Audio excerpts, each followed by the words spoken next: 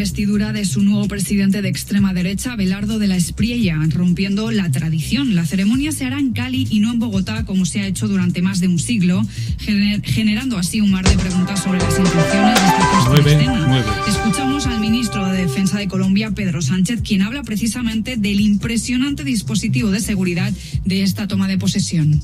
Aquí se han dispuesto más de 11.000 hombres y mujeres, con drones, antidrones, blindados y con todas las capacidades necesarias para que este evento propio de la democracia ocurra con total tranquilidad.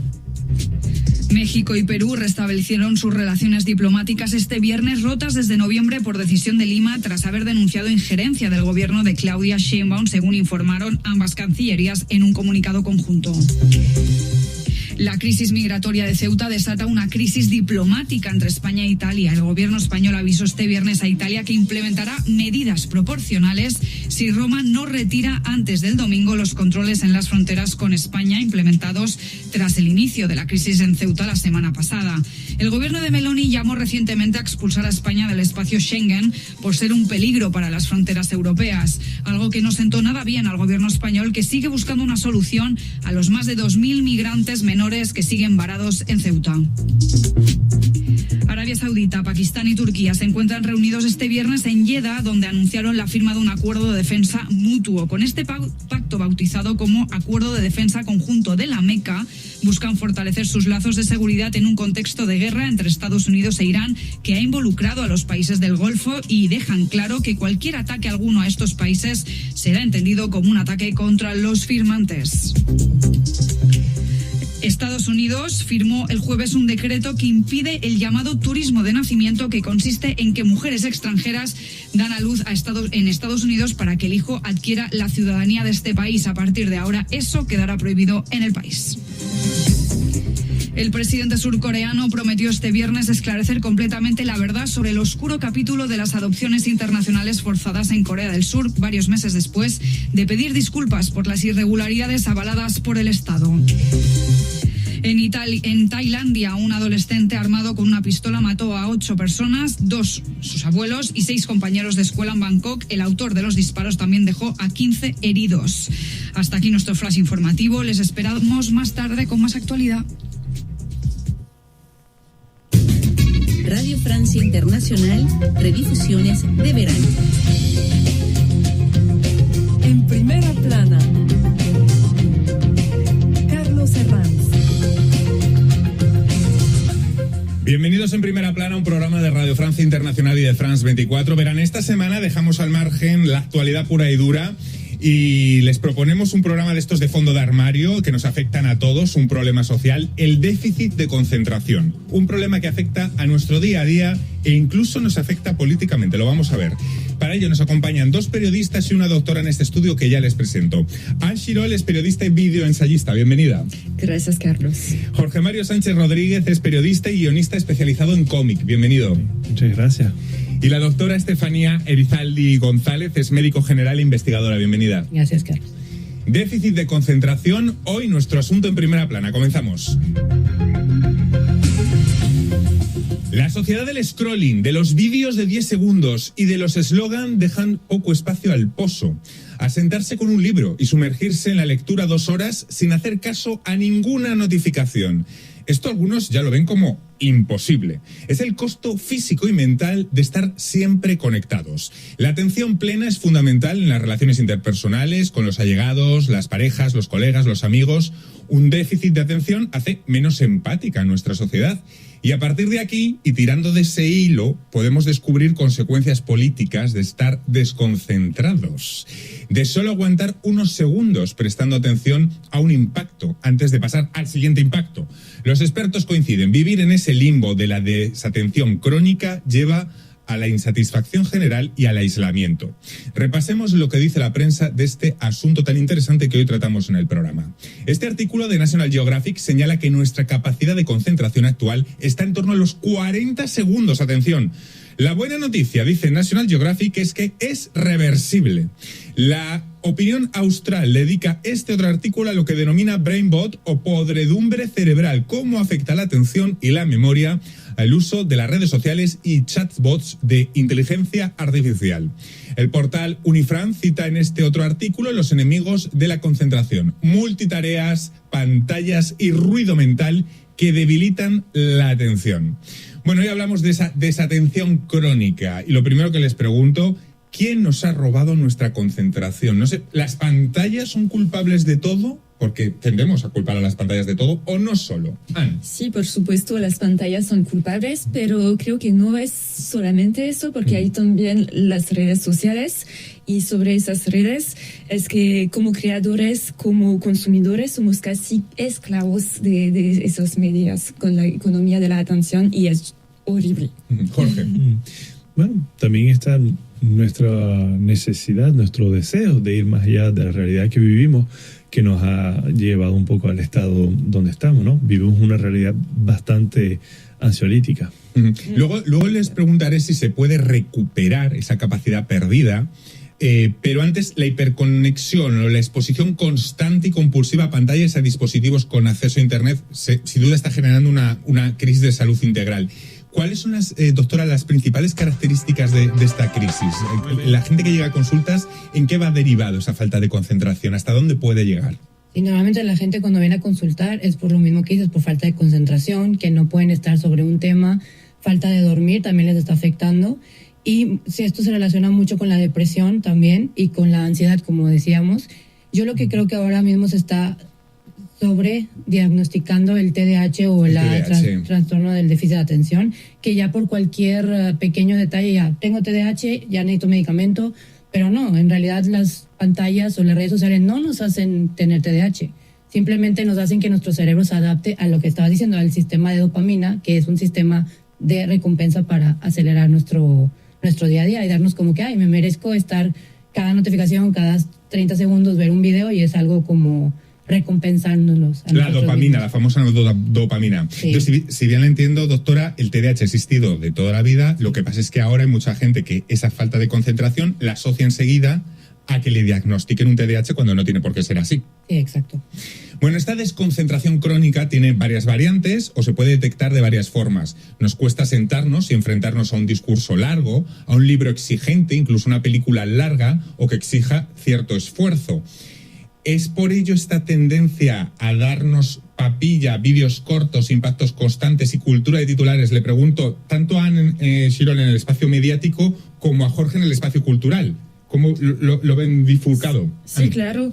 Yo trabajo, por ejemplo, sobre TikTok, esa plataforma chinesa, y es horrible porque sobre TikTok hay lo que llamamos el hook. Es como esas introducciones muy sensacionalistas para captar tu atención, y eso hace que no hay matices, no hay reflexiones y hay muchas violencias.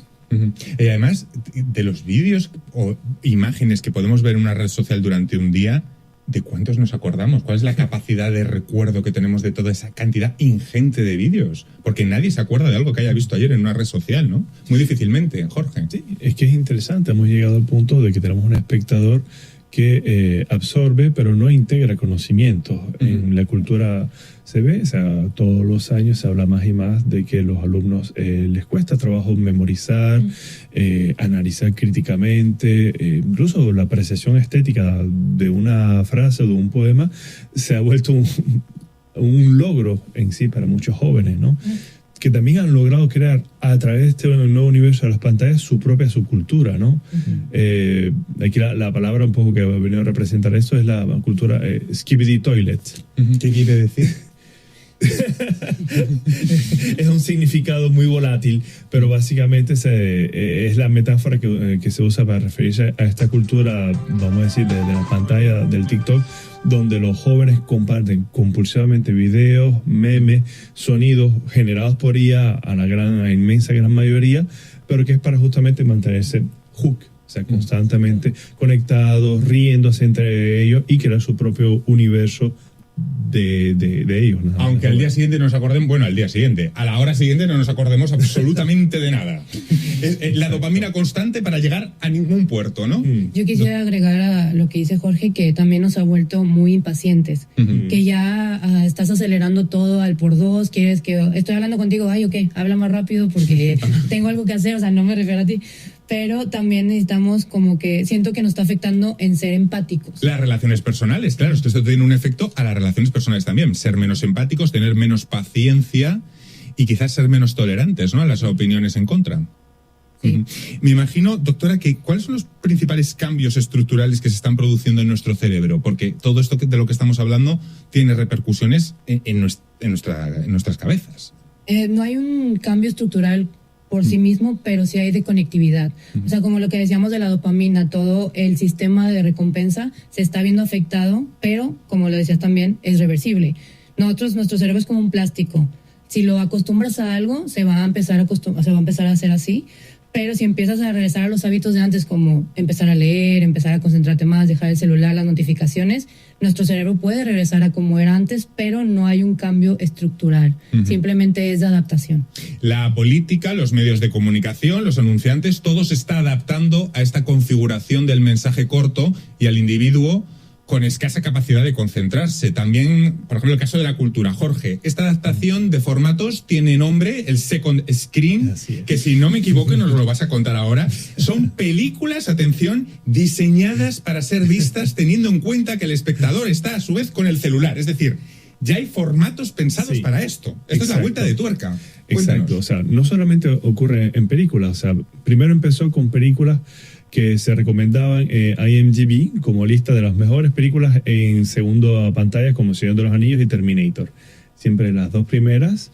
Netflix comprendió que había todo un interés a captar este público y empezó a producir películas. Creo que la más famosa que hemos conocido recién, DRR.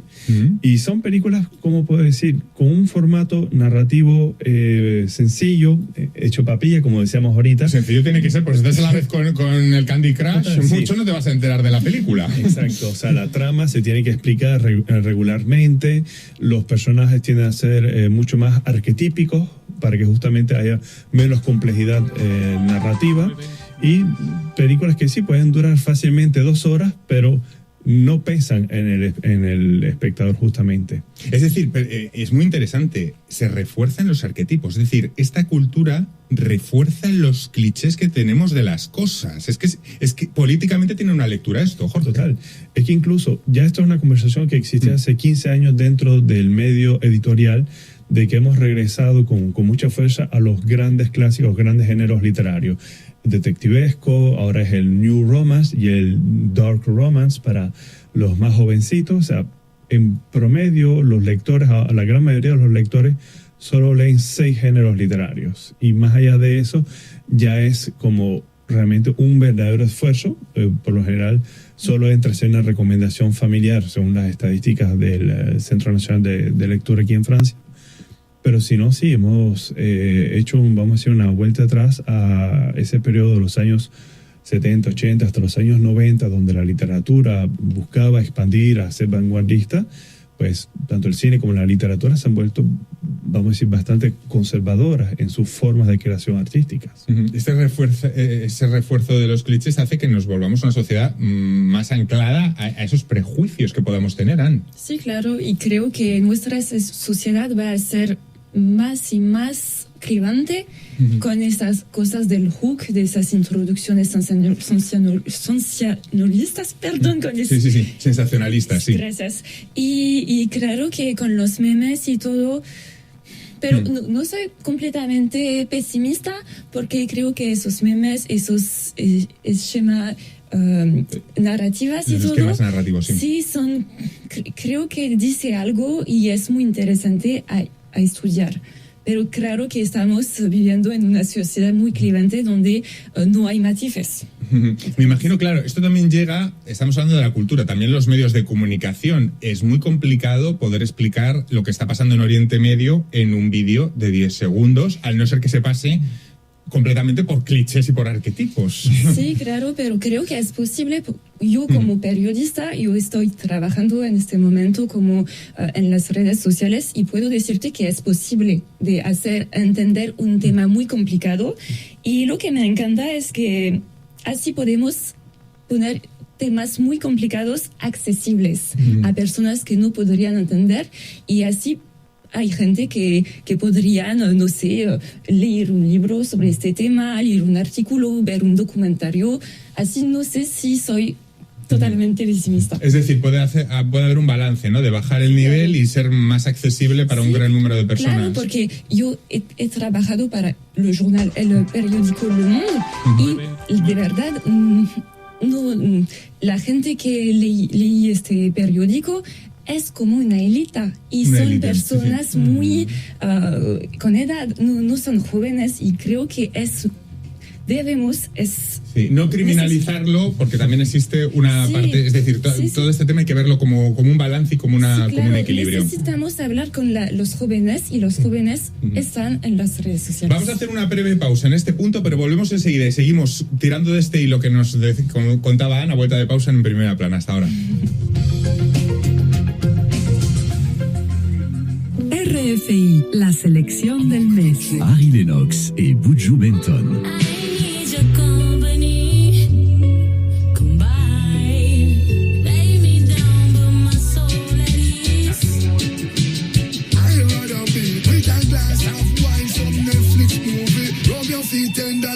Diez Monge.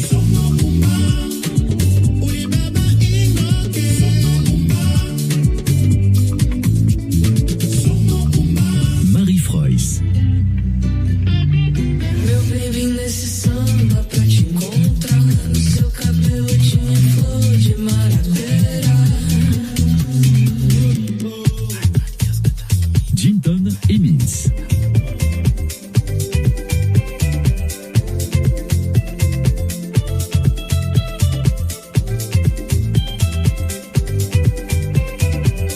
RFI.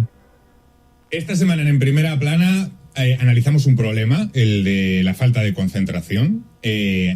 Buscamos los culpables, buscamos soluciones e intentamos hacer un diagnóstico de lo que nos está pasando a todos con este problema. Lo hacemos con dos periodistas, Anne Chirol y Jorge Mario Sánchez Rodríguez, y con la doctora Estefanía Elizalde González. Bueno, antes de irnos a la pausa nos hablaba Anne de que, bueno, esto hay que hacer un balance, porque efectivamente puede también suponer vídeos cortos, pero también más democrático, que puedan llegar a más capas de la sociedad, ¿no?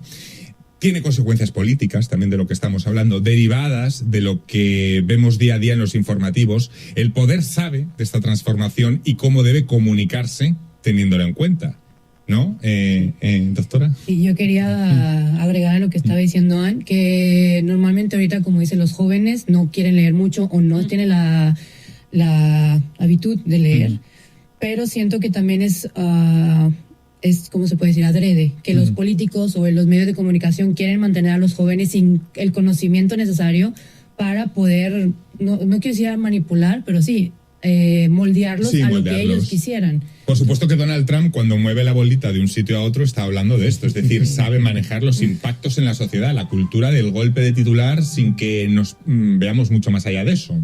Jorge. Sí, es lo que estamos comentando un poco antes. O sea, estamos en un sistema muy curioso de, voy a usar esta palabra, de mimeización de la sociedad. Ojo, no meme en un sentido peyorativo, para nada, sino de que hemos creado una nueva cultura de comunicación, vamos a decir, con la alegoría como su base, o sea, el intercambio de imágenes que constantemente estamos circulando, reinterpretando, recambiando, y que ha permitido de crear una nueva manera de comunicar. Digamos que si antes sí necesitábamos leer para crear conocimiento, había esta noción de paradigma de que la acumulación de conocimiento es lo que creaba una verdad afirmada. Hoy por hoy, por esta noción de que la alegoría, la metáfora nos acerca, creamos una manera nueva de crear consenso. Obvio, la desinformación, las teorías de complot también funcionan muy bien por este nuevo sistema. Y es el anverso terrible de esta nueva manera de comunicar. Estamos analizando esta falta de concentración en el mundo de los medios de comunicación, de la cultura, pero vayamos a los individuos y a las relaciones personales, porque tenemos una sociedad con individuos que no saben aburrirse, que necesitan impactos permanentemente y que son, sobre todo, entiendo, doctora, más intolerantes y menos pacientes, lo cual significa una sociedad menos empática.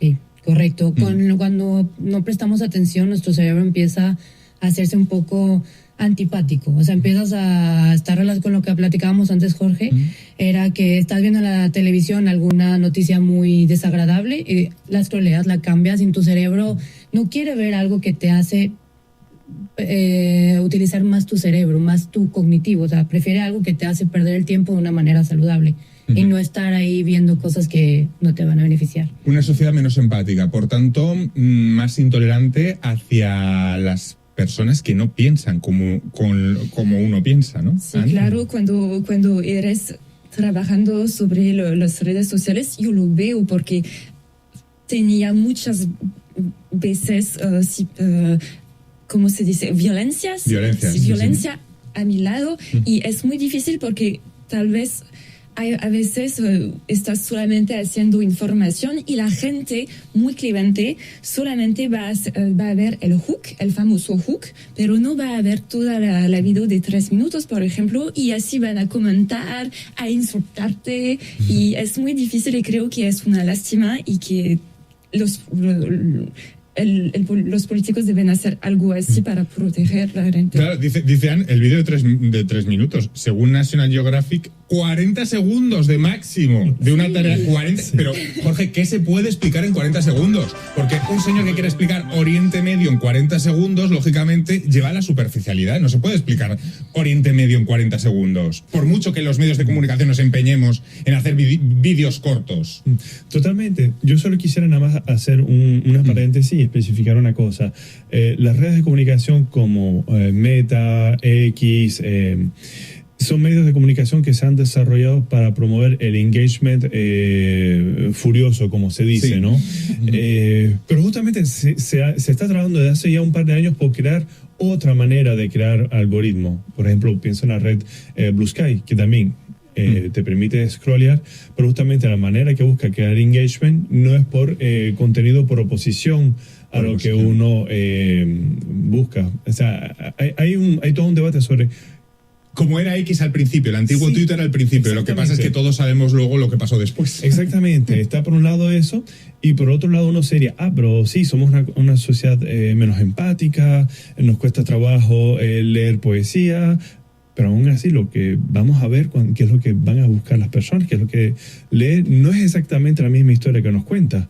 Cierto, los géneros clásicos literarios han regresado en fuerza, pero vamos a ver, o sea, las historias que tienden a tener mejores resultados, por ejemplo, de los jóvenes, tienden a ser historias realmente positivas sobre superación personal, sobre el esfuerzo, las historias de amor, justamente búsqueda de comprensión, o sea, un poco nos podríamos dejar llevar por esta tentación de decir, nos vamos a volver zombies violentos, pero justamente creo que hay una cierta luz de esperanza de que... Yo quisiera agregar a eso con lo que comentaban, también siento que la culpa de las pantallas es mucho que la gente se esconde detrás de una pantalla. Con lo que decían de que voy a ver un video de ella, voy a comentar algo negativo porque yo me siento protegido, que estoy en la pantalla y ella no me conoce. Sí, claro. Y la veo 30 segundos y ya sé que ella es una persona así, así, así, y la voy a comentar de una manera despectiva, cuando en verdad pues no conoces a la persona.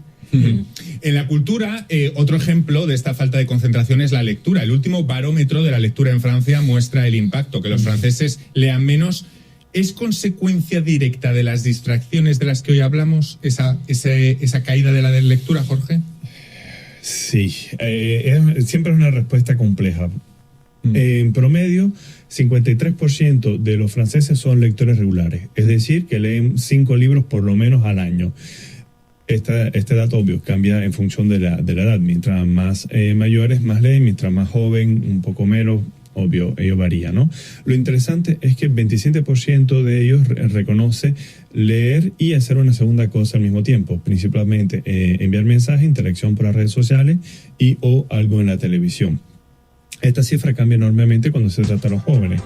Los 15-25 años, el 53% de ellos lo reconocen a ser una segunda opción. Es decir, estamos ya hablando de un hábitus literario, o sea, de consumo de la cultura que pasa por la segunda actividad, con todo el lado negativo que ya hemos comentado, ¿no? Hablaba Jorge de la multitarea, del multitasking, algo que hemos encumbrado durante mucho tiempo y que nuestro sistema, bueno, cuantas más cosas seas capaz de hacer al mismo tiempo, más productividad.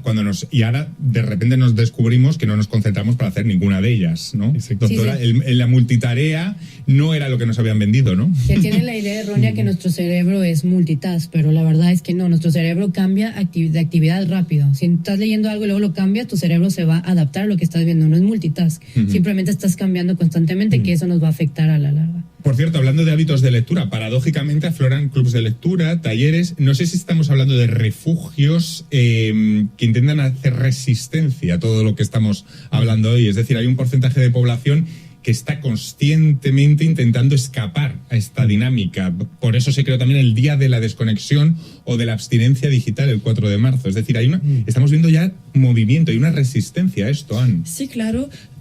Sobre las redes sociales vemos este movimiento muy lento de dejar su teléfono, de leer un libro, de hacer un puzzle, pero las personas van a filmar eso. Así es un poco paradoxal, pero vemos este movimiento en crecimiento y creo que es bueno porque la neta es que todos debemos dejar los juegos de mesa, por ejemplo, eso es un fenómeno fascinante, la reaparición y los juegos de mesa, sí.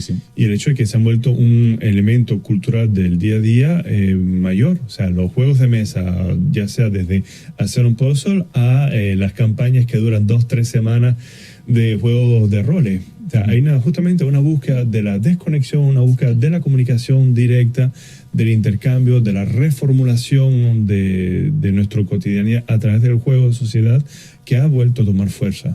Bueno, pues antes de cortarnos las venas, vamos a preguntarle a la doctora Elizalde cómo atajar este cambio de paradigma, cómo recuperar la atención que nos ha sido robada. ¿Hay luz al final del túnel? ¿Qué tenemos que hacer? ¿Cómo recuperarla? ¿Qué es lo que se estarán preguntando los oyentes y espectadores? La buena noticia es que sí es reversible. Menos mal. Sí, el cerebro lo podemos adaptar. Es como un plástico que tienes que trabajar con él poco a poco. Empezar primero con evitar el sobreestímulo, evitar las pantallas antes de dormir, evitar el multitasking. Eso es demasiado importante, aunque ya hoy en día hasta en los trabajos te piden que seas multitasking, pero no es bueno para tu cerebro.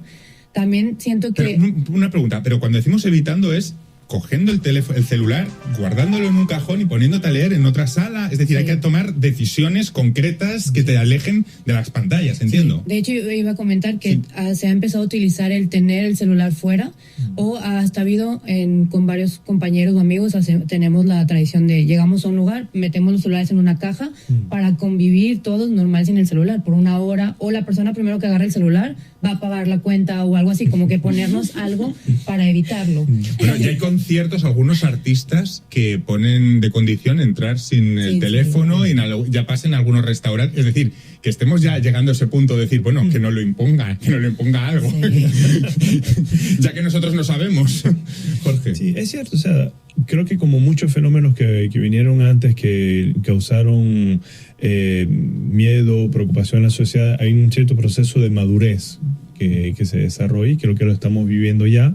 La generación que nos va a seguir, creo que va a tener una relación posiblemente más parsimoniosa con las redes. Es lo que podemos... No sé si les parece que recuperar la atención de esto que estamos hablando en los últimos minutos del programa es, por tanto, una cuestión de reapropiación política. Es decir, es un ejercicio de resistencia a los tiempos que vivimos. Anne, ¿qué le parece? Sí, claro que sí. Los políticos tienen una responsabilidad increíble, y primero creo que tenemos que sensibilizar a los padres y a los niños también, porque los niños tienen muchos problemas con la salud mental. Y segundo, creo que tenemos que regular el uso de las plataformas, porque es una droga, esa famosa dopamina, y una droga se legisla.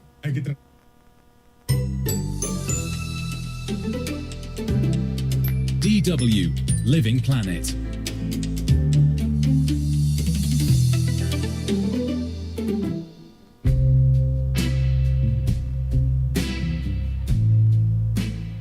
This is Living Planet. I'm Kathleen Schuster, and this is episode 2 of our 4-part summer reading series. This year, our team has read a lot of interesting books on the environment, so we decided to interview some of the authors of our favorite picks. You can already find all 4 episodes in our podcast feed. Feel free to listen to them in any order you like, and be sure to share them with friends and family when you're done. Before we get started with this episode, a quick reminder that we want to hear from you. Let us know what you've been reading this summer, when it comes to nature and the environment, that is.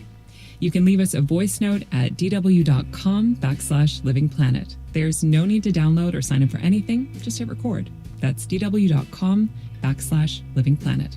Thanks. We can't wait to hear from you.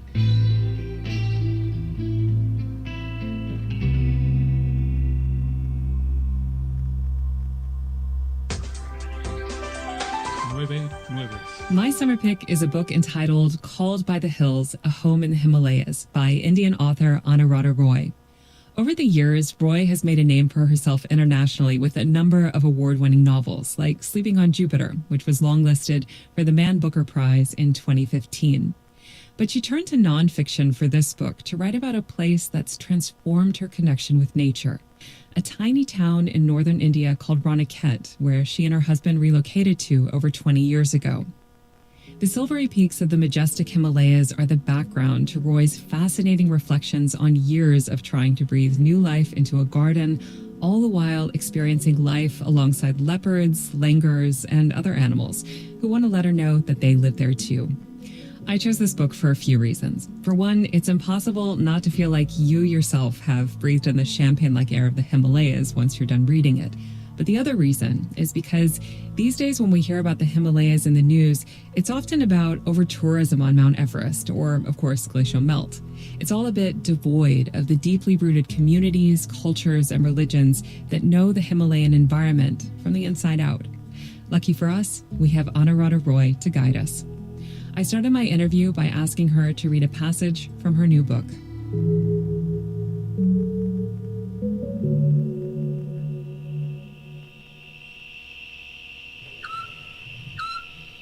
One long tense night, a leopard circled our house, coughing without pause after it missed a kill.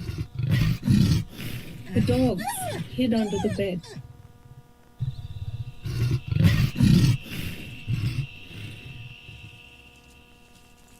At the top of the road the morning after, we found a dead cow, its hooves pointing skyward, its belly torn apart. Still, we thought we were safe as long as we were careful, and we luxuriated in our newfound wilderness. The sky glittered at night with stars, and in the day was cerulean blue. The silence was profound. For those traveling from cacophonous cities to these hills, this silence can seem menacing. It is broken only by the calls of birds and animals, cowbells, and the cries of unseen herdsmen across the slopes. Some friends of mine run from it, restless and bored after a day or two. One of them was too fearful to leave the safety of our house at all. A few find that the forest changes something inside them for good. No other place, however beautiful or exciting, will ever mean to them what the Himalaya does. These are the people who keep coming back. Some decide to live here, as we have. That's Anuradha Roy reading from her new book, Called by the Hills, A Home in the Himalaya. So, Anuradha, you live in northern India, more specifically in the foothills of the Himalaya, and the scene you just described offers the reader a really interesting picture of your everyday life, which is this balance between beauty, but also a kind of danger that comes with living so close to the wilderness. Why did you and your husband decide to leave Delhi to live there? Around the time we found this house, we happened to have left the Oxford University Press, where we both worked as editors. And we had started our own independent publishing house called Permanent Black. And this really gave us the freedom to leave the city, which we earlier did not have. And both of us had always wanted to have dogs. I had always wanted to make my own garden.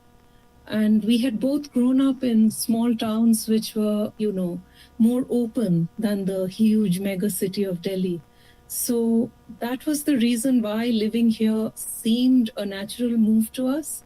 But it didn't happen all at once. At first, we used to spend the really hard months, which are the monsoon and the winter, away from here. And then bit by bit, we found that we wanted to be here more and more, even in those months. So the transition was gradual, somewhat gradual. And in your book, you go on to describe how intertwined your lives have become with nature, environment on the doorstep, and also like what you were describing with the leopards circling your house. And we're going to get into that a little bit more later. But you spent a lot of time talking about the town you live near, Raniket, and how you can see the silvery peaks of the Himalayas in the distance, how the air is cool and crisp like champagne, which is a description that I personally really loved. And also how everything just moves at a much slower pace, almost sloth-like. So what is it about that part of the world that makes life move at a different pace? As you said, it's sort of in the middle of a forest. It has the peaks of the high Himalaya within our gaze all the time. And it seems to set our body to a different clock, to the seasons and to a sense of time which is a bit different from in the city where, you are tied much more to other people's clocks, to human clocks, whereas here it's the clocks of the season, maybe. Maybe that's the reason, but everybody does seem to relax a lot more where time is concerned. You've written about the town that you live near in a previous novel of yours called The Folded Earth. Why did you want to bring your life into nonfiction? Why did you want to make that available to readers in India and also beyond India? The book actually began during COVID when my British publisher, Christopher MacLehose, suggested that I write a book about the flowers around me, which would let people imprisoned by COVID confinement travel in places far away from them, because everybody was at that time feeling kind of imprisoned in their own homes. So that's how the book began. And it began with a lot of trepidation because I didn't think I knew enough about anything. But gradually I came to see it as a book about my move from the city into the countryside, my effort to make a garden out of what was a garbage heap. And that's how the book slowly started to come together. Not exactly as planned. It became quite different from what I had thought it would be. But now you have the book as it became. Yes, it blossomed into something somewhat different, but also very expansive in its view of that part of the world living in a very different way than in an urban area, but also how climate change is changing our lives. But before we get into all of that, let's go back to your garden, because this is a protagonist in your book, as you just described. It was kind of the starting point, and turning a rubbish heap into a garden is no small undertaking. But tell us about some of the challenges in the Himalayan foothills. What is different about trying to grow a garden there? Well, the soil around our house has 150 years of cedar needles because our house is ringed by enormous trees.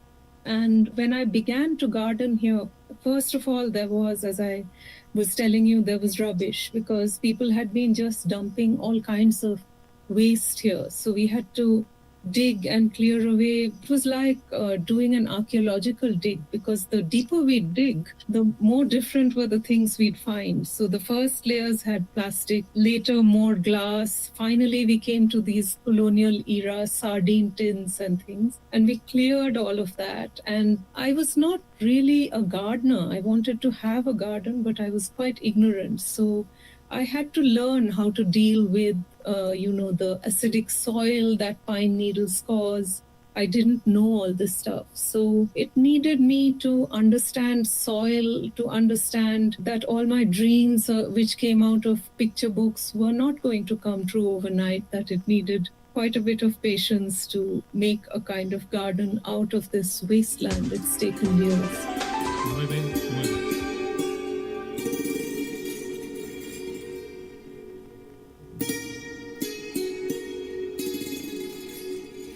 Another big aspect of having that garden and being so close to this forested land is that you get a lot of visitors. So you've already talked about the leopard that circled your house.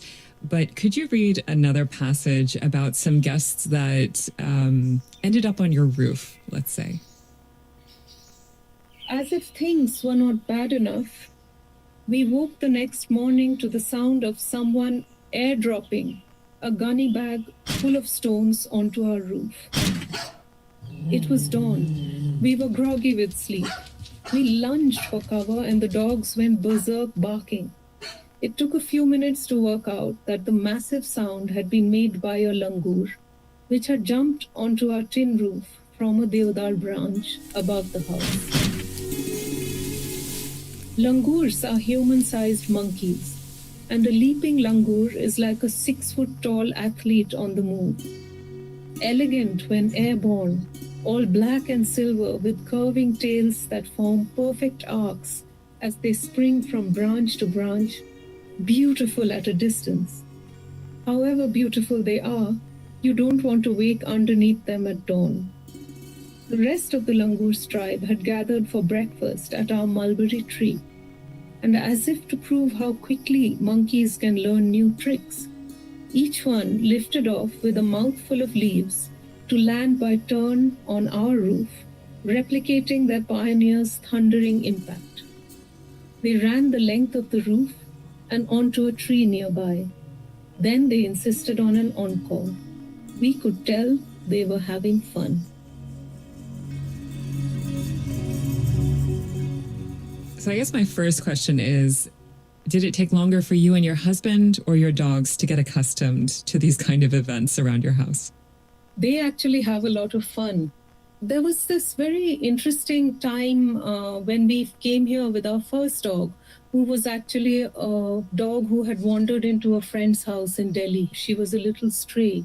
And we brought her here, and she would talk to the foxes in the sense that at night, here was this little city dog, and we would be in the darkness at night inside. And across somewhere in the forest, the foxes would start calling, and our dog would answer them in this long, slightly melancholic yodeling call. And I found it quite fascinating how these animals talk to each other across this vast thing that separated them.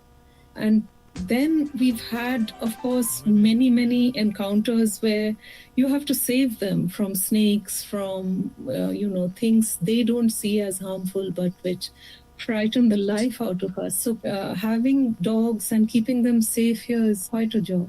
And you talk about that more in your book. I don't want to spoil it, though, for people who still want to read it, but it's definitely something that becomes a major theme later on when you talk about the fact that there's more and more nature kind of encroaching on your everyday lives. But it's so fascinating, this balance between domestication, so to speak, and rewilding. And what you were talking about with your dog and how a domesticated animal is also kind of being rewilded by living there, and you and your husband in a sense too. Yeah, that's a very interesting thought. Being claimed by the forest in a sense. Well, one reason why I selected this book for our summer series was because each chapter is imbued with just different layers of what it means to live in the Himalayas. And we're not talking about the high Himalayas. We're not talking about the area near Mount Everest. We're talking about northern India and the foothills, which carry a cultural significance that was unfamiliar to me. I'm not sure for our listeners, but it sits, the town that you live in sits on the road to famous pilgrimage sites. And you also go into the different religions that lay claim to this area of the world, while also mixing that in with the history. It's absolutely fascinating and a great reminder of just all there is to learn about these places that are being impacted by climate change and what that could mean in the long term. So could you tell us what religions lay claim to the Himalayas, how they figure into culture and religious history? Hinduism, for a start. Most of the very, very revered sacred sites for Hinduism are in the Himalayas. The source of the Ganges, which is the sacred river, is in the Himalayas. And there is a lake called Mansarovar, which is in the high Himalayas, where people go on pilgrimages. There are also places like Kedarnath and Badrinath. One of them is open only seasonally because it's so snowed in winter. And of course, the Buddhist trails, travels of the Buddhist monks go all over the mountains. And the Buddha himself attained enlightenment somewhere in the very north of India, close to Nepal. Strangely enough, there are even legends about Christ in the Kashmir Himalayas. So there is a lot going on religion-wise in these mountains. And so a lot of the travel is pilgrim travel, which earlier used to happen on foot and now happens on helicopter, by buses and cars. The numbers of people going up to these sites has hugely increased, which of course expands the environmental impact hugely as well. You write so beautifully about, this element of the divine being very present in Ranikhet and your region, but also how this proximity to nature is something that even for people who aren't religious resonates deeply and creates deep connections to what's going on around you. Has that also changed your life as an artist? Because you write, you also include beautiful watercolors and sketches in your book of your life there. You do pottery. I want to tell you about this writer called Bill Aitken, who was Scottish by origin and became an Indian national later. But he came to India as a young man, and he started off in Goa and came right up to the north. And it was when he caught sight of the peak that is called the Nanda Devi. Now the peak is nothing but rock and ice after all. But when he saw Nanda Devi, which looks like a hooded face in different lights, the shadows move on it, he felt that he had glimpsed something so divine that he had to spend the rest of his life at her feet. And it's this change of light when you look at the forest or when you look at the mountains or even look at the way the colors change in the garden, that as somebody who paints and who makes ceramics, it's something that's a continuous source of frustration because you can't quite capture it, and a continual inspiration as well because you want to keep painting those colors and shapes over and over and over again so that you come closer to what it really is. And then writing, of course, allows you yet another avenue of trying to capture something that's hard to describe. Yes. Yeah, it's surprising how elusive it is that it escapes all these things. Coming up, we'll hear more from Anuradha Roy about how climate change is transforming life in the Himalayas. But first, this message.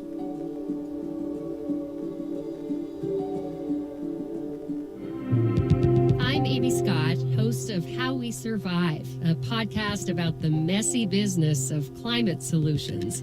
To a lot of people, geoengineering might seem like a dangerous, outlandish way to play God. But some are embracing this sci-fi-inspired approach as a solution to the climate crisis. Listen to How We Survive on your favorite podcast app. Anuradha, you've been living in the Himalayas for about 25 years now, and the past 2 years have been ones of dramatic change to the landscape. Could I get you to read one last passage to us about coming back home during a monsoon a few years ago?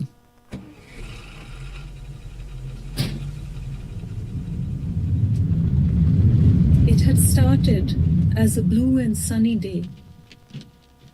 But in the afternoon, just as we began our uphill drive, the rain came down with annihilating force. When, after about an hour it stopped, we resumed our journey. There were by then many cars on the narrow and winding road that goes up the steep 6,000 feet we have to climb to reach Ranikhet. From parts of the road you look down vertiginous drops to the valley floor 1,000 feet below. On the other side are rock faces, which against all sane advice are being blown open with dynamite to widen the roads. These ravaged hillsides look wounded, their trees and bushes gone, their untethered rocks tumbling down without warning. At certain places, the rock falls from the roadworks have blocked streams, and in others they have led to permanent landslide zones. These are marked with painted signs advising drivers to be careful of falling rocks. Such a pointless suggestion that it makes you laugh. There are no alternative routes. It was when we were passing below one such rock face that we felt something thud onto the roof of the car. Within seconds, there were more thuds. And then a dark shape was crashing towards my face as a boulder hit the windshield. I saw the glass break, but soundlessly and softly, as if in a nightmare. And the windscreen shuddered into a web of cracks, though the shatterproof glass did not splinter. Another rock hit the back, and this time the glass did break into thousands of shards that covered the puppy and Shanti.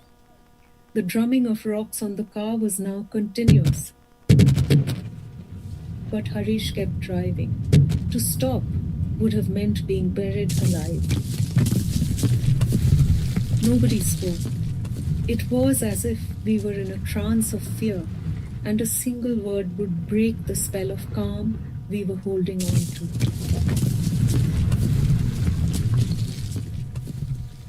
So you managed to get back to Runakhet by nightfall. But I have to say, reading that passage, I thought of many times that I've driven through mountains and, seeing signs that say, beware of falling rock, and never having witnessed anything like that. And just reading that passage, I could feel my heart beating faster. It really took my breath away, and just thinking, how do you travel through those passages anymore? But yeah, I mean, first of all, how far up the road do you have to travel on one of those journeys? Like, what's the typical amount of time it takes, and how many meters up or feet up are you traveling? We are coming up from about, Delhi, which is in the plains, so sea level, to 6,500 feet. And the climb is quite sudden because the plains come and sort of as if you have a bookshelf in front of a tablecloth. Suddenly the mountains are in front of you and you begin climbing, and in places it can be very narrow and steep. And every monsoon, because there are rock falls that gouge out part of the hill, in many places these roads become half the width they are supposed to be. So it is quite hair-raising. And you do have to kind of shut your eyes and pray for luck. And of course, the Himalayas being a place, as we've talked about, full of sacred sites. Somebody told me that if you die here, you'll die in a beautiful place, and that's the consolation. But it's true that every monsoon, particularly when it's torrents of water coming down the sky, then a lot of people lose lives, cars fall down into the ravine. It's a very, very difficult and hair-raising time. Of course, you talk about climate change and how, the differences that you're seeing now compared to 25 years ago. For example, temperatures reaching 40 degrees Celsius, which is about 104 Fahrenheit, how the monsoon season is changing as well. But there are other things going on. Could you tell us a little bit about why the landscape is changing? And climate pressure is part of it, but it's not the only part of it. Yes, because climate pressure is, as you say, part of it, but here the change is quite a lot man-made. So there are new roads being made for which the hillside is being blasted with dynamite. Trees are cut for these roads to be made. Dams are made at high altitudes. All of these things, there is a great deal of building work because there's the pressure of population. So it's really sort of balance that's very difficult to get right between what the humans living in these parts need in order to earn money, in order to, survive. So obviously you do need roads because you need to build all sorts of things which are necessary, like schools, hospitals, etc., workplaces. And at the same time, the impact it has on nature is what causes all of these other changes to happen, which are not entirely due to climate change at all. In fact, climate change is a very it's a word that's become too routine. I feel like the correct word is really a kind of destruction that is human-made, man-made. Right. And when you consider the issue of glacial melt that you're dealing with in the Himalayas, and then you combine it with these changes, man-made changes to the landscape. Yeah. Yes, the glacial melts are happening because of climate change, and this causes the whole behavior of snow at very high altitudes to be different, and for new high altitude lakes to form, for these lakes to burst their banks and flood. So these things are caused by climate change, which is almost a passive word, as if the climate has decided to change. But what has brought it about is a very complex set of actions, among which man-made actions have quite a high spot in the ladder of actions. So in your book, you refer to a lot of different writers who've depicted the Himalayas from different angles, so to speak, mainly the high Himalayas. But you also express a little bit of uncertainty of like where you might fit into all of that, because you're not writing about the high Himalayas. And so that made me wonder, what do you hope people will take from your book, whether it's somebody who's in India, living in India, or somebody like myself or our listeners who are in all parts of the world? Well, I think my book is really about somebody who has lived in a completely urban setting for all her life, moving into a rural setting and making a home and a garden over there, and learning to live to a completely different rhythm and in a totally different sort of mind space as well. Because here you don't have, things that we take for granted in cities, cafes, cinemas, shopping, none of that exists here. So it wasn't just the pace that you were talking about earlier that changed, but also your sense of how you are to live in this very, very remote sort of area. And the reason my book is different from those books is when I was reading a lot around my book to be able to write my own, there are very specialized and, high adventure books about the high Himalaya, or there are very specialized books about nature here, about the wildlife, about the plant life, ecological studies. There are only a few books about actually just daily life here, especially if you've come from elsewhere. So that's what I hope anybody reading it will find interesting, because they might well be in such a situation. I love how, as you're talking about daily life, we can hear your dogs in the background. He wants to go for a walk, so he's just really talking to me to say, come on now. Yeah. Well, I have just one last question for you, and that is related to your garden, of course. What is in bloom, and what do you hope will still blossom this summer? The thing I noticed is that at springtime, everything that's blooming seems to be shades of yellow and orange. There's yellow jasmine. There are great big orange sprays of flowers everywhere.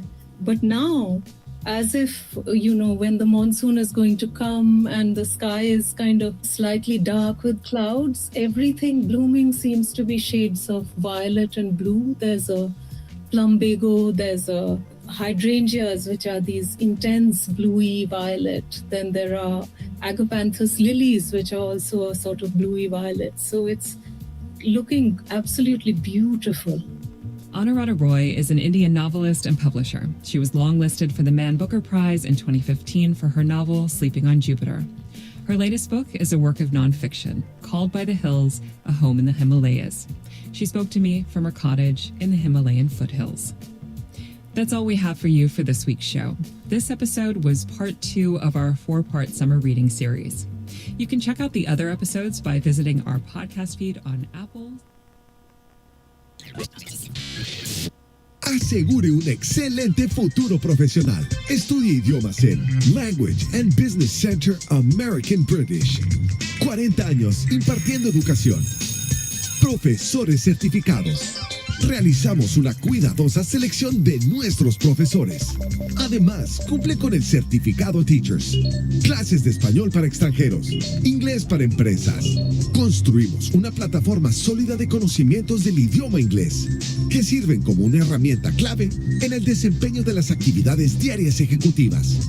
Inglés para negocios, flexible que permita al personal mejorar el desempeño de sus actividades laborales y sociales, con clases en sus oficinas. Informes para la Ciudad de México al teléfono 5397-1611 o visite nuestro sitio de internet en www.abi-medioidiomas.com. Nueve Nueves Radio Revista Multimedia. Transmitimos en vivo las 24 horas del día, los 365 días del año. Música y noticias en español, francés, inglés, portugués, árabe. Escuche Ludde Systems, el sistema predictivo y preventivo sísmico. Reportes y calendario de pronósticos de terremotos. Único y para todo el mundo. Si tiene llamadas ilimitadas, escuche completamente gratis Audio Now Nueve Nueves. Vía telefónica en México 01899-274-6654. En Estados Unidos más 1-605-475-1633. Medio afiliado de Apple. Radio y medio asociada de Radio Francia Internacional RFI. Visite nuestro sitio de internet www.nuevenueves.com. Nueve Nueves Radio Revista Multimedia. Transmitimos en vivo las 24 horas del día, los 365 días del año. Bienvenidos al noticiero 99. Estamos en vivo, en directo desde la Ciudad de México. A continuación, los titulares. This is DW News. These are our top stories. Iran says it has agreed with Oman on a shipping route through the Strait of Hormuz. The Iranian Foreign Ministry said the agreement is in its final stages but offered no further details. The announcement comes a day after US President Donald Trump warned Iran would be hit very hard if the strategic waterway does not reopen soon. Democrat Abdul El-Sayed, a progressive U.S. Senate candidate, has defeated fellow Democrat and sitting Representative Haley Stevens in Michigan's Democratic Senate primary. He now advances to face Republican Mike Rogers in November. El-Sayed campaigned on Medicare for all and ending military aid to Israel. President Trump called the result great news for the Republican Party and criticized El-Sayed over his views on Israel. Germany's interior minister has said authorities are facing a new hybrid attack scenario after an explosive laden drone was found near a runway at Leipzig airport. The drone was found near a Ukrainian transport aircraft and led to the closure of both of the airport's runways. Berlin says it has launched a counter-terrorism investigation into the incident.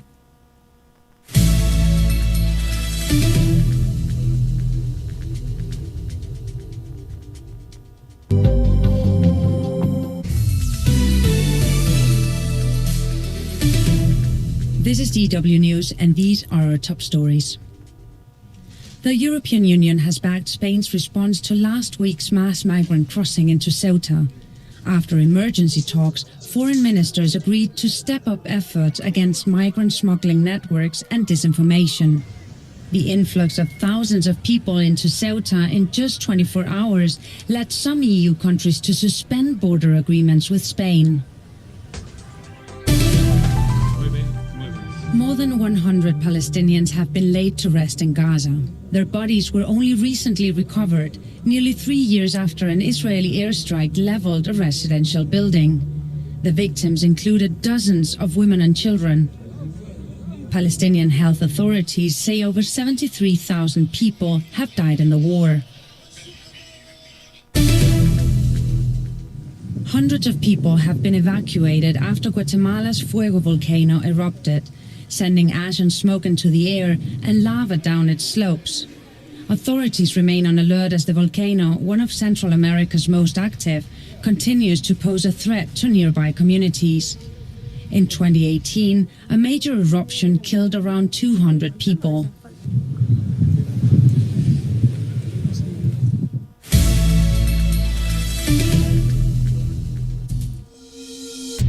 Flash RFI, una síntesis de las noticias que están aconteciendo en el mundo. En 3 minutos, el resumen de la actualidad vista desde la redacción de Radio France Internacional en París.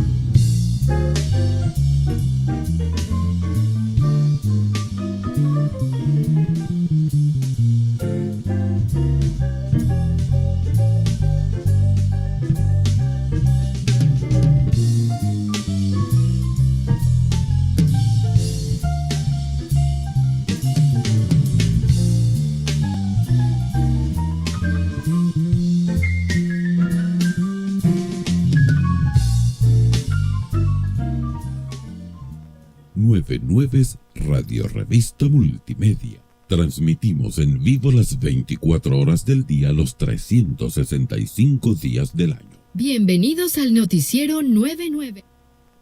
Estamos en vivo, en directo desde la Ciudad de México. A continuación, los titulares. This is DW News. These are our top stories. Iran says it has agreed with Oman on a shipping route through the Strait of Hormuz. The Iranian Foreign Ministry said the agreement is in its final stages but offered no further details. The announcement comes a day after US President Donald Trump warned Iran would be hit very hard if the strategic waterway does not reopen soon. Democrat Abdul El-Sayed, a progressive U.S. Senate candidate, has defeated fellow Democrat and sitting Representative Haley Stevens in Michigan's Democratic Senate primary. He now advances to face Republican Mike Rogers in November. El-Sayed campaigned on Medicare for all and ending military aid to Israel. President Trump called the result great news for the Republican Party and criticized El-Sayed over his views on Israel. Germany's interior minister has said authorities are facing a new hybrid attack scenario after an explosive laden drone was found near a runway at Leipzig airport. The drone was found near a Ukrainian transport aircraft and led to the closure of both of the airport's runways. Berlin says it has launched a counter-terrorism investigation into the incident.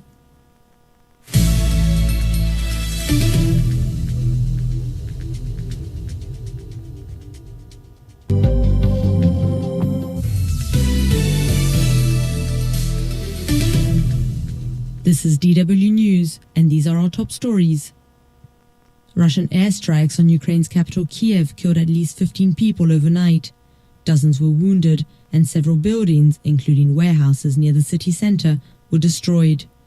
The attack is one of the deadliest on Kiev this year. Ukraine's military said not one Russian missile was shot down. The European Union has backed Spain's response to last week's mass migrant crossing into the territory of Ceuta. After emergency talks, foreign ministers agreed to step up efforts against migrant smuggling networks and disinformation. The influx of thousands of people into Ceuta on the African mainland in just 24 hours led some EU countries to suspend border agreements with Spain. Pressure on FIFA President Gianni Infantino is mounting over his now abandoned plan to open the World Cup to private investment. Opposition is emerging from within the world's football governing body and national federations. The head of the Jordan Football Association, Prince Ali bin Hussein, accused FIFA of blackmailing him to endorse Infantino for re-election. Infantino has called an emergency meeting of FIFA staff for Wednesday.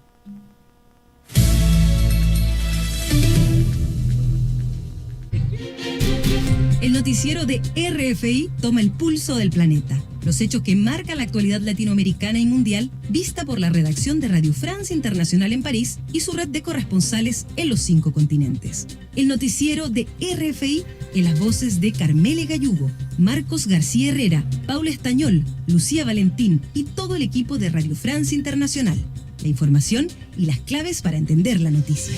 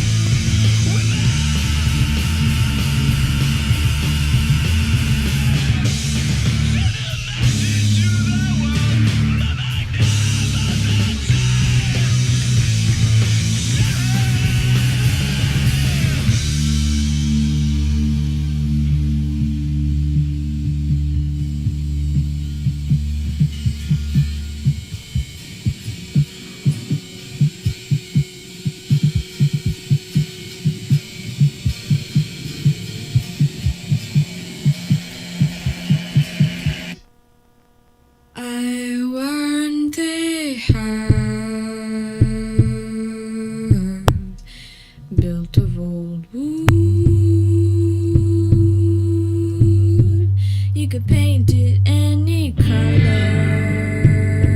you like, just so long as I can live with you. I want a house built of wood. You could paint it any color you like, just so long as I can live with you. I want a house built of wood. You could paint it any color you like, just so long as I can live with you. I want a house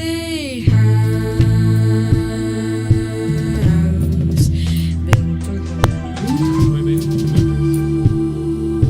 wood. You could paint it any color you like, just so long as I can live with you.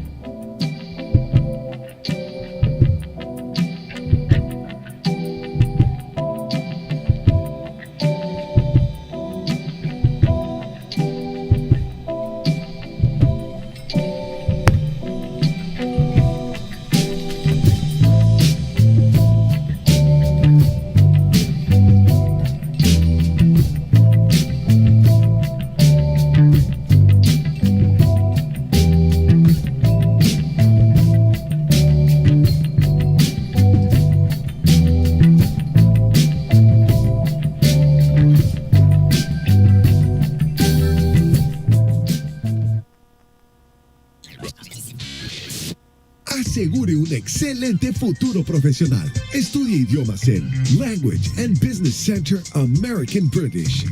40 años impartiendo educación. Profesores certificados. Realizamos una cuidadosa selección de nuestros profesores. Además, cumple con el certificado Teachers.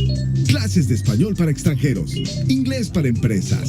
Construimos una plataforma sólida de conocimientos del idioma inglés, que sirven como una herramienta clave en el desempeño de las actividades diarias ejecutivas.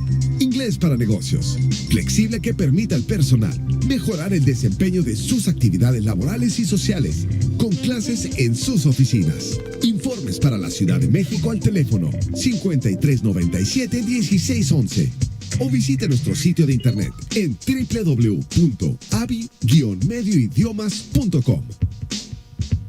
Nueve Nueves Radio Revista Multimedia. Transmitimos en vivo las 24 horas del día, los 365 días del año. Música y noticias en español, francés, inglés, portugués, árabe. Escuche Ludde Systems, el sistema predictivo y preventivo sísmico. Reportes y calendario de pronósticos de terremotos. Único y para todo el mundo. Si tiene llamadas ilimitadas, escuche completamente gratis Audio Now Nueve Nueves.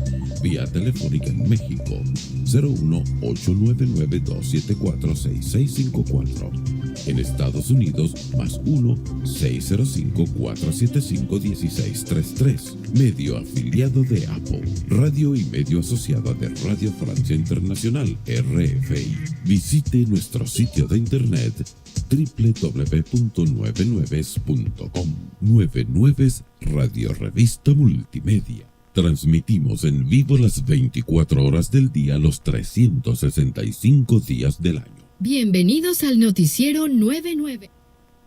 Estamos en vivo, en directo desde la Ciudad de México. A continuación, los titulares. This is DW News, our top stories. Iran says it's in the final stages of drafting an agreement with Oman on shipping routes through the Strait of Hormuz. The two countries are on opposite sides of the narrow waterway, which carries a fifth of the world's oil and gas supply. U.S. President Donald Trump has warned Iran would be hit very hard if the strait does not reopen soon. Ukraine's President Volodymyr Zelensky says his armed forces hit more Russian oil facilities overnight. The drone strikes targeted the Yaroslavl and Bashkortostan regions. Ukraine has ramped up its drone campaign in recent months to undermine Russia's wartime economy. Meanwhile, a Russian drone strike on a railway station in the Ukrainian town of Lozova killed 2 people.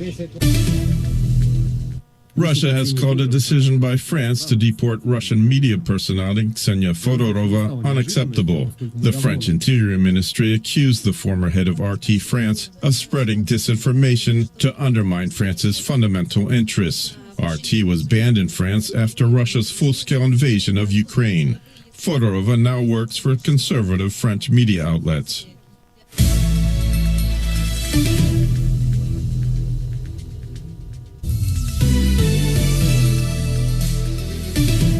This is DW News, our top stories. Iran says it's in the final stages of drafting an agreement with Oman on shipping routes through the Strait of Hormuz. The two countries are on opposite sides of the narrow waterway, which carries a fifth of the world's oil and gas supply. U.S. President Donald Trump has warned Iran would be hit very hard if the strait does not reopen soon. Ukraine's President Volodymyr Zelensky says his armed forces hit more Russian oil facilities overnight. The drone strikes targeted the Yaroslavl and Bashkortostan regions. Ukraine has ramped up its drone campaign in recent months to undermine Russia's wartime economy. Meanwhile, a Russian drone strike on a railway station in the Ukrainian town of Lozova killed 2 people. Russia has called a decision by France to deport Russian media personality Ksenia Fodorova unacceptable. The French Interior Ministry accused the former head of RT France of spreading disinformation to undermine France's fundamental interests. RT was banned in France after Russia's full-scale invasion of Ukraine. Fodorova now works for conservative French media outlets.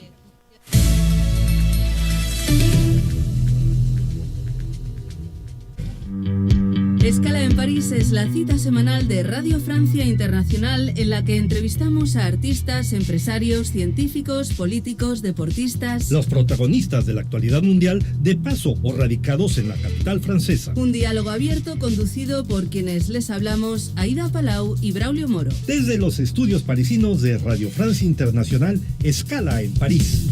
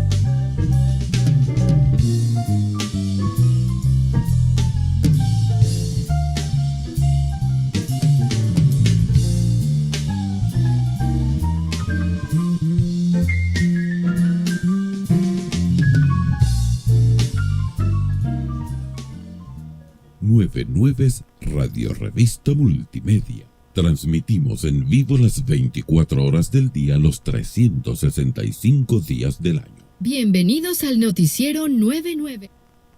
Estamos en vivo, en directo desde la Ciudad de México. A continuación, los titulares.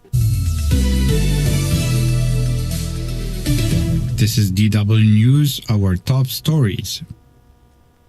U.S. President Donald Trump has signed 2 executive orders aimed at restricting birthright citizenship and cracking down on so-called birth tourism. The measures advance a key immigration objective for the White House after an earlier effort was blocked by the Supreme Court. The orders represent the administration's latest attempt to reshape immigration policy after setbacks in the courts. President Volodymyr Zelensky says Ukraine drones hit oil infrastructure in Russia's Yaroslav and Bashkortostan regions on Thursday. Kiev says it's intensifying attacks on strategic energy targets in an effort to weaken Russia's wartime economy. In Ukraine, Russian strikes on Dnipropetrovsk and Kharkiv regions killed at least 7 people. The U.S. Senate committee has voted to hold former top health official Anthony Fauci in contempt of Congress and refer the matter to the Justice Department for possible prosecution. The move follows Fauci's refusal to answer questions at a hearing last week on the COVID-19 pandemic. Fauci denies any wrongdoing and claims the process is politically motivated.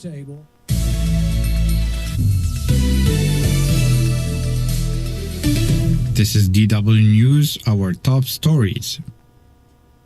U.S. President Donald Trump has signed 2 executive orders aimed at restricting birthright citizenship and cracking down on so-called birth tourism. The measures advance a key immigration objective for the White House after an earlier effort was blocked by the Supreme Court. The orders represent the administration's latest attempt to reshape immigration policy after setbacks in the courts. President Volodymyr Zelensky says Ukraine drones hit oil infrastructure in Russia's Yaroslav and Bashkortostan regions on Thursday. Kiev says it's intensifying attacks on strategic energy targets in an effort to weaken Russia's wartime economy. In Ukraine, Russian strikes on Dnipropetrovsk and Kharkiv regions killed at least 7 people. The U.S. Senate committee has voted to hold former top health official Anthony Fauci in contempt of Congress and refer the matter to the Justice Department for possible prosecution. The move follows Fauci's refusal to answer questions at a hearing last week on the COVID-19 pandemic. Fauci denies any wrongdoing and claims the process is politically motivated. Hola, soy Ivonne Sánchez, les hablo desde París y los invito a escuchar el programa Salud y Bienestar, un programa de Radio Francia Internacional sobre temas tan diversos como la nutrición, la psicología o la mente. Todo lo que necesita saber para sentirse bien y estar al tanto de las novedades en torno a la salud y al bienestar. Escuche Salud y Bienestar de RFI.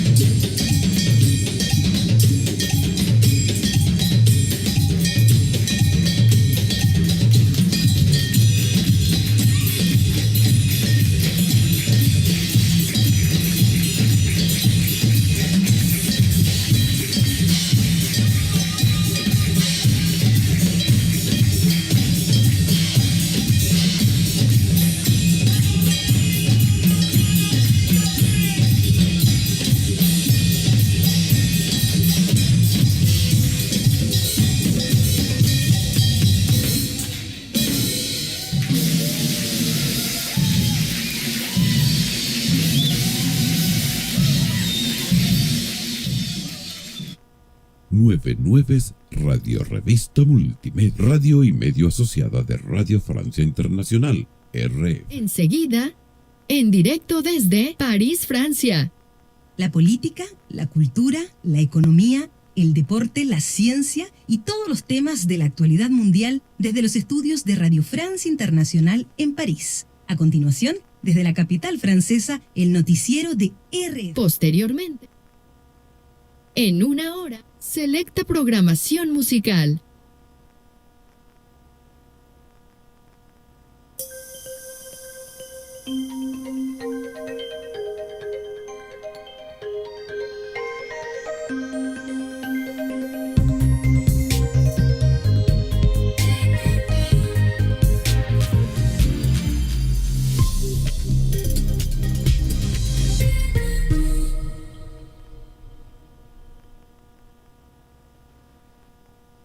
Nueve Nueves, Radio Revista Multimedia, radio y medio asociada de Radio Francia Internacional, RF. Enseguida, en directo desde París, Francia. La política, la cultura, la economía, el deporte, la ciencia y todos los temas de la actualidad mundial desde los estudios de Radio France Internacional en París. A continuación, desde la capital francesa, el noticiero de RF. Posteriormente, en una hora, selecta programación musical.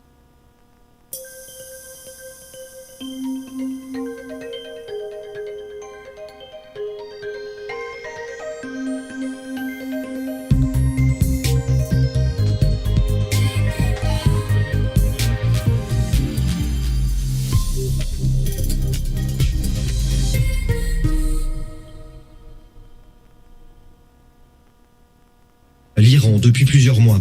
Dans ce journal également, on prendra la direction des États-Unis où Donald Trump continue de s'attaquer par décret au droit du sol. On vous expliquera ce qu'est le tourisme de naissance et pourquoi le président américain veut y mettre fin. À suivre également la nouvelle passe d'armes entre l'Italie et l'Espagne. Une semaine après la crise migratoire de Ceuta, Madrid enjoint Rome de supprimer les contrôles aux frontières mis en place pour ses ressortissants se rendant sur le territoire italien. Réponse du gouvernement de Giorgia Meloni ce soir. Ces contrôles resteront en vigueur au moins jusqu'au 15 août. Et puis à la fin de ce journal, un grand saut dans la Seine avec vue sur la Tour Eiffel à Paris. Les championnats d'Europe de natation se déroulent en ce moment dans la capitale française. L'épreuve du plongeon de haut vol avait lieu ce vendredi pour le plus grand bonheur de centaines de curieux venus sur place.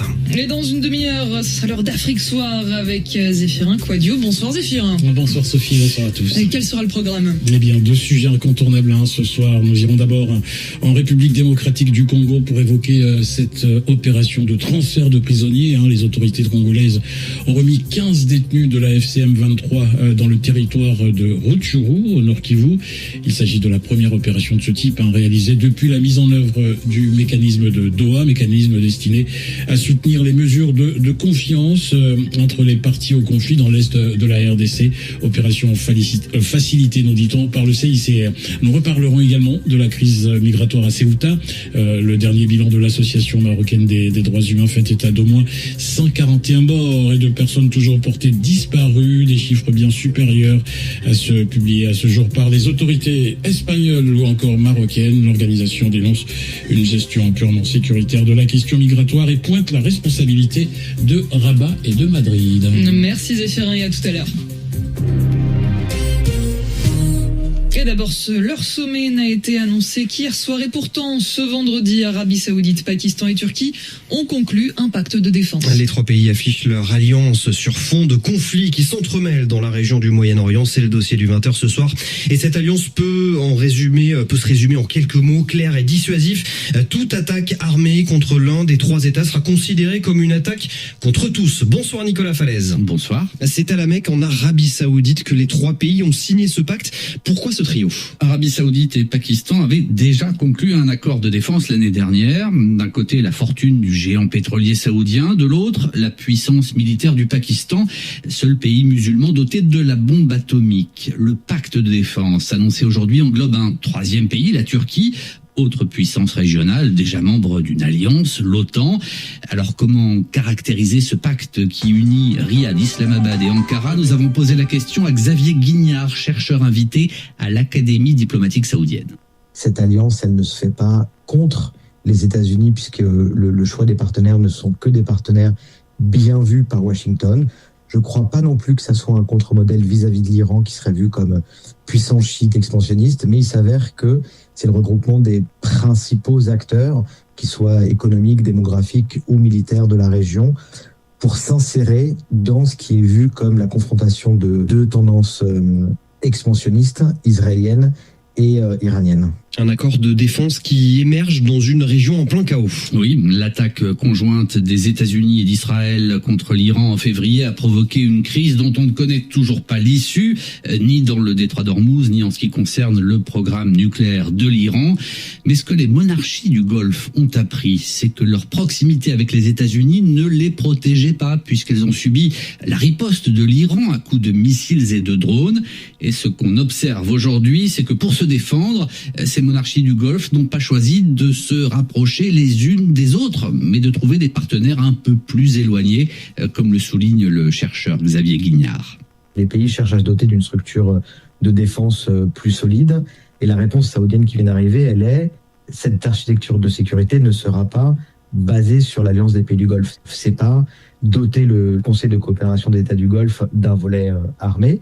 La ressource de défense des pays du Golfe n'est pas vu comme étant au sein de ce Conseil de coopération, mais plutôt basé sur les alliances avec des puissances moyennes régionales. L'Arabie Saoudite réorganise donc sa défense et sa sécurité avec le Pakistan et la Turquie. Il y a quelques années, les Émirats Arabes Unis et Bahreïn, autre monarchie du Golfe, avaient fait le choix du rapprochement avec Israël. Le visage du Moyen-Orient ne cesse de changer et sa recomposition est loin d'être achevée. C'était le dossier du 20h. Merci Nicolas Falaise, ajoutant que ce pacte de défense Arabie Saoudite, Pakistan, Turquie voit le jour au moment où un conflit se réveille entre les rebelles houthis du Yémen soutenus par l'Iran et le gouvernement yéménite protégé par l'Arabie Saoudite. Le Yémen où 2 civils et 3 membres des forces gouvernementales ont été tués vendredi par les houthis. Hier déjà, le groupe rebelle avait lancé des missiles et drones, notamment dans la province de Marib. Bilan au moins 58 soldats tués. Puis on apprend ce soir que les houthis revendiquent une nouvelle attaque. 8 soldats saoudiens ont été tués dans un camp au Yémen. Aux États-Unis, Donald Trump s'attaque de nouveau au droit du sol. Et il insiste, un mois après l'annulation par la Cour suprême d'un décret du président américain supprimant le droit du sol pour les enfants d'immigrés en situation irrégulière. Alors ce jeudi, le locataire de la Maison-Blanche a signé non pas un, mais 2 décrets allant dans le même sens, notamment relatif à ce qu'on appelle aux États-Unis le tourisme de naissance. Mais ces nouveaux textes ont-ils plus de chances d'être validés par la justice? Réponse de Jérôme Viala-Godefroy, docteur en civilisation américaine et maître de conférence à Sciences Po. Le décret numéro 1 sur le tourisme de naissance, il interdit donc d'accorder un visa à une femme étrangère si son but de voyage est d'accoucher aux États-Unis pour donner la nationalité américaine à son enfant. Et le deuxième décret sur la citoyenneté qui prévoit que certains enfants qui sont nés aux États-Unis ne seraient pas automatiquement citoyens américains si l'un des parents appartient à une des catégories précises, c'est-à-dire diplomate étranger, mais aussi membres d'organisations terroristes désignées ou personnes agissant pour le compte de gouvernements étrangers. Le premier ne pose pas vraiment de problème, puisqu'il est en accord avec la décision de la Cour suprême. Par contre, le deuxième, sur la citoyenneté, est beaucoup plus fragile, puisque la Cour suprême, le 30 juin, là, avait dit que tout enfant né aux États-Unis est citoyen américain à la naissance, y compris si ses parents sont en situation irrégulière ou de passage. Donald Trump qui a signé un autre décret hier, cette fois-ci en matière de droits de douane. Un nouvel épisode dans la bataille que le président américain mène sur la question des tarifs douaniers depuis sa réélection. Ce décret promet de surtaxer d'ici décembre de 15% les importations de silicium polycristallin. Ce matériau est essentiellement destiné à la production de semi-conducteurs et de panneaux solaires. Aurélien Devernois, à travers ce texte, la Chine semble encore être dans le viseur de Washington. Les producteurs chinois de silicium polycristallin contrôlent en effet 90% du marché et continuent de gagner du terrain avec des entreprises ayant atteint le top 10 mondial en à peine quelques années d'exercice. Une domination logique, tant la Chine domine par exemple la production de panneaux solaires, mais les États-Unis veulent donc inverser la tendance, eux qui il y a 20 ans produisaient encore la moitié du volume annuel de ce matériau issu d'un processus chimique complexe. Car le silicium polycristallin est surtout employé dans la fabrication des semi-conducteurs indispensables pour les centres de données dédiés à l'intelligence artificielle essentiel. Nous avons besoin d'amener aux États-Unis la chaîne d'approvisionnement. Notre industrie en la matière est trop restreinte, a ainsi expliqué hier le secrétaire américain au commerce Howard Lutnick. Il s'agit donc d'un enjeu de souveraineté, alors que la course à l'IA continue de battre son plein malgré des marchés boursiers devenus plus méfiants ces derniers jours, mais aussi de protéger ce qui peut encore l'être. Le leader américain du secteur, Hemlock, très soutenu par les administrations successives, a malgré tout été éjecté du top 10 mondial en 2023. En Europe, à présent, une nouvelle passe d'armes entre l'Italie et l'Espagne, une semaine après la crise migratoire de Ceuta. Le gouvernement espagnol lance un ultimatum à l'Italie. Il demande à Rome de lever d'ici à dimanche ses contrôles frontaliers instaurés après cette crise migratoire dans l'enclave située en Afrique du Nord et de traiter les Espagnols comme les autres citoyens européens. Dans le cas contraire, Muriel Paradon, Madrid promet des mesures de rétorsion proportionnelles. Dans son communiqué, le gouvernement de Pedro Sánchez ne précise pas quelles mesures il envisage de prendre contre l'Italie. Rome avait instauré le 1er août des contrôles à ses frontières pour les citoyens provenant d'Espagne durant 1 mois, mesure exceptionnelle due à la crise migratoire à Ceuta. Mais Madrid accuse le gouvernement de Giorgia Meloni d'avoir pris cette décision sur la base, je cite, d'arguments fallacieux. Aucun migrant entré illégalement à Ceuta ne peut entrer librement dans l'espace Schengen, peut-on lire dans le communiqué, car la ville bénéficie d'un régime spécial. Par ailleurs, presque tous les migrants sont rentrés au Maroc. Le gouvernement espagnol va plus loin. L'Italie a enregistré le plus grand nombre de passages irréguliers ces dernières années au sein de l'UE, dit-il, et Rome ne respecte pas le règlement de Dublin sur les demandes d'asile, ce qui engendre, toujours selon Madrid, une pression migratoire supplémentaire sur les autres États membres. Malgré cela, l'Espagne n'a jamais imposé de contrôle à l'Italie, conclut le communiqué. Au contraire, elle a toujours fait preuve de solidarité. Et le gouvernement italien répond ce soir à l'Espagne. Il n'acceptera aucun ultimatum et maintiendra ces restrictions jusqu'au 15 août au moins. Dans l'actualité également, on en sait plus sur la visite du pape Léon XIV en France du 25 au 28 septembre prochain. Oui, le Vatican a détaillé son programme ce vendredi. Le chef de l'église catholique célébrera une messe sur les Champs-Élysées et ira à l'église Notre-Dame de Paris. Il ira aussi à Metz et à Lourdes où une rencontre privée est prévue avec des victimes de violences sexuelles dans l'église. En Thaïlande, après l'horreur, place au choc et à l'incrédulité. Une fusillade a fait 5 morts et 30 blessés vendredi dans un établissement scolaire près de la capitale Bangkok. Et le tireur, un élève de 14 ans, avait clairement planifié son attaque. Selon les autorités, il s'est donné la mort avant sa cavale meurtrière dans le lycée. Il avait tué ses grands-parents. Vous écoutez toujours RFI, 20h, passé de 11 minutes à Paris, 3h11. À Okinawa, île japonaise frappée ce vendredi par le typhon Dolphin. Oui, typhon classé en catégorie 1. Le vent a soufflé jusqu'à 144 km/h sur l'île de l'extrême sud-ouest de l'archipel. Les autorités ont dû fermer le principal aéroport et des centaines de vols ont été annulés. L'est de la Chine se prépare également alors que le typhon devrait toucher terre ce week-end. Le point sur la situation avec vous, Juliette Pietraszewski. De fortes pluies et des vents violents. Dans le sud-ouest du Japon, les autorités ont ordonné l'évacuation de 260 000 habitants dans plusieurs préfectures.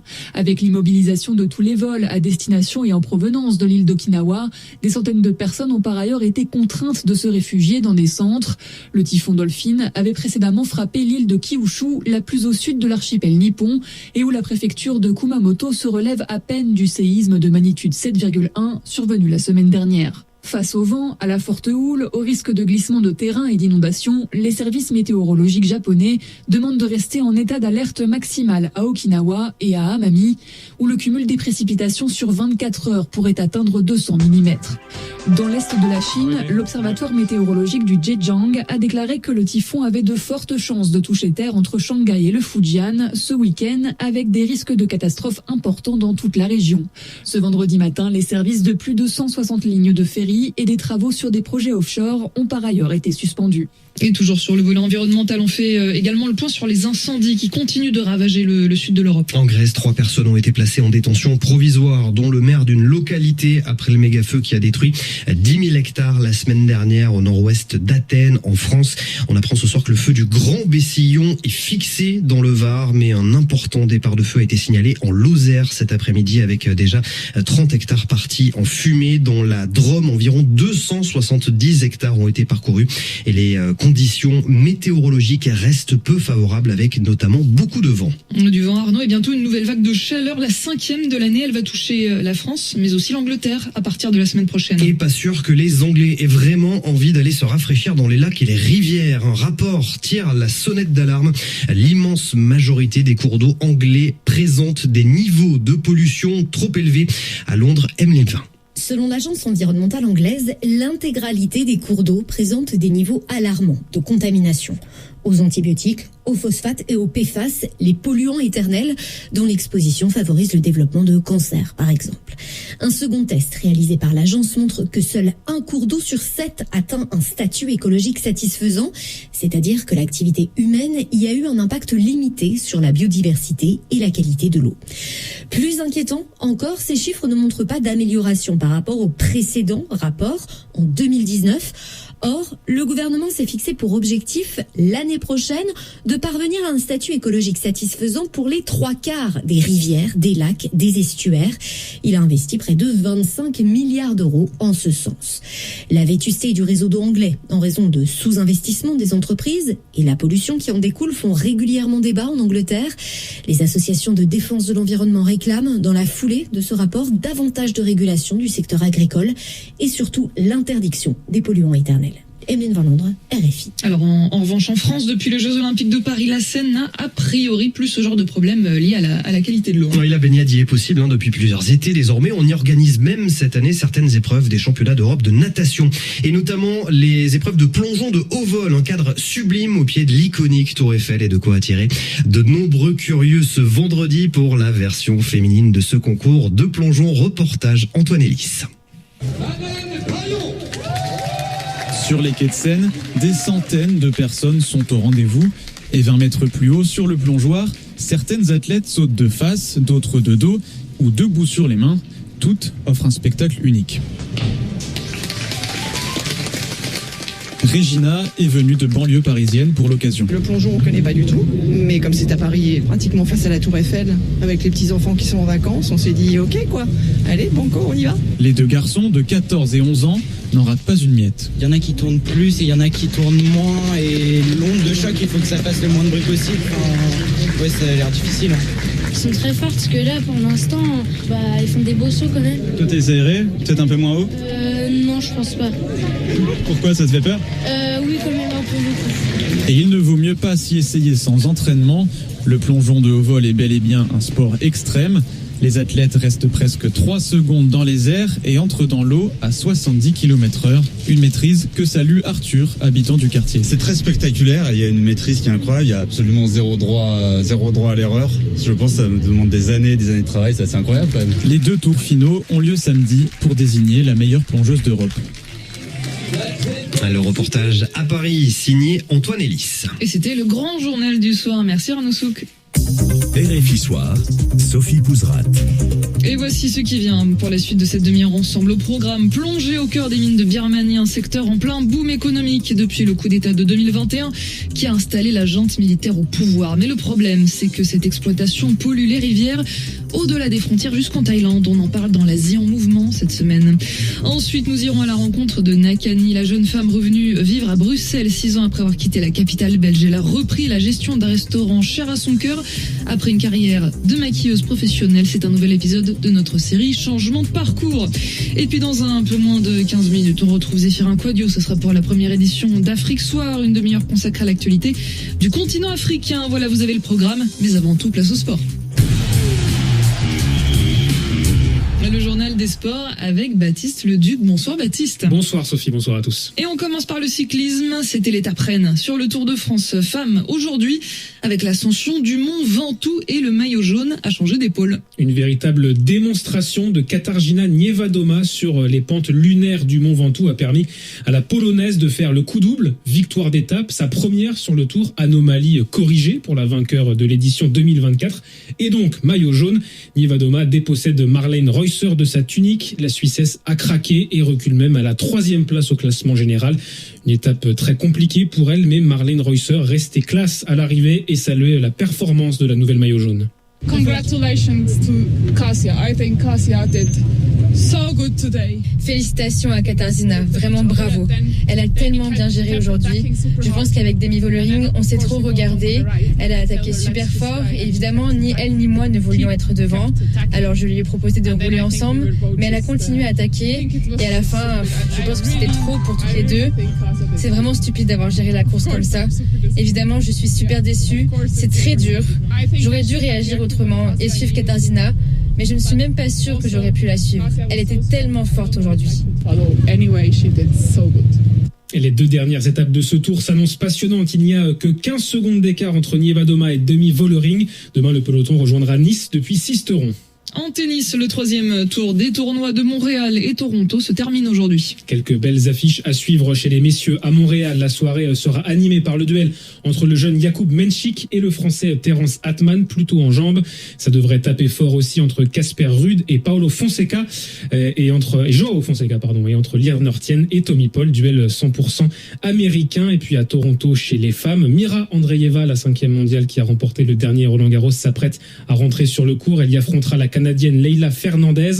La session de soirée opposera Cathy McNally à la jeune Philippine Alexandra Eala, qui est devenue la chouchoute du public canadien. Et on referme ce journal avec un mot des championnats d'Europe de natation qui se déroulent à Paris. On l'a dit un peu plus tôt dans cette tranche. Et les premières médailles en eau libre pour l'équipe de France. 2 médailles d'un coup ce vendredi sur le 3 km knockout. Une épreuve très exigeante avec une série de 3 courses successives à élimination directe. C'est le nageur hongrois David Bethlehem qui s'impose devant Marc-Antoine Olivier, qui s'empare donc de la médaille d'argent. Le nordiste de 30 ans, champion du monde du 5 km en 2017 et médaillé de bronze sur 10 km aux Jeux Olympiques de Rio, prend cette seconde place avec satisfaction et même émotion après un début de compétition décevant sur 5 et 10 km. Je savais que j'ai pas très bien commencé ces championnats et qu'en plus le coude a un peu joué des siennes là, pendant ces championnats, mais je pense qu'on a montré qu'on monte en puissance sur ces championnats et surtout on ouvre le compteur pour l'eau libre. Donc ça c'est très cool, surtout la médaille là c'est pour ma compagne et mon petit bébé. Ils ont fait énormément pour que je sois là aujourd'hui, avec le maximum de ce qu'on pouvait faire cette année en termes d'entraînement et de forme. Alors malheureusement il y a eu cette douleur qui est un peu gênée sur le 10 bornes et le 5, mais il n'y avait pas que ça, je pense qu'il manquait aussi des heures d'entraînement, mais voilà, comme j'ai dit après le 10 km, un numéro, une chance. Et donc pour compléter ce doublé français, la 3e place est pour un autre tricolore, Logan Fontaine. C'était les sports, merci Baptiste Leduc.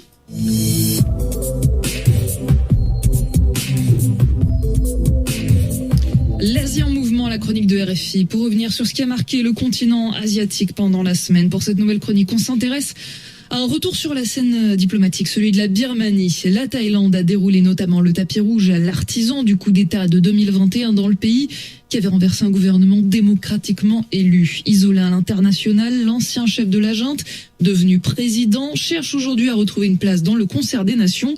En optant pour le dialogue, Bangkok espère aussi régler plusieurs conséquences de la guerre civile birmane, et parmi elles la pollution de ces rivières causée par l'exploitation minière intensive des terres rares de l'autre côté de la frontière. Car depuis le coup d'État de 2021, la Birmanie a connu un boom sans précédent des sites miniers, précisément dans les États Shan et Kachin. Yelena Tomic. Oui, ce boom spectaculaire des mines coïncide avec l'explosion de la demande chinoise en terres rares. Ces minerais, vous savez, qui sont indispensables à la transition énergétique et aux nouvelles technologies. Des analyses satellitaires montrent que le nombre de sites miniers a quasiment triplé depuis le coup d'État. À titre d'exemple, le Stimson Center, un think tank américain, a recensé plus de 2400 sites miniers le long des cours d'eau, dont 80% sont en Birmanie. La plupart sont des exploitations non réglementées, souvent opérées par des entreprises chinoises. Et effectivement, ces sites se concentrent dans les États Shan et Kachin, des régions contrôlées par des groupes armés ethniques. L'armée Hua, proche de Pékin, et l'armée Kachin, qui combat la junte, tire d'importants revenus de cette activité, les exportations vers la Chine finançant une partie de leurs opérations militaires. Alors le problème, Yelena, c'est que ces mines polluent les cours d'eau avec des risques sanitaires potentiellement graves pour les populations. Et les conséquences se font sentir désormais dans le nord de la Thaïlande. Et oui, plusieurs analyses récentes ont révélé une contamination des rivières Coq, Saï et Rouac qui prennent leur source dans l'état Shan, justement. Les chercheurs y ont détecté de l'arsenic, mais aussi du plomb, du cadmium et du mercure à des concentrations supérieures au seuil de sécurité. Dans les provinces de Chiang Rai et de Chiang Mai, plus d'1 million de personnes pourraient être exposées à ces substances par l'eau et par toute la chaîne alimentaire. Des habitants ont déjà signalé des affections cutanées ainsi que des troubles digestifs et neurologiques compatibles avec une intoxication aux métaux lourds. Une campagne de dépistage est en cours auprès des agriculteurs, des pêcheurs et des populations les plus vulnérables afin d'évaluer l'impact sanitaire. Les scientifiques mettent également en garde contre une propagation de cette pollution jusqu'au bassin du Mékong avec des conséquences potentielles pour des dizaines de millions de personnes. Alors en quoi ce rapprochement opéré par Bangkok n'aboutira pas forcément aux résultats escomptés pour protéger sa population ? Eh bien parce que ni la Thaïlande ni le gouvernement central birman ne disposent de leviers pour réglementer ce secteur qui est aux mains de groupes armés ethniques. Ensuite, parce que derrière ces mines polluantes se trouve la Chine, c'est elle qui négocie directement avec ces groupes pour sécuriser son approvisionnement tout en maintenant des liens avec la junte. Une équation compliquée pour Bangkok. En attendant, la société civile se mobilise à travers des marches et des pétitions et réclame une coopération régionale, unique moyen selon elle, de répondre à cet enjeu transnational et de santé publique. C'était Yelena Tomic pour la chronique L'Asie en mouvement. Merci Yelena. On prend la direction de la capitale belge à présent pour notre série d'été sur les changements de vie alimentés par les médias francophones publics. Aujourd'hui, cet épisode produit par la RTBS nous présente le parcours de Nakani. Elle était maquilleuse professionnelle pour de grandes marques du luxe françaises quand elle a fait un gros burn-out. 6 ans après avoir quitté Bruxelles, sa ville de cœur, elle décide de rentrer pour reprendre la brasserie culturelle de son parrain, l'un des premiers restaurants de la capitale belge à avoir mis en lumière les cultures du Sud. Mais ce dernier décède peu de temps après son retour. Passionnée de culture, amoureuse de ce lieu qu'elle a toujours connu, Nakani veut que le café reste un lieu de partage et continue à y faire vivre la mémoire de ses proches dans un lieu emblématique de Bruxelles. C'est un reportage de Clara Wertz. Bonsoir. Poussez la porte de l'Horloge du Sud, ce restaurant emblématique de Bruxelles, et elle sera là, assise dans le fond, toujours à la même place. Nakani vérifie que tout tourne dans cette brasserie culturelle qu'elle a reprise à son parrain depuis le mois d'octobre. C'est un peu rigolo parce que c'était déjà la place de mon parrain à l'époque. Et en fait, c'est la place stratégique parce que t'as une vue sur la cuisine, une vue sur le bar et puis une vue sur toute la salle. Quand on la voit là, à sa place, difficile d'imaginer qu'il y a un an encore, elle était maquilleuse pour 2 grandes maisons de luxe françaises. Avec le maquillage, ce que j'aimais, c'était que j'avais l'impression de faire de la peinture en fait sur une toile vivante. Et puis le maquillage me permettait de travailler dans plusieurs secteurs que j'aime. Le théâtre, le cinéma, la mode, la musique. Pour son travail de maquilleuse, Nakani voyage à travers la France, s'éloigne encore plus de Bruxelles, sa ville de cœur, et c'en est trop pour elle. Dans ce type de métier, ce qui peut être un peu compliqué parfois, c'est que tu dois toujours être au 100% de ta forme, souriant, de bonne humeur, etc. On est humain, quoi. Il y a des moments où c'est pas possible. Alors elle choisit de rentrer, de revenir à Bruxelles et de reprendre l'Horloge du Sud, car ce lieu, c'est une histoire de famille pour Nakani. Ça a ouvert ici quand j'avais 3 ans, donc je peux même pas compter le nombre d'anniversaires que j'ai fait ici. Tous mes amis sont venus ici quand j'étais plus jeune et que j'y travaillais, des choses comme ça. Donc ils étaient tous super contents pour moi, et vraiment la majorité me disait que ils trouvaient que c'était aussi quelque chose qui me correspondait bien de prendre ce rôle. C'est aussi un restaurant emblématique de Bruxelles, ouvert depuis près de 30 ans. Il est l'un des premiers à mettre les cultures du Sud à l'honneur. C'était dans les années 90, il n'y avait pas encore beaucoup de lieux qui représentaient les autres cultures que les cultures occidentales. Et ce carrefour, il est vraiment à cheval sur Matongué et les communautés européennes. Donc c'était vraiment le parfait endroit en fait pour se faire rencontrer les gens. que ce soit des blancs, des noirs, ou même des arabes, des asiatiques, peu importe l'origine, l'âge, que les gens juste aient un lieu pour se rencontrer. Il y a 2 espaces dans le restaurant, la brasserie au rez-de-chaussée avec ses banquettes en bois, ses portraits de musiciens accrochés au mur. Le poulet, il y a ça s'il vous plaît. Et la salle du haut qui est utilisée pour toutes sortes d'événements culturels, des concerts souvent, et aujourd'hui pour une soirée jeu de société. On allait commencer un Time's Up, mais toi je sais que tu connais. Aujourd'hui, Nakani s'amuse, met en lumière des cultures chères à son cœur, bien loin de l'univers du maquillage. Là, on rajoute une touche, parce qu'en fait, on a récemment changé de caisse. Le sauvage, comment vous l'appelleriez? C'est la boisson sans alcool. Et le grand sauvage, le tonton, tu vois, avec le rhum. Un tonton sauvage. Alors quand elle regarde en arrière, je me dis c'est fou tout ce qui peut se passer en un an quoi. Bon, c'est un peu marrant, je suis toujours un peu fatiguée parce que c'est un job prenant. Ici c'est une fatigue positive. Je sais que je suis fatiguée parce que je fais beaucoup de choses pour que ici ça fonctionne, alors que l'année dernière c'était une fatigue qui juste aspirait mon âme quoi, mais où sans but. Ici il y a de la fatigue mais où il y a un vrai but derrière, de proposer un endroit où les gens se sentent bien. Donc même si c'est prenant, le résultat et les retours que j'en ai, ils me font me dire que je fais pas tout ça pour rien quoi. C'est la patronne ici.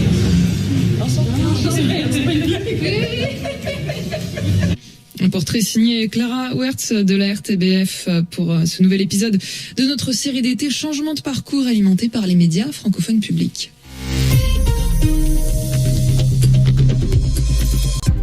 C'est la fin de cette première partie de RFI Soir. Merci à vous de l'avoir suivi. Merci à Diego Tenorio, la réalisation qui commence. Ce vendredi, on met le cap sur le Nigeria, mais en français dans le texte. Afro Club de luxe avec DJ Facemaker. Mkido, l'une des rares voix de sa génération à chanter en français au pays de l'Afrobeat, est notre invité. Nouveau titre, parcours, influence et projet. Il nous raconte comment il fait danser les gosses. Mkido, c'est ce vendredi dans Afro Club de luxe avec DJ Facemaker. Tous les vendredis à 20h10 TU sur RFI.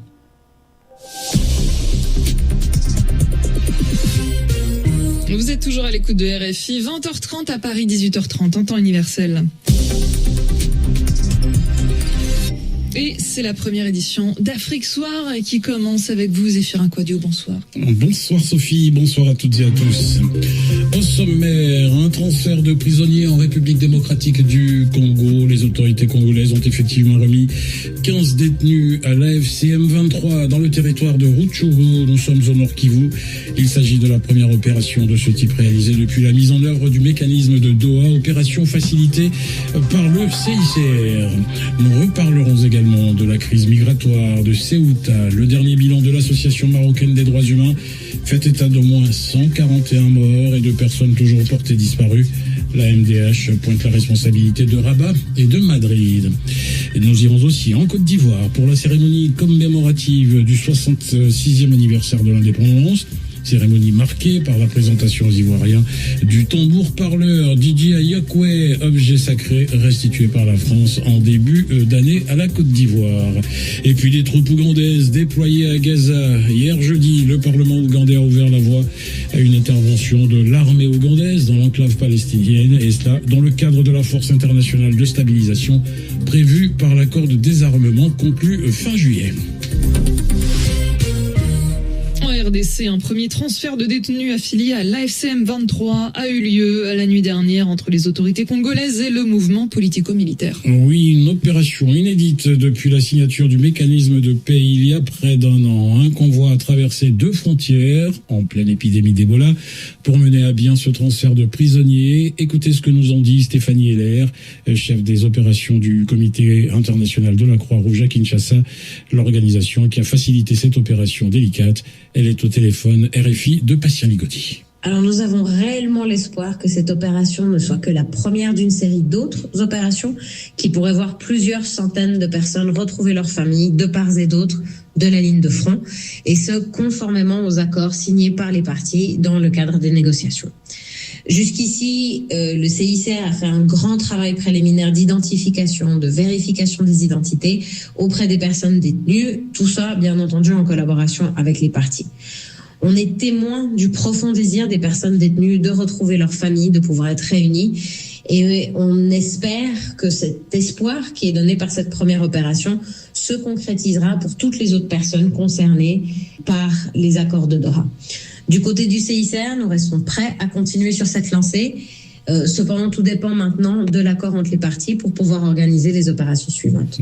Stéphanie Heller, chef des opérations du Comité international de la Croix-Rouge à Kinshasa, jointe par Patient Ligodi. Et puis le Rwanda a entamé des discussions préliminaires avec plusieurs États européens afin de servir de pays de transit à des candidats à l'immigration qu'ils auraient expulsés. Annonce faite ce vendredi par le gouvernement rwandais, cité par l'agence France-Presse.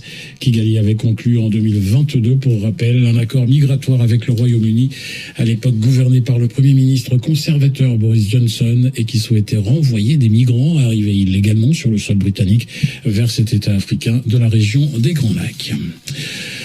Au moins 141 morts et des personnes toujours portées disparues. C'est le bilan de la crise migratoire de Ceuta, l'enclave espagnole située dans le nord du Maroc. Le bilan établi par l'Association marocaine des droits humains. Des chiffres bien supérieurs à ceux publiés à ce jour par les autorités espagnoles ou marocaines. La MDH a organisé ce matin une conférence de presse à son siège de Rabat. L'organisation dénonce une gestion purement sécuritaire de la question migratoire et pointe la responsabilité de Rabat et de Madrid. On fait le point avec Mathias Rénal. La tentative de migration irrégulière de dizaines de milliers de Marocaines et Marocains au péril de leur vie, dit l'association, révèle l'ampleur de leur désespoir, de l'impasse sociale et économique dans laquelle ils se trouvent plongés aujourd'hui. L'État marocain a une responsabilité fondamentale qui ne peut être éludée, estime la MDH. L'association, qui a donc fourni un nouveau bilan revu à la hausse, au moins 141 morts. Elle affirme s'appuyer sur les données officielles, sur les médias et des éléments recueillis par les organisations de défense des droits humains. La MDH ne précise pas le nombre de disparus. Une source au sein de l'association explique qu'il est impossible de fournir même une estimation à ce stade. Pour la MDH, la responsabilité ne relève pas seulement du Maroc, elle met en cause l'Espagne et plus largement l'Union européenne. Leur politique d'externalisation du contrôle de leurs frontières qui réduit la question migratoire à l'aspect sécuritaire. L'association appelle Bruxelles à favoriser des voies sûres, légales et dignes pour la migration. La MDH a réitéré aujourd'hui son appel à l'ouverture d'une enquête indépendante et transparente.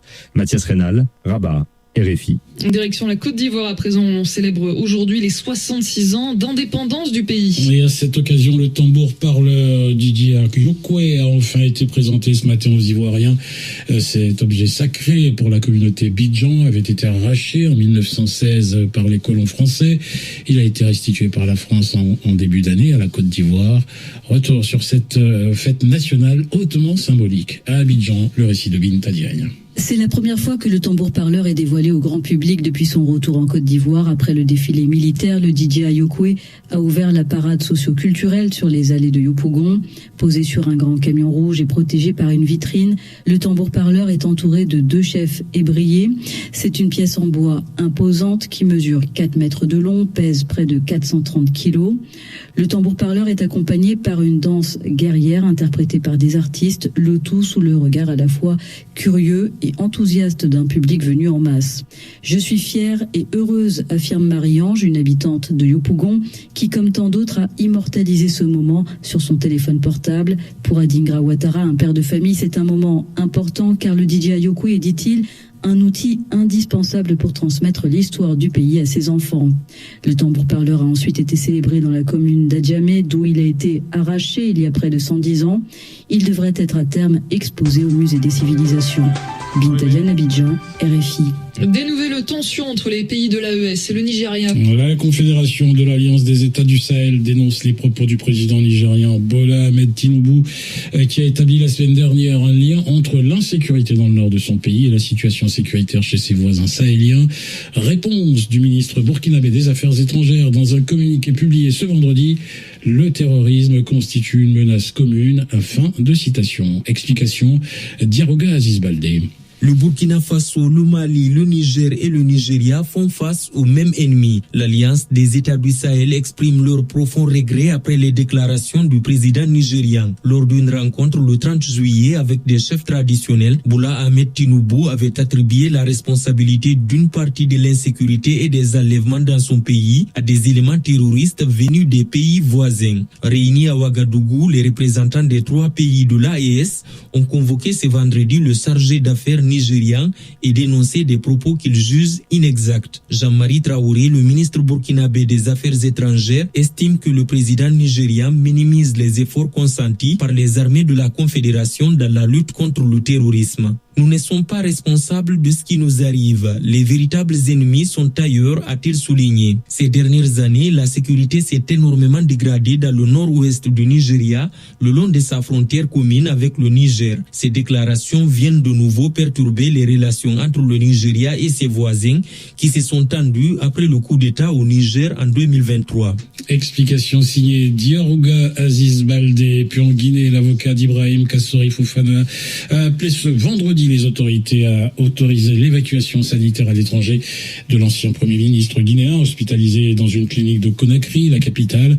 Maître Dina Sampil a demandé la levée de l'interdiction de sortie du territoire afin de permettre une évacuation médicale, indiquant que cette recommandation a été formulée par des médecins depuis 2022 mais n'a jamais été mise en œuvre. Nouvelle polémique autour des revenus pétroliers de Sangomar. Nous sommes au Sénégal. En début de semaine, le ministère de l'énergie et du pétrole a détaillé les revenus de l'État que l'État perçoit sur l'exploitation du site de Sangomar. Cette mise au point fait suite à des déclarations selon lesquelles le Sénégal ne toucherait que 25 francs pour 1 million de francs de pétrole vendus. Faux, répondent les autorités à travers une démonstration chiffrée avec l'aide de la Fondation pour les études et recherches sur le développement international. RFI a sorti la calculatrice. Le reste, c'est Charlotte Cosset du service économie qui raconte. Quels que soient les critères pris en compte, le chiffre de 25 francs semble largement sous-estimé. C'est la conclusion de Yannick Boutery, chargé d'études à la Ferdi. Il est spécialiste des questions de fiscalité pétrolière. J'ai refait les calculs et donc on observe que si on prend le communiqué du ministère du pétrole, ils ont prélevé 37 millions de dollars au premier trimestre 2026. On serait déjà quasiment à 50 000 francs CFA de recettes sénégalaises pour 1 million de pétrole vendu. Mais si on reprend même globalement les autres impôts, les derniers chiffres que l'on a en date avec le rapport ITIE, on arriverait quasiment à 300 000 francs CFA de recettes pour 1 million de pétrole vendu en 2024. Des recettes donc bien supérieures. Cependant, le contrat signé avec l'entreprise australienne Woodside en 2004 est loin de répondre à la fiscalité du nouveau code pétrolier adopté en 2019. La Ferdi a publié ses projections dans une récente étude. Sur 20 ans de production, on arrive à la conclusion que le partage de rente serait d'environ 51% de la rente pétrolière de Sangomar qui reviendrait à l'État. Ça peut paraître assez faible au regard des comparaisons internationales. Si on appliquait l'actuel code pétrolier sénégalais, on serait plutôt à 73-74%. La renégociation des contrats avec les entreprises internationales est l'une des grandes promesses de campagne du président Diomaye Faye. Charlotte Cosset du service économie de Radio France Internationale. Dans l'actualité également, des troupes ougandaises déployées à Gaza. Et oui, pour la première fois, les forces de défense ougandaises pourrait intervenir pour une opération de maintien de la paix en dehors de l'Afrique, et ce sera donc Gaza, vous le disiez.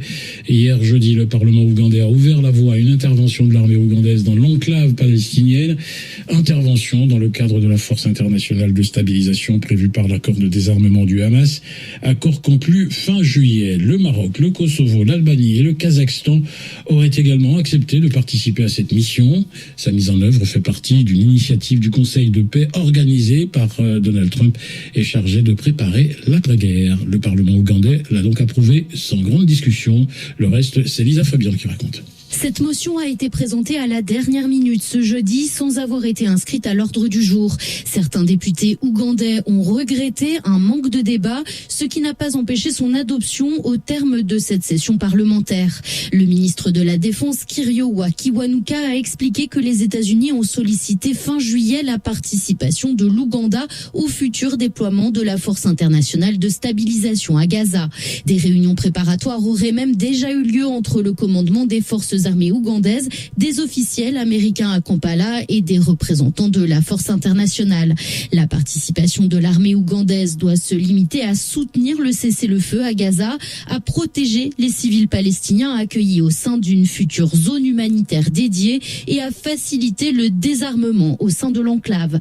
Pas de précision cependant sur la taille de ce contingent ougandais qui restera politiquement neutre selon le ministre de la Défense. Un récit signé Lisa Fabien. Et puis le Conseil de sécurité des Nations Unies a pu noter hier jeudi les préoccupations des leaders chargés de superviser les progrès dans l'application de l'accord de paix revitalisé de 2018 au Soudan du Sud. Les progrès qui avaient été réalisés ont été nettement entravés par l'impasse politique et sécuritaire persistante depuis mars 2025.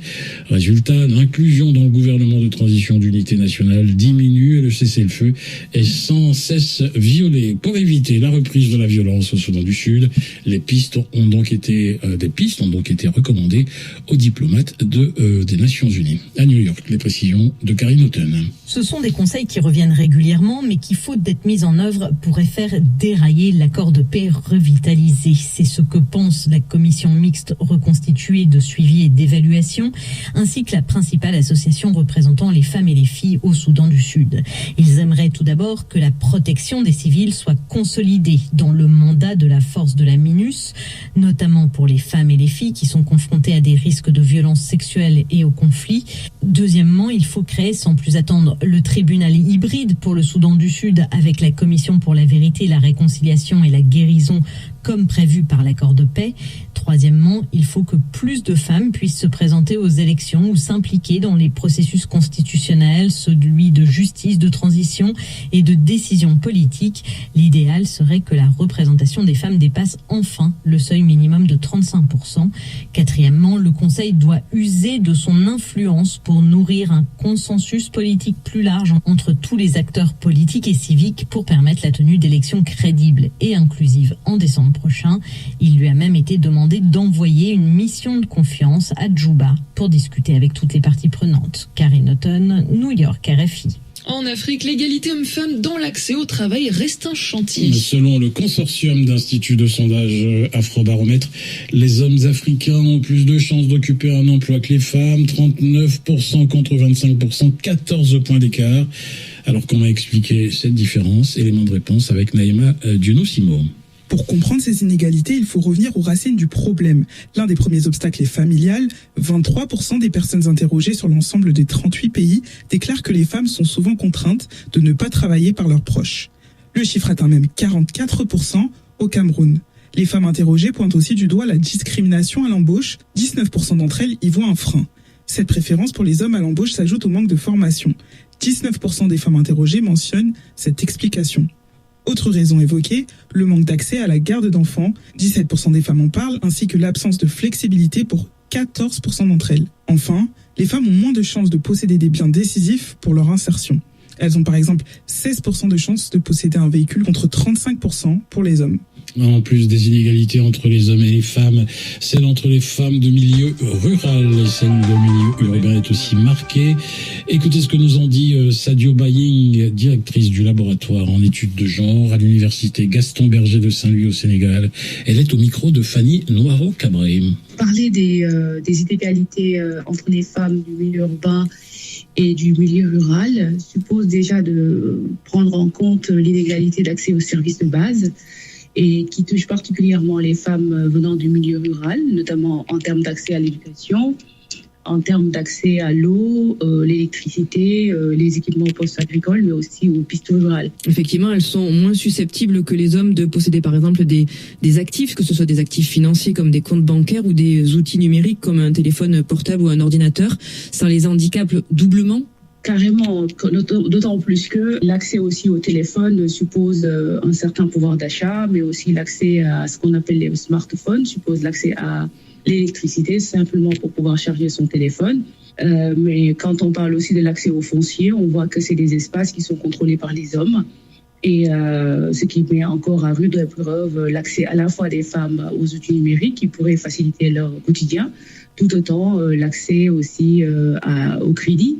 Et ce qui fait que, si bien que les dynamiques d'entrepreneuriat sont très fortes, ça reste très précarisé par ce faible accès au crédit, mais aussi aux outils numériques qui pourraient complètement changer leur quotidien en dépit de la faiblesse d'accès à ces services de base.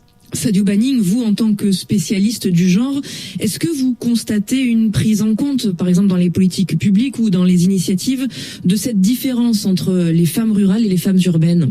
Alors, en 2016, l'État du Sénégal a mis en place ce qu'on appelle le programme d'urgence de développement communautaire, qui est une politique d'urgence qui vise à améliorer les conditions de vie des ménages dans les milieux ruraux, mais surtout l'autonomisation des femmes. Et ce programme est aujourd'hui repris par beaucoup de pays d'Afrique. Et son objectif principal, c'est justement de permettre à ces femmes d'accéder à ces services de base, mais particulièrement de s'autonomiser par l'entrepreneuriat. Mais donc il y a des initiatives politiques, mais c'est des initiatives qui restent assez précaires en termes de durabilité, puisqu'on sait qu'après la mise en œuvre, le fonctionnement durable est remis en cause par le manque de capacitation de ces femmes à pouvoir gérer quand l'État se retire. Sadio Baying, directrice du laboratoire en études de genre à l'université Gaston Berger de Saint-Louis au Sénégal, répondait aux questions de Fanny Noiro-Cabré. Le long chemin vers les JO de Los Angeles 2028 va bientôt s'ouvrir pour les basketteuses sénégalaises. Les Lions sont à 10 jours d'un pré-tournoi de qualification au Mexique où les Sud-Soudanais seront également présentes. L'enjeu, un ticket pour le tournoi de qualification olympique qui aura lieu en 2027. Le sélectionneur Chersar a retenu 13 joueuses pour la dernière ligne droite de la préparation. Et Babacar Fall les a suivies à l'entraînement. Reportage. Il fallait travailler dur pour être dans la liste des 13. Près de la moitié des joueuses sélectionnées vont découvrir pour la première fois une compétition internationale avec l'équipe A. Parmi elles, Fanta Gassama, la jeune ailière de Séville en Espagne. Je suis tellement heureux et super reconnaissant d'être ici. Et je pense aussi que le coach connaît mon jeu et c'est pour ça que je suis ici. Je peux apprendre et ils peuvent apprendre de moi aussi. Et le Sénégal va jouer dans ses pré-qualifications olympiques. Le Canada, les Philippines et le Mexique. Le sélectionneur des Lions, Chersar, ne va pas pour de la figuration. Le ranking, c'est vrai que c'est 29 et 30, Philippines et Mexique, mais Canada est 8e. Bon, nous, on est 22e quand même. Hein. Voilà, donc on a un bon ranking. On doit juste d'abord voir notre potentiel, bien se préparer, faire un bon scouting, voir ce que les filles sont capables de faire. En fonction de leur potentiel, on va les utiliser. La capitaine de l'équipe, Yacine Diop, la dernière, va rejoindre ce rassemblement. Elle est toujours retenue par son club, l'APR du Rwanda. Babacar Fall, Dakar, RFI. RFI à Dakar, il est 18h50.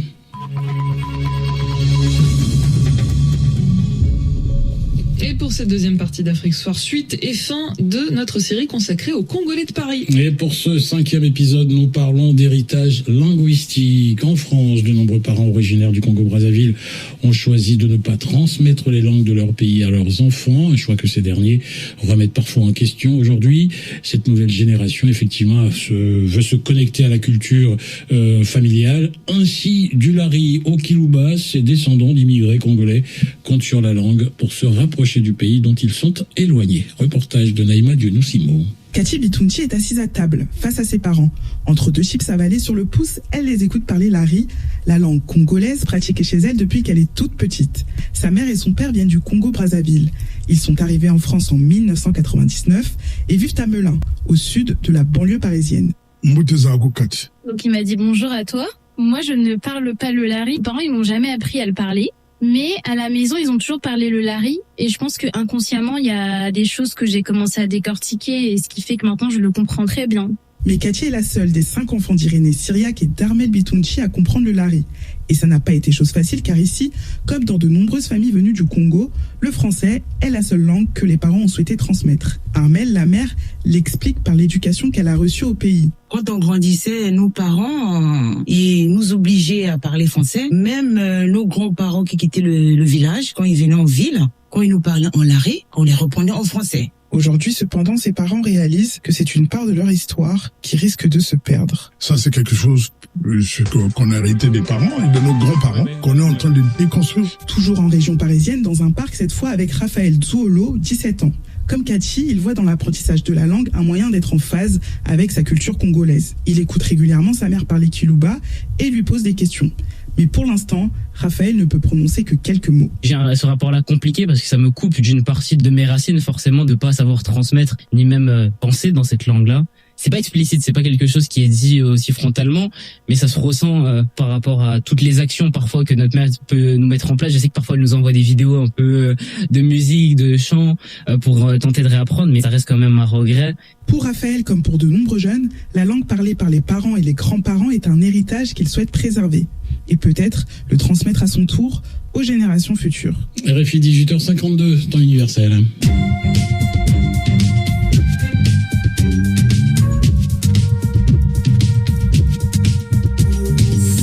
L'heure d'instruments du continent, la chronique musicale estivale d'Afrique Soir. Chaque vendredi, je vous le rappelle, un instrument traditionnel africain nous est présenté par Simon Buil-Baudin. Et aujourd'hui, au micro de Simon, le musicien Yacine Fadil, membre des ambassadeurs de la musique andalouse marocaine en France, nous parle d'un instrument à cordes qui a bien failli disparaître. Il s'agit de l'oud ramal. Avec d'autres passionnés, Yacine Fadil s'est donc donné pour objectif de continuer à faire vivre cet instrument pour éviter qu'il ne tombe dans l'oubli.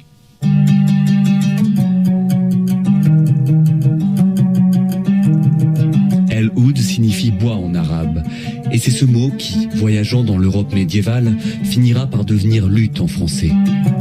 Sur les genoux de Yacine Fadil, un luth donc, ou plutôt un oud. Une caisse ronde, un manche fin et 4 cordes doublées.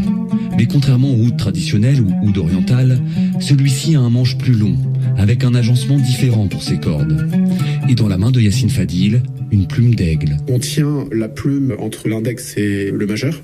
Et on joue avec la plume le plus verticale possible, le plus perpendiculaire à la table d'harmonie. Et c'est comme ça qu'on joue sur des cordes qui, elles, sont en boyau.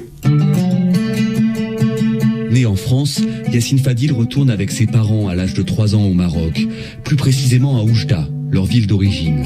Il grandira là-bas, et c'est dès ses 7 ans qu'il se formera à la musique arabo-andalouse, traditionnellement jouée au Maghreb. Moi j'étais formé d'abord au oud sharqi, le oud oriental. J'ai aimé les musiciens comme Nassel Chama en Irak, Simon Chahine, palestinien. Désormais membre des ambassadeurs de la musique andalouse marocaine en France, Yacine Fadil joue d'un autre type de oud, le oud ramal, un joyau perdu du patrimoine marocain, qu'il essaye de préserver.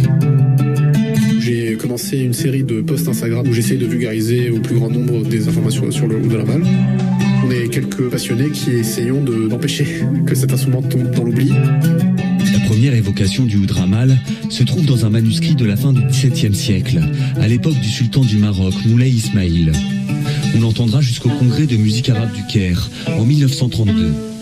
Mais après cela, l'instrument tend à disparaître. À partir de la moitié du XXe siècle, l'influence grandissante des chanteurs arabes, notamment Kalthoum, Mohamed Abdouhab, etc., ont fait que les Marocains ont commencé à importer des ouds orientaux.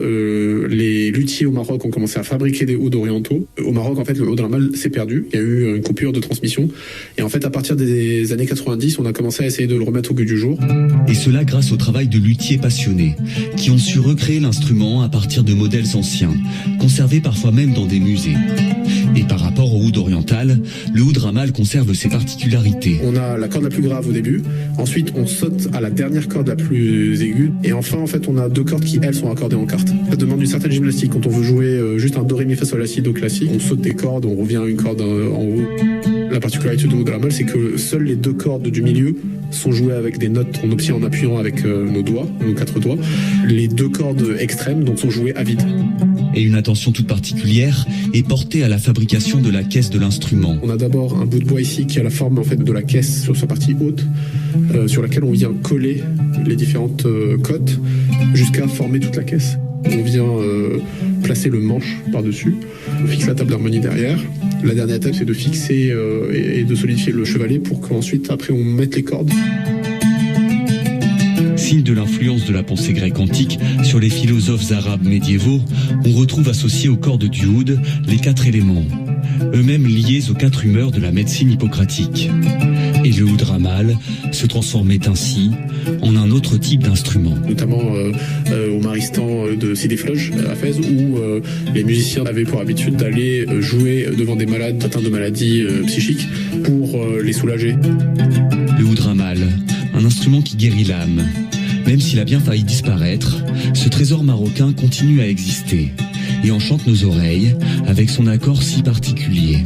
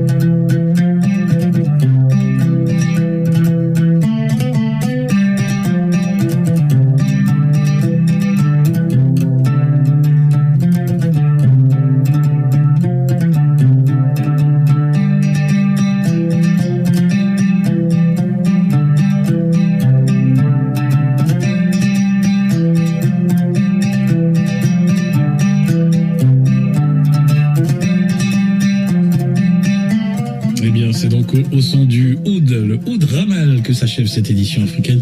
Merci de nous avoir écoutés et Sophie Pouzrat nous dévoile la suite du programme de RFI Soir. Et oui, merci Zéphirin. Vous retrouve dans un tout petit peu plus d'une demi-heure, 19h30 pour un nouveau journal Afrique. Dans quelques instants, c'est Antoine Galen qui fera un point sur l'actualité mondiale, cette fois en 10 minutes. Et juste après, à 19h10, temps universel, nous rediffuserons notre grand entretien du soir du 12 juin dernier. Il nous emmène dans les coulisses du palais présidentiel de l'Élysée avec Guillaume Gomez, chef cuisinier, ancien chef à l'Élysée et auteur du livre À la table du destin. Et puis 19h40 après le journal Afrique, nouvel épisode de la série Vacarme de nos confrères de la radio-télévision suisse consacrée aux images qui choquent. Vous avez le programme, très belle soirée sur RFI. Ce samedi sur RFI, Écho d'ici, Écho d'ailleurs, Bruno Faure. L'identité sonore des entreprises est devenue essentielle pour leur réussite commerciale.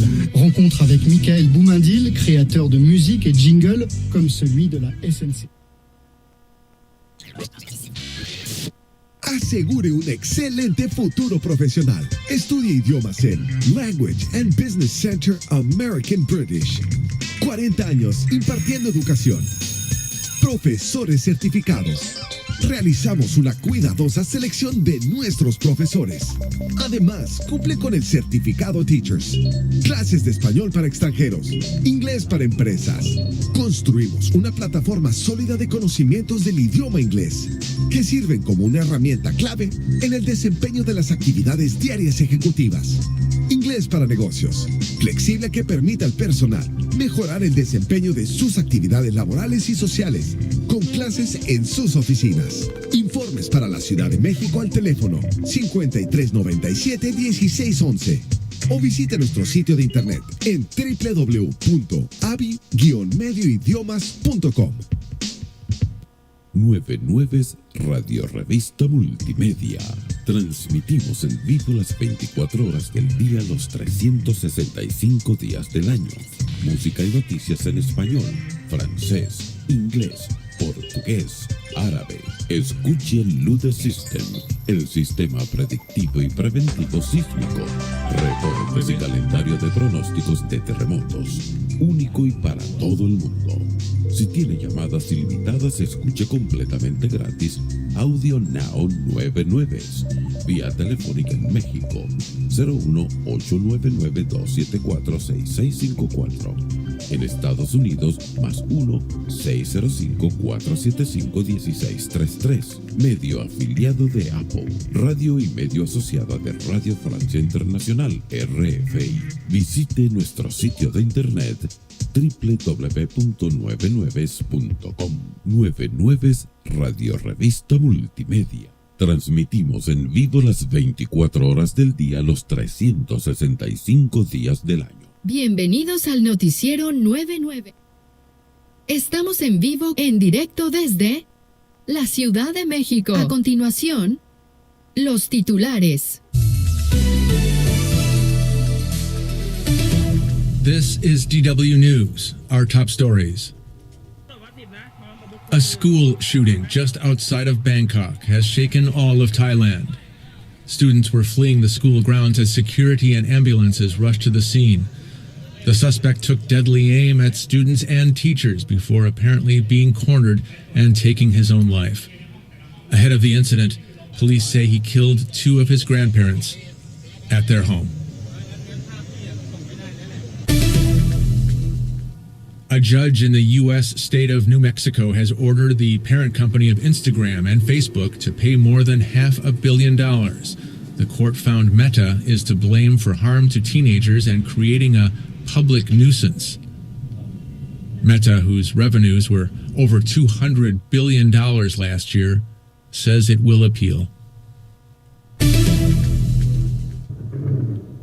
President Volodymyr Zelensky says Ukrainian drones hit Russian oil infrastructure northeast of Moscow and near the border with Kazakhstan on Thursday. Kyiv says it's intensifying attacks on strategic energy targets, hoping to weaken Russia's wartime economy. In eastern Ukraine, Russian strikes killed at least 7 people.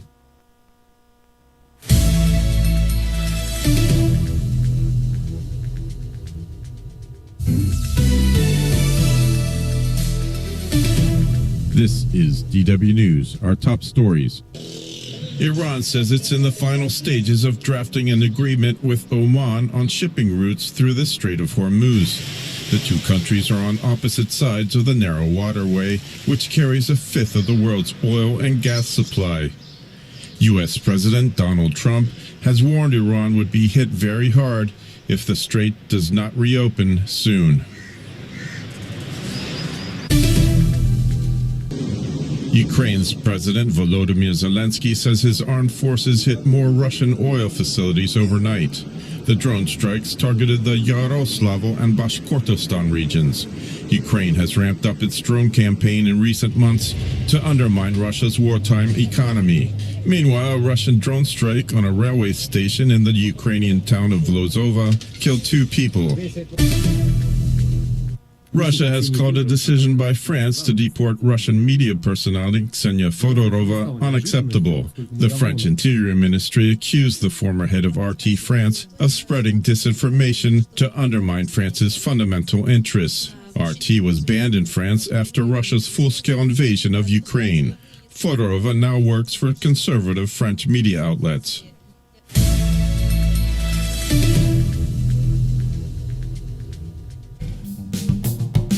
Hola, soy Asbel López y los invito a escuchar París América, el programa interactivo de Radio Francia Internacional. Emitimos desde la capital francesa, conectados con nuestras radios asociadas, nuestros oyentes y todos los internautas. París América, un programa de RFI.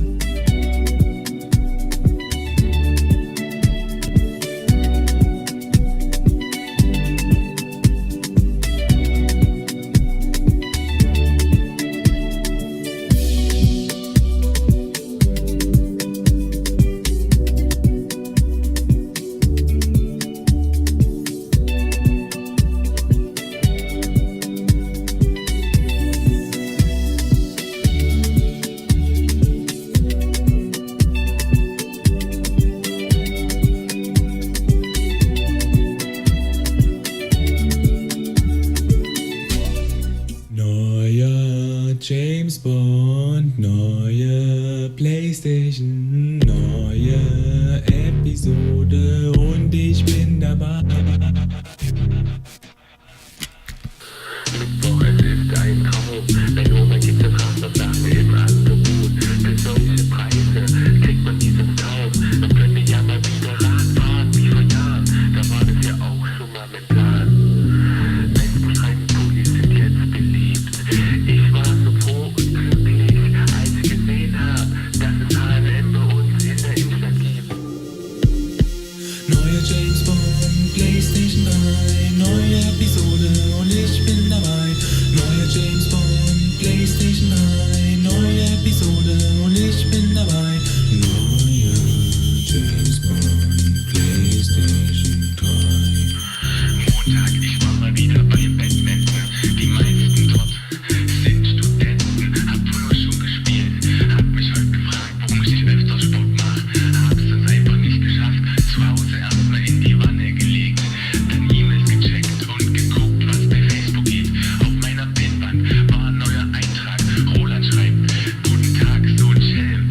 Klickt mich weiter durch mein Freundeskreis. Schreibt Carola, dein neues Bild ist echt heiß. Aber am besten gefällst du mir noch live. Doppelpunkt, Minus, Klammer zu. Punkt. Neuer James Bond, PlayStation 3, neue Episode und ich bin dabei.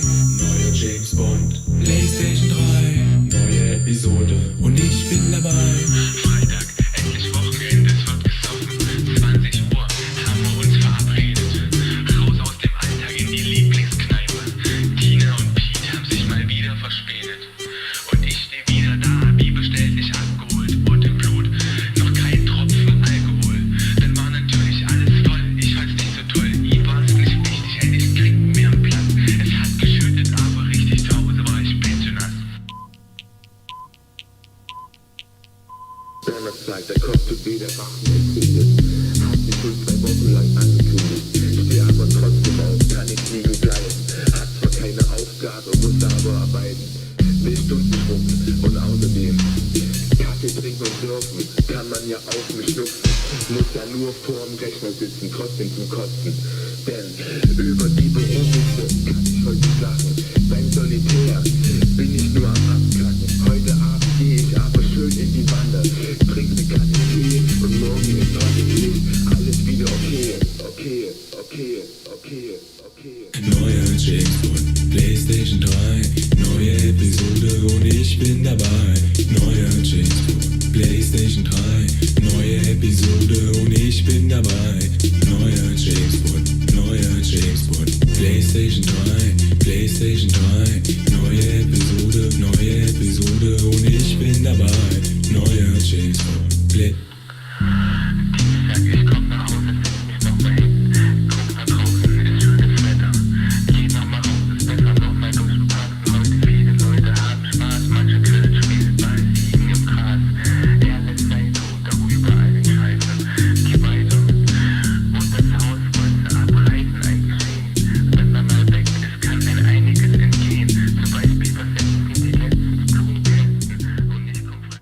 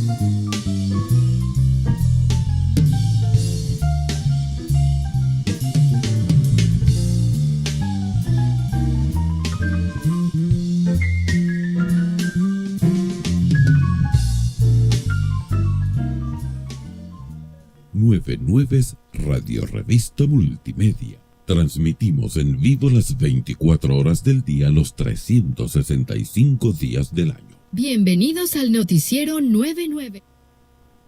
Estamos en vivo, en directo desde la Ciudad de México. A continuación, los titulares. This is DW News, our top stories. U.S. President Donald Trump has signed 2 executive orders aimed at restricting birthright citizenship and cracking down on so-called birth tourism. The measures advance a key immigration objective for the White House after an earlier effort was blocked by the Supreme Court. The orders represent the administration's latest attempt to reshape immigration policy after setbacks in the courts. President Volodymyr Zelensky says Ukraine drones hit oil infrastructure in Russia's Yaroslav and Bashkortostan regions on Thursday. Kiev says it's intensifying attacks on strategic energy targets in an effort to weaken Russia's wartime economy. In Ukraine, Russian strikes on Dnipropetrovsk and Kharkiv regions killed at least 7 people. The U.S. Senate committee has voted to hold former top health official Anthony Fauci in contempt of Congress and refer the matter to the Justice Department for possible prosecution. The move follows Fauci's refusal to answer questions at a hearing last week on the COVID-19 pandemic. Fauci denies any wrongdoing and claims the process is politically motivated.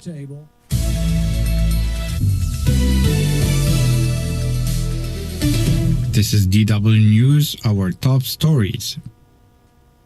U.S. President Donald Trump has signed 2 executive orders aimed at restricting birthright citizenship and cracking down on so-called birth tourism. The measures advance a key immigration objective for the White House after an earlier effort was blocked by the Supreme Court. The orders represent the administration's latest attempt to reshape immigration policy after setbacks in the courts. President Volodymyr Zelensky says Ukraine drones hit oil infrastructure in Russia's Yaroslav and Bashkortostan regions on Thursday. Kiev says it's intensifying attacks on strategic energy targets in an effort to weaken Russia's wartime economy. In Ukraine, Russian strikes on Dnipropetrovsk and Kharkiv regions killed at least 7 people. The U.S. Senate committee has voted to hold former top health official Anthony Fauci in contempt of Congress and refer the matter to the Justice Department for possible prosecution.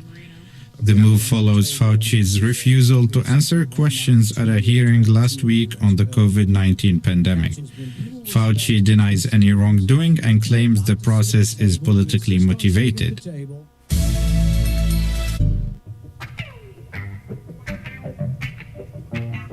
Hola, soy Alejo Shapire y les propongo seguirme en Algo que Decir, más que un programa, un diálogo abierto en Radio Francia Internacional con quienes tratan de comprender el mundo donde quiera que estén. Un momento de reflexión sobre las ideas y las realidades que tejen la actualidad. Algo que Decir, una cita con RFI en esta radio amiga y en su versión podcast presente en todas las plataformas digitales.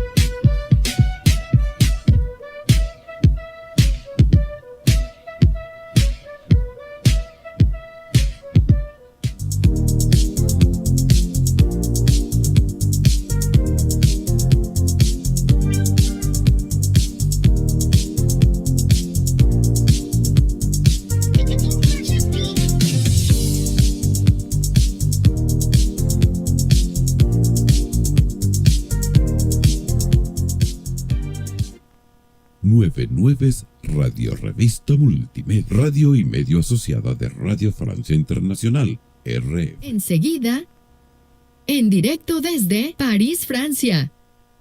La política, la cultura, la economía, el deporte, la ciencia y todos los temas de la actualidad mundial desde los estudios de Radio Francia Internacional en París. A continuación, desde la capital francesa, el noticiero de RFI.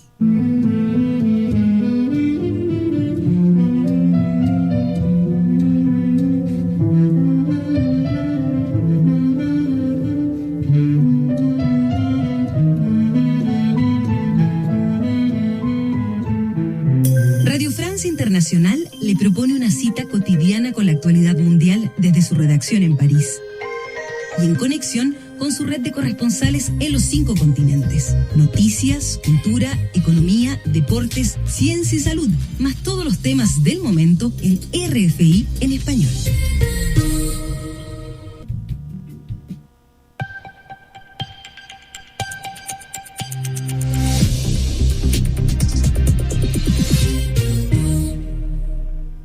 Radio Francia Internacional, hoy es 7 de agosto, son las 6 en París. En los controles, Alan Vidal. Empezamos con los titulares. Leticia Fuentes. Arrancan los actos de investidura del nuevo presidente de Colombia, Abelardo de la Espriella. De la Espriella asume el cargo rompiendo con la tradición de celebrar la toma de posesión en Bogotá y lo hace en Cali, hasta donde nos iremos con nuestro corresponsal Rodrigo Sedano. La crisis migratoria de Ceuta desata una crisis también diplomática entre España e Italia. El gobierno español avisó este viernes a Italia de que implementará medidas proporcionales si Roma no retira antes del fin del domingo los controles en la frontera con España implementados tras el inicio de la crisis en Ceuta. Italia ha respondido a la advertencia, se lo contamos más adelante.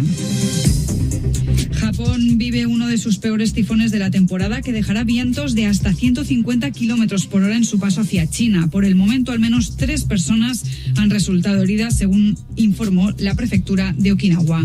Estos son los titulares del día. Comenzamos con las noticias. RFI.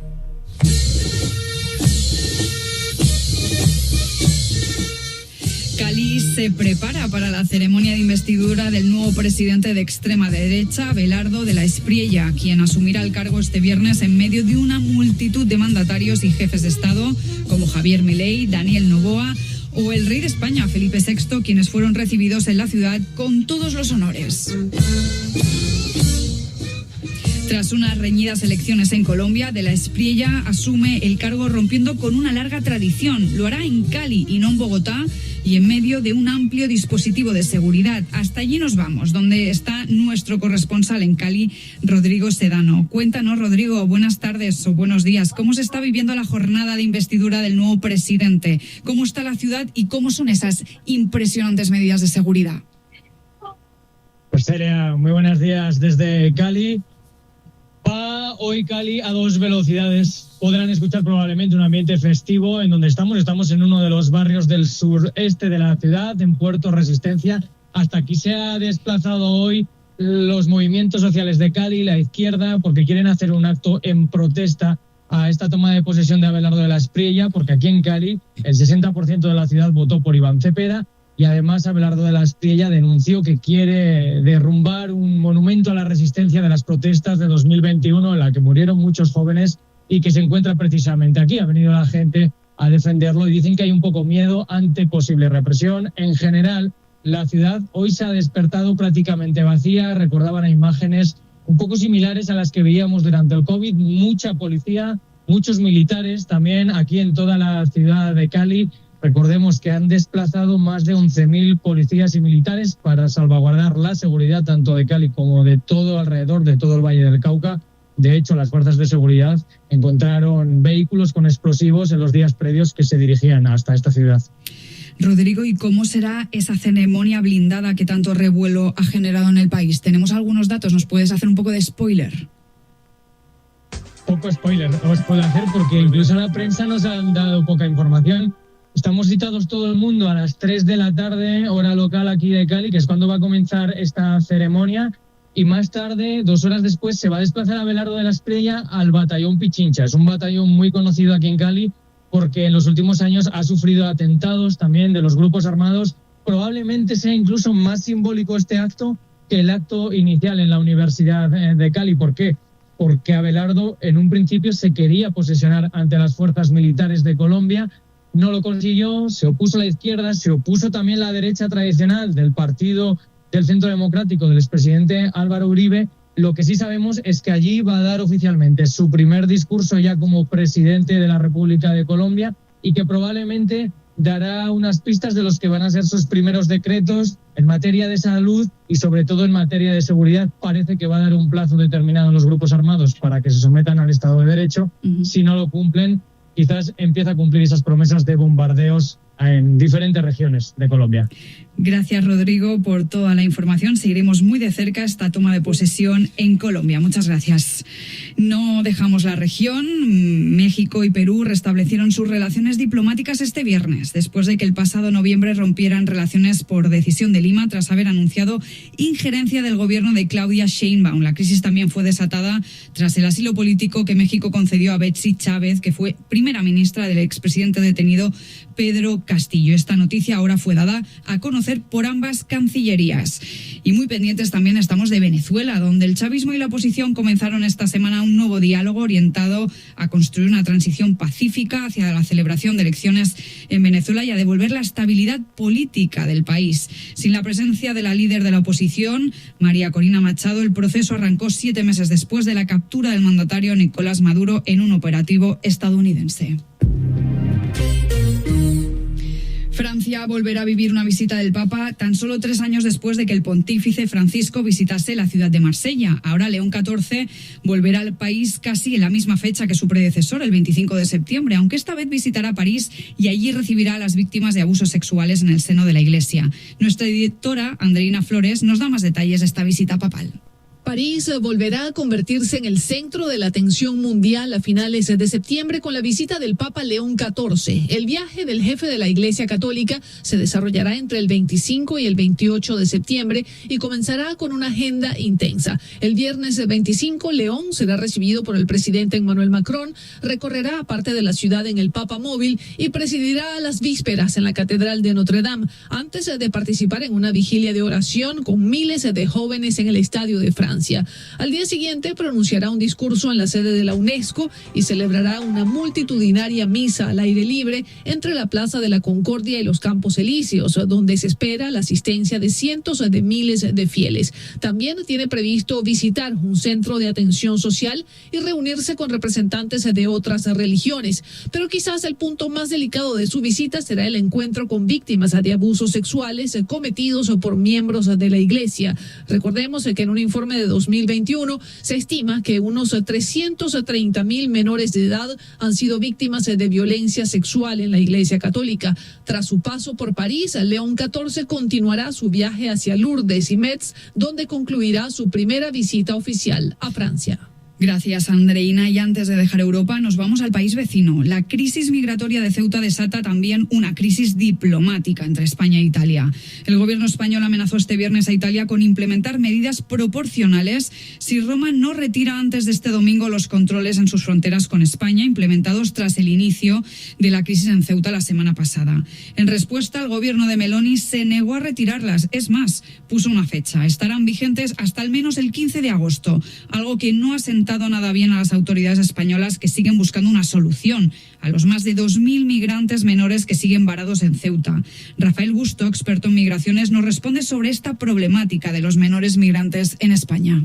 El tema de los menores no acompañados, ¿cuál es? La legislación española es también un poco distinta a la de otros países y en donde hay bastante incomprensión, ¿no? Sobre todo de gobiernos conservadores que no entienden que España no devuelva a los menores no acompañados, ¿no? Y eso es una cosa, bueno, una cuestión de derechos humanos en la que España creo que tiene un estándar de cumplimiento más elevado y que el resto de países no, y sobre todo las extremas derechas, han hecho de esto una gran causa, ¿no? El tema de los menores, ¿no? Creo que la situación está bastante controlada, ya sabes que prácticamente no quedaban más de 1.500 o o 1.000 personas en Ceuta, que la gran mayoría ya han regresado a Marruecos, y precisamente los que quedan son menores, ¿no? Y ese es un tema controvertido también dentro de España, entre las comunidades autónomas, por función de los partidos y quién gobierna, ¿no? Pero es una cuestión de la que España es garantista, porque garantiza a los menores los derechos de los menores, ¿no? Y en ese sentido es curioso que la Unión Europea quiera ir hacia atrás en materia de derechos. Sobre esto, el fiscal general de España alertó a los gobiernos de las comunidades autónomas que actuará de oficio en caso de que se nieguen a acoger a estos jóvenes. Por ley, las autonomías están obligadas a distribuirse a los migrantes de manera equitativa.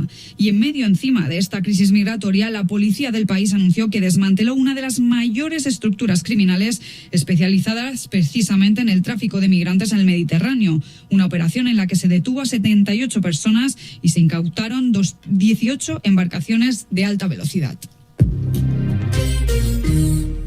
Arabia Saudita, Pakistán y Turquía se han visto las caras este viernes en Jeddah, donde firmaron un acuerdo de defensa mutuo. Con este pacto, bautizado como Acuerdo de Defensa Conjunto de la Meca, buscan fortalecer sus lazos de seguridad en un contexto de guerra entre Estados Unidos e Irán que ha involucrado a los países del Golfo, y dejan claro que cualquier ataque a partir de ahora a alguno de estos países será entendido como un ataque contra todos los firmantes. Pero ¿por qué se firma ahora este acuerdo? Xavier Guignard, investigador, responde para los micrófonos de Radio Francia Internacional. ¿Que por qué ahora?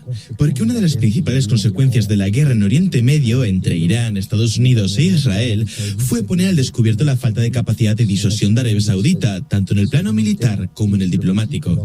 En el plano militar, la respuesta fue el acuerdo de cooperación firmado en septiembre de 2025 con Pakistán, un acuerdo que en realidad comenzó a activarse después de los bombardeos iraníes contra territorio saudí, con el despliegue de aviones de combate pakistaníes estacionados en Arabia Saudita. Y en el plano diplomático, la respuesta fue otra alianza, el llamado Cuarteto Islamista, compuesto por Egipto, Pakistán, Turquía y Arabia Saudita, con el objetivo de ganar peso en las negociaciones para una salida al conflicto en la región. Este nuevo acuerdo constituye una síntesis de estos dos acuerdos anteriores. Por un lado, amplía el acuerdo de defensa y, por otro, convierte a Turquía en un socio privilegiado de Arabia Saudita en el desarrollo de su industria de defensa. Ahí escuchábamos al investigador Xavier Guignard y nos vamos a Japón. El país vive uno de los peores tifones de la temporada, que dejarán vientos de hasta 150 kilómetros por hora en su paso hacia China. Por el momento, al menos 3 personas han resultado heridas, según informó la prefectura de Okinawa.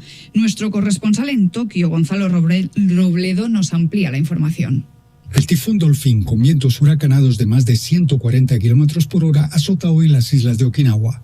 El tifón número 13 del año ha provocado la cancelación de 470 vuelos programados para despegue y aterrizaje en esta región suroccidental, situada a unos 1.600 kilómetros de Tokio. 2 centenares de personas se encuentran alojadas en centros de evacuación. En las redes sociales circulan imágenes tomadas por residentes donde se ve el cielo emblanquecido por ráfagas de agua que sacuden con fuerza árboles, techos y postes del tendido eléctrico.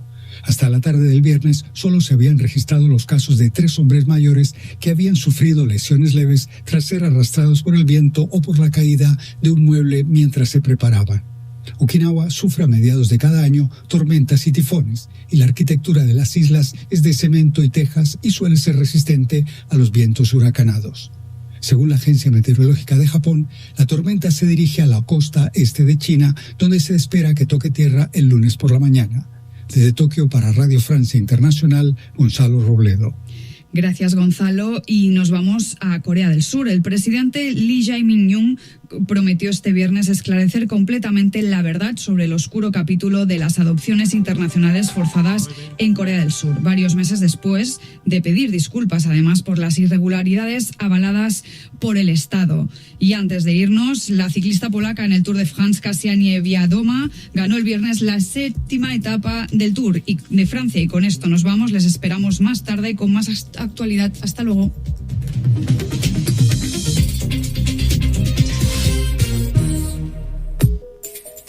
¿Eres arquitecto y has entregado una obra en el último año en Argentina, Bolivia, Chile, Paraguay o Uruguay? Puedes postularte al premio Radio Francia Internacional Radio Cultura al Fomento de las Artes, edición 2026, especial arquitectura. Encontrarás las bases y condiciones en nuestra página web rfimundo.com. Radio Francia Internacional. Enfoque. Abelardo de la Espriella asume hoy la presidencia de Colombia, pero no lo hace en la capital, sino en la ciudad de Cali, rompiendo con la tradición. ¿El porqué del cambio? Rafael Morán lo habló con un politólogo en Bogotá. Lo escuchemos. Tras una serie de polémicas sobre el lugar de la ceremonia, Abelardo de la Espriella, el candidato de la derecha trumpista, quien triunfó en la elección presidencial, asumirá su cargo en Cali y no en la capital colombiana, una decisión que nos sorprende al politólogo Andrés Dávila, de la Universidad Javeriana de Bogotá. De la Espriella sigue un poco en la tónica que va a tener, creo yo, su gobierno en un comienzo, que es romper con las formas existentes, con los lugares desde donde se gobernaba, y eso, digamos, en principio como un símbolo de que él no es parte de la política tradicional, de que él es un outsider, que la verdad para mí no lo es tanto, por de dónde proviene y la cantidad de relaciones que ha tenido con políticos, narcotraficantes y paramilitares. Pero él lo que está tratando de demostrar es eso. Su campaña es una campaña muy diferente. Si tú vuelves al discurso del día que ganó, eso es como una puesta en escena de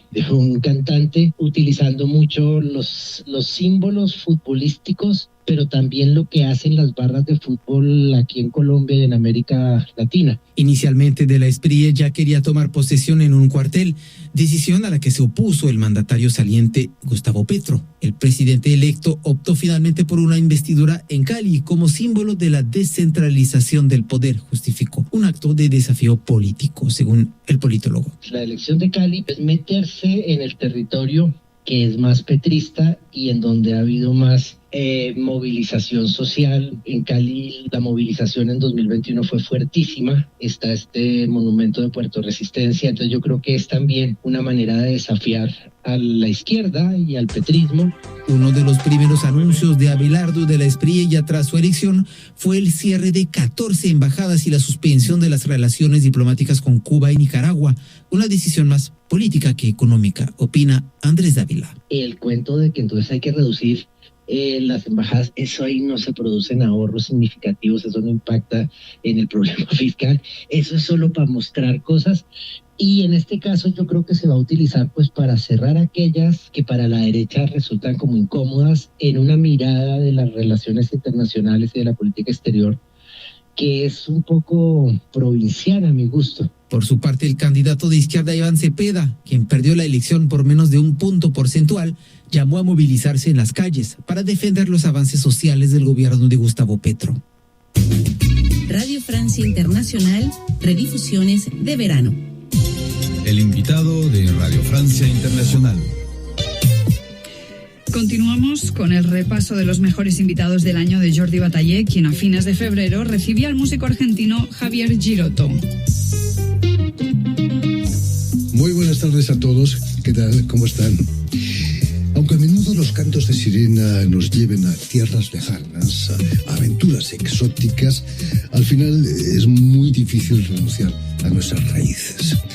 Es el caso de nuestro invitado de hoy, el saxofonista argentino Javier Girotto, quien presenta un nuevo álbum a dúo con el pianista Jean-Pierre como Parfum d'Azur, Perfume de Azur, pero no renuncia tampoco al tango o al folclore que corre por sus venas, como en esta chacarera del asador.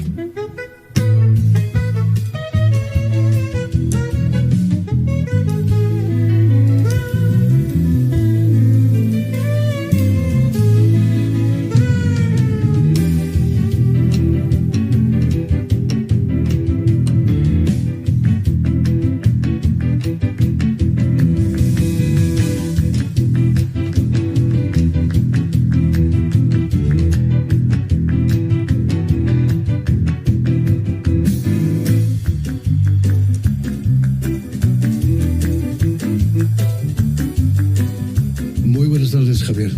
Muy buenas tardes. Bienvenido a Radio Francia Internacional. Gracias de la invitación. Hay cosas que llevamos en los genes, ¿no? Como el folclore o el tango para un argentino, lo lleváis en la sangre.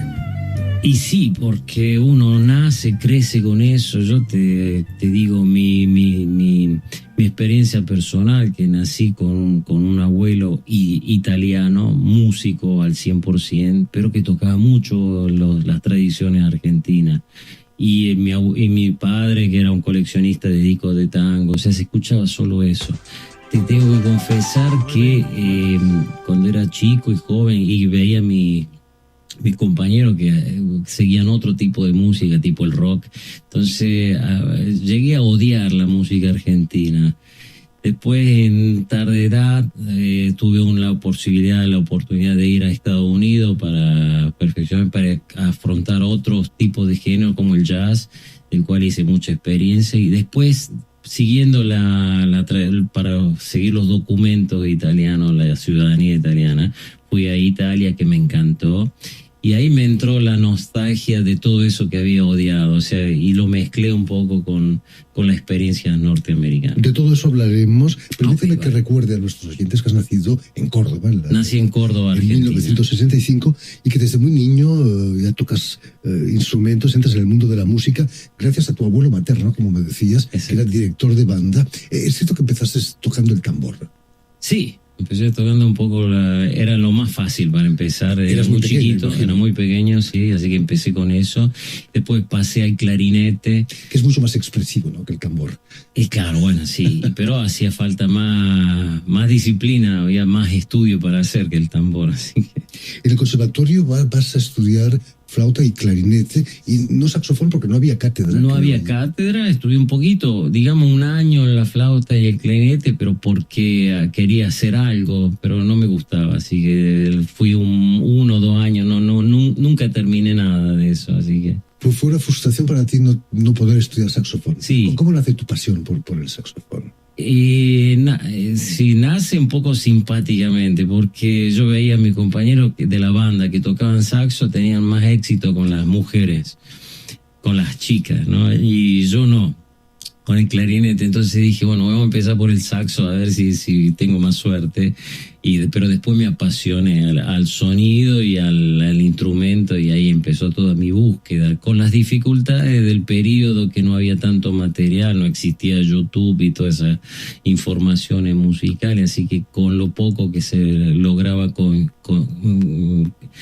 obtener para estudiar o para escuchar y para ver qué camino tomar, ¿no? Vas a tocar en esas bandas juveniles en los años 70, en plena dictadura. Imagino que la música militar estaba más que presente, ¿no? Era mucha música militar y se alternaba con música tradicional argentina, sí. No quiero decir que soy marxista, pero sí soy grouchista, marxista, algo que la dictadura, imagino que no sé si estaba permitido. Y dijo algún día Groucho Marx que la justicia militar es a la justicia lo que la música militar a la música, ¿no? Claro. Mira, después está la cuestión esta, un poco la he vivido, aunque si era chico, lo he vivido ese periodo, porque al final las personas que me introducían en el mundo musical tenían el doble de la edad mía, y algunos de ellos son desaparecidos, o sea que digamos que he vivido esa cuestión inconscientemente. Terrible, ¿no? Llegada a la democracia, tenías...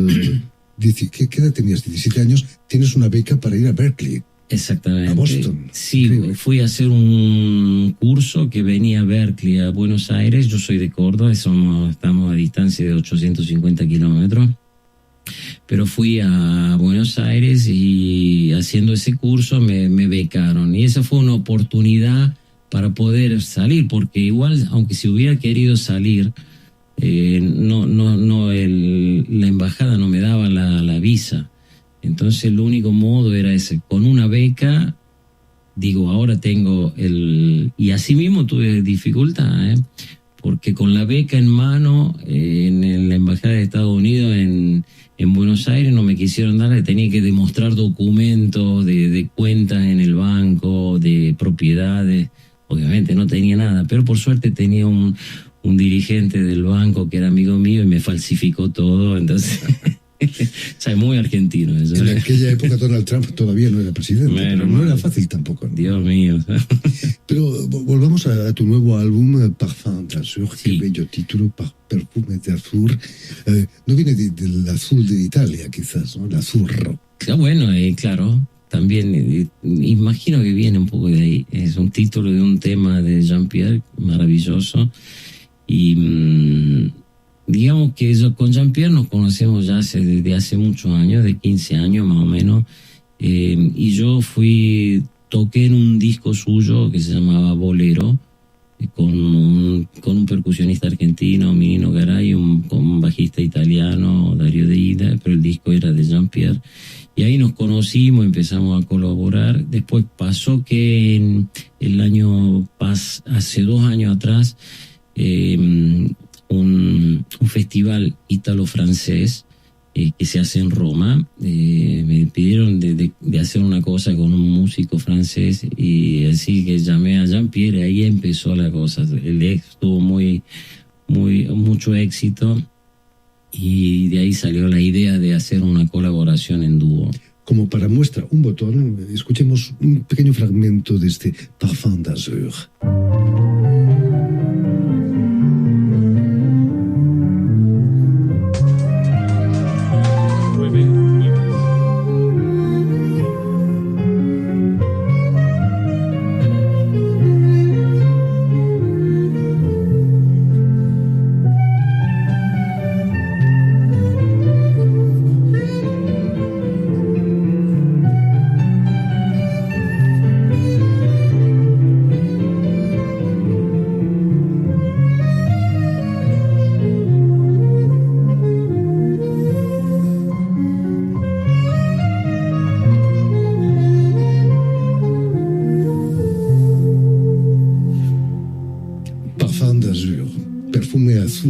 Sí. El azul está muy identificado con el blues, con el jazz, ¿no? Finalmente. Sí, totalmente.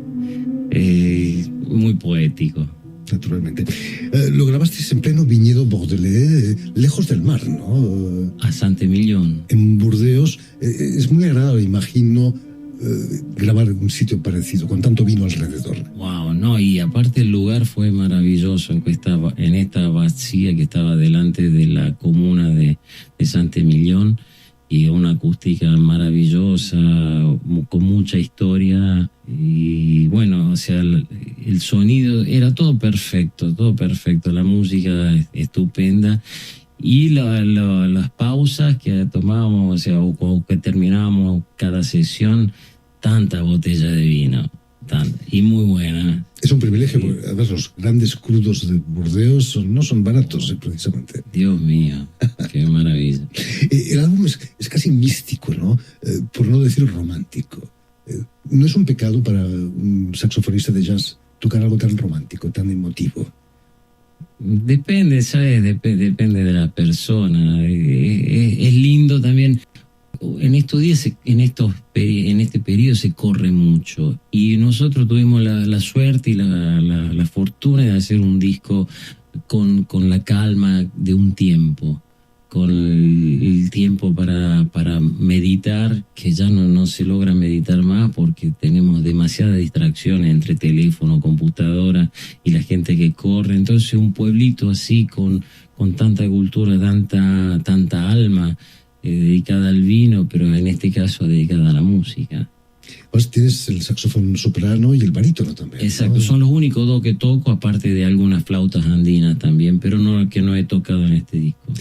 Es quizás el instrumento más expresivo de viento, ¿no? Más que el clarinete, quizás. El soprano. El saxofón soprano. Y al final sí, el instrumento que me pertenece mucho, y bueno, después toco el barítono. Originariamente elegí estos dos instrumentos porque en los años 70 y 80 eran los menos explotados como timbres, y yo quería buscar algo personal y nuevo, o sea, entonces dije, vamos a empezar por estos instrumentos que son más raros. El saxofón soprano recuerda un poco al clarinete. ¿Es difícil pasar del clarinete al saxofón soprano? No dificilísimo, pero son distintos. En parte son distintos. La digitación al menos no es tan complicada como la digitación del saxo es octava y la digitación del clarinete por décimas. ¿Y la manera de soplar allí es...? No, eso se parece mucho. En fin, pues ya lo saben, el álbum Parfum d'Azur, Perfume Azul, con Jean-Pierre Como al piano y Javier Giotto al saxofón, estarán en las tiendas el próximo 25 de marzo, si no me equivoco. Muchísimas gracias, Javier, por haber estado. Muchísimas gracias a ustedes. Mucho éxito con este álbum. Permíteme también que dé las gracias a Robin Cussenot y a Jérémy Boucher, quienes han ocupado hoy de la realización del programa, y a ustedes. Muchísimas gracias por su atención y les damos cita para una nueva edición de El Invitado de Radio Francia Internacional.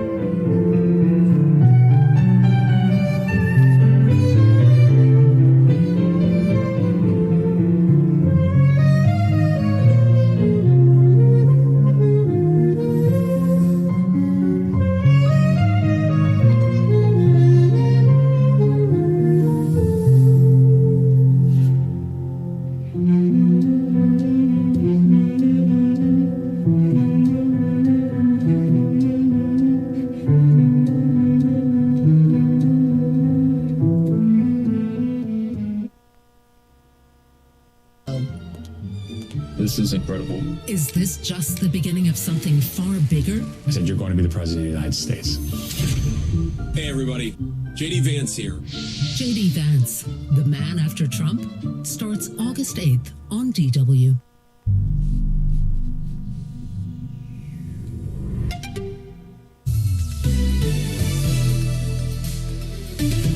This is DW News, our top stories.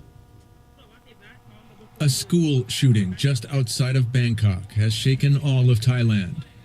Students were fleeing the school grounds as security and ambulances rushed to the scene. The suspect took deadly aim at students and teachers before apparently being cornered and taking his own life. Ahead of the incident, police say he killed two of his grandparents at their home. A judge in the U.S. state of New Mexico has ordered the parent company of Instagram and Facebook to pay more than $500 million. The court found Meta is to blame for harm to teenagers and creating a public nuisance. Meta, whose revenues were over $200 billion last year, says it will appeal. President Volodymyr Zelensky says Ukrainian drones hit Russian oil infrastructure northeast of Moscow and near the border with Kazakhstan on Thursday. Kyiv says it's intensifying attacks on strategic energy targets, hoping to weaken Russia's wartime economy. In eastern Ukraine, Russian strikes killed at least 7 people.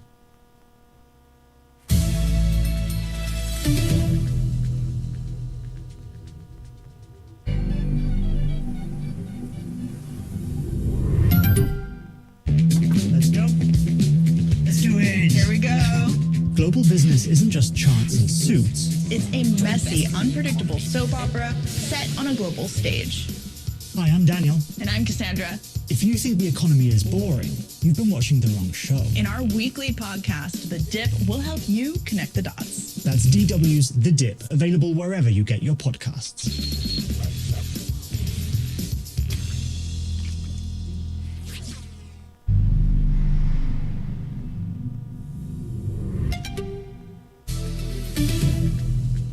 Iran says that it's in the final stages of drafting an agreement with Oman on shipping routes through the Strait of Hormuz. Now, the two countries are on opposite sides of the narrow waterway. It's a waterway which carries about a fifth of the world's oil and gas sold. Reports suggest that under the agreement, Tehran would have control over ships entering the Persian Gulf through the strait, while Oman would oversee outbound shipping. Now, if the deal goes through, it would signal a major shift in the balance of regional power in Tehran's favor. So is a deal to reopen the strait imminent? How confident should we be? I asked Middle East analyst Megan Sutcliffe. Well, I would say that given that we have not had any official statements from Oman or from the United States regarding any potential agreement with Iran, that at most we should evaluate these reports with cautious optimism, but not necessarily confidence. Over the past few days, Iran has repeatedly stated that negotiations with Oman on reopening the Strait of Hormuz are progressing, and that indeed a final statement is forthcoming. But this is not a guarantee of progress or indeed of de-escalation with the United States. The situation remains extremely tense, and the next few days will be absolutely key in determining whether or not this vital global trade artery reopens in good time. All right, joining me now is Alan Ayer. He spent almost 4 decades in the U.S. government. He was a core member of the U.S. team that negotiated the 2015 nuclear agreement with Iran. He's now a distinguished diplomatic fellow at the Middle East Institute. Alan, it's good to have you back on the program.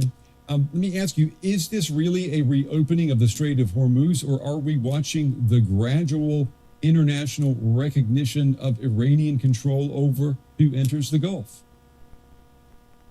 Great question, Brent. And the word reopening implies that we're returning to a previous state before the February 28th kickoff of the war. That's not the case. It's going to be a reopening, or at least a partial reopening, if this Strait of Hormuz deal gets done, but it will be under Iranian control, and it will take a long time before maritime volumes get back to that pre-war level of 130 ships a day. So it's baby steps, best case. Washington has insisted that the strait must remain open, free of Iranian control, and without mandatory fees. Iran has sought authority over incoming ships and reportedly discussed charging vessels according to the value of their cargo. Who now has to back down? The U.S. has to back down in all probability, Brent. That ship, no pun intended, has sailed. Iran is going to have operational control of the Strait of Hormuz. They're not necessarily seeking to monetize it right off the bat. The first 30, 60 days, they might say no tolls or service charges. What's key for them is the strategic deterrence of having operational control of the strait.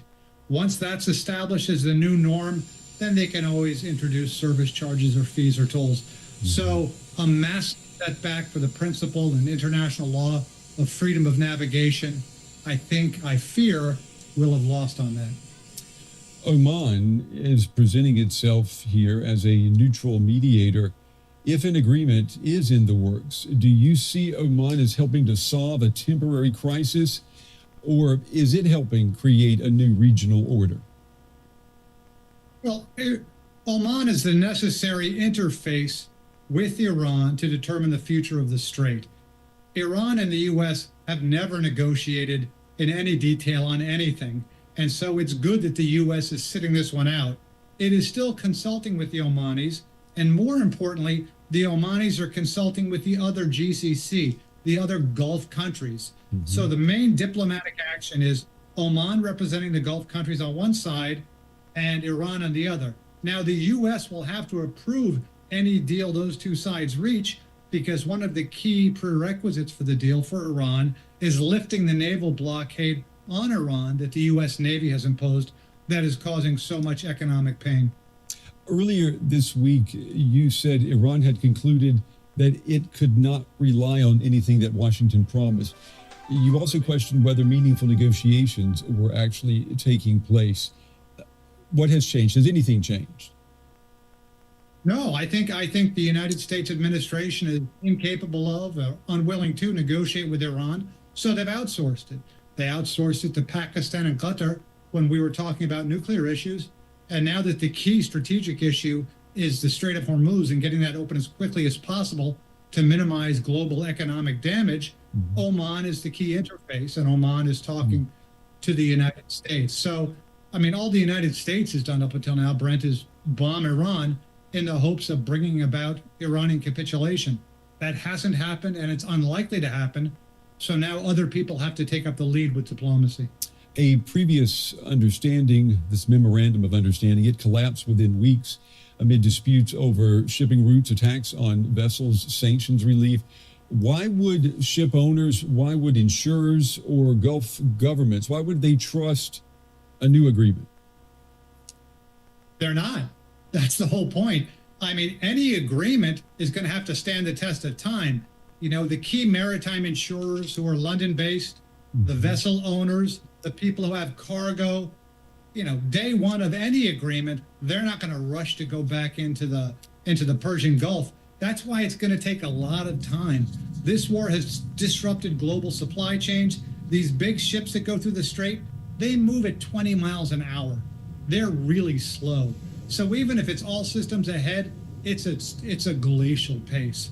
But you're quite right, Brent, is that it's going to take a track record of months and months and months of nothing bad happening to ships going through the strait for the numbers to start building up again. Yeah, it's going to be a slow process, as you say. President Trump, he began this war, we all remember, demanding Iran's unconditional surrender. Could he now present an agreement that gives Tehran formal influence over the Strait of Hormuz as an American victory? Well, he can present it any way he wants. You know, there's what's the phrase, putting lipstick on a pig? Mm-hmm. That could happen. The underlying reality is that we have lost the, what we call the Hormuz War, the battle over the future of the Strait of Hormuz. That's in the lost column.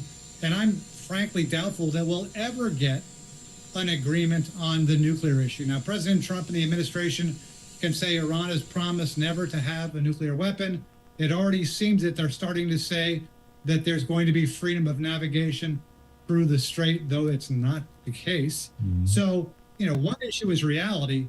The other issue is how both sides, not just the U.S., but Iran, decide to spin it. Nueve Nueves. I'm wondering, too, could an agreement over the Strait of Hormuz, could that provide a bridge to wider negotiations over Iran's nuclear program, or would it merely freeze the most dangerous part of the conflict while leaving the war itself unresolved? That's a key question. It seems to me, Brent, that President Trump just wants to extricate himself from this mess as quickly as possible. Solving the nuclear issue will take serious and sustained negotiations. I was a member of the Obama administration nuclear negotiating team. It took 5 years, and 2 of those was hardcore diplomacy. So it's a real question whether the Trump administration wants to roll up its sleeves and actually put effective diplomatic constraints on Iran's nuclear program, or whether at this point he just wants to declare victory and get the heck out of there. Well, Alan, you've had a lot of experience in Washington. Can you explain why we're not seeing more criticism, even maybe revolting within Washington over what has happened here? Because the U.S. did not go to war to deal with the Strait of Hormuz. The U.S. went to war and created a problem, which is now the Strait of Hormuz. Why are people not angry about that? Well, if you look at the polling of the American people, this is an incredibly unpopular war. I think it's the low 20s. So the vast majority of Americans do not approve of this war and the way President Trump has handled it. Obviously, President Trump has total control of the Republican Party, but even within the Republican Party, we've got midterm elections coming up, and a lot of these Republicans are fearful of the political consequences of a worsening economy, of high gasoline prices, of high diesel prices, of headlines about ceasefires being violated. So although President Trump doesn't seem to be personally concerned, the Republican Party is, but they're not going to say anything out loud. Yeah. But certainly anyone who follows the issue realizes this is a massive strategic blunder. Alan Ayer, always good to have you on the program. We appreciate your insights tonight. As always, thank you. Thank you, Brent.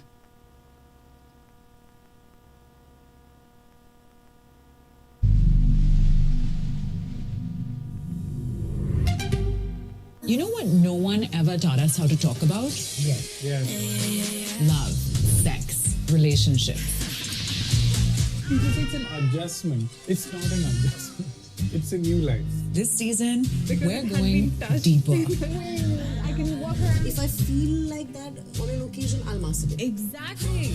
No shame, no filters. Just honest conversations about what we really think, but rarely get to say out loud. I'm Lisa Mangaldas, and I'm back with a brand new season of Love Matters. Tune in wherever you get your podcasts. It starts with a moment, witnessed, impossible to ignore. And suddenly, a story unfolds. We tell stories that take shape under pressure. The only thing that I have left is a VHS tape that my dad filmed for me. Stories where saving lives means risking your own. The mafia needs to know that their time has come. I'm here. We examine conflict from up close. You can feel the planes overhead.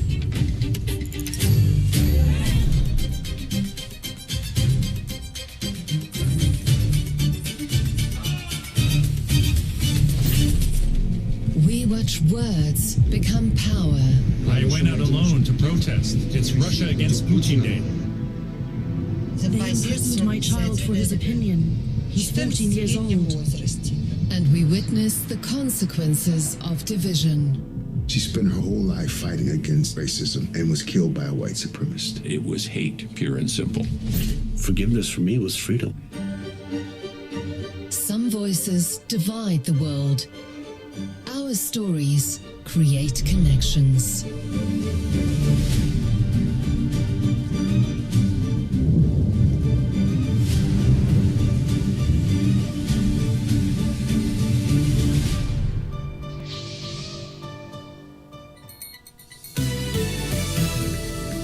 DW News.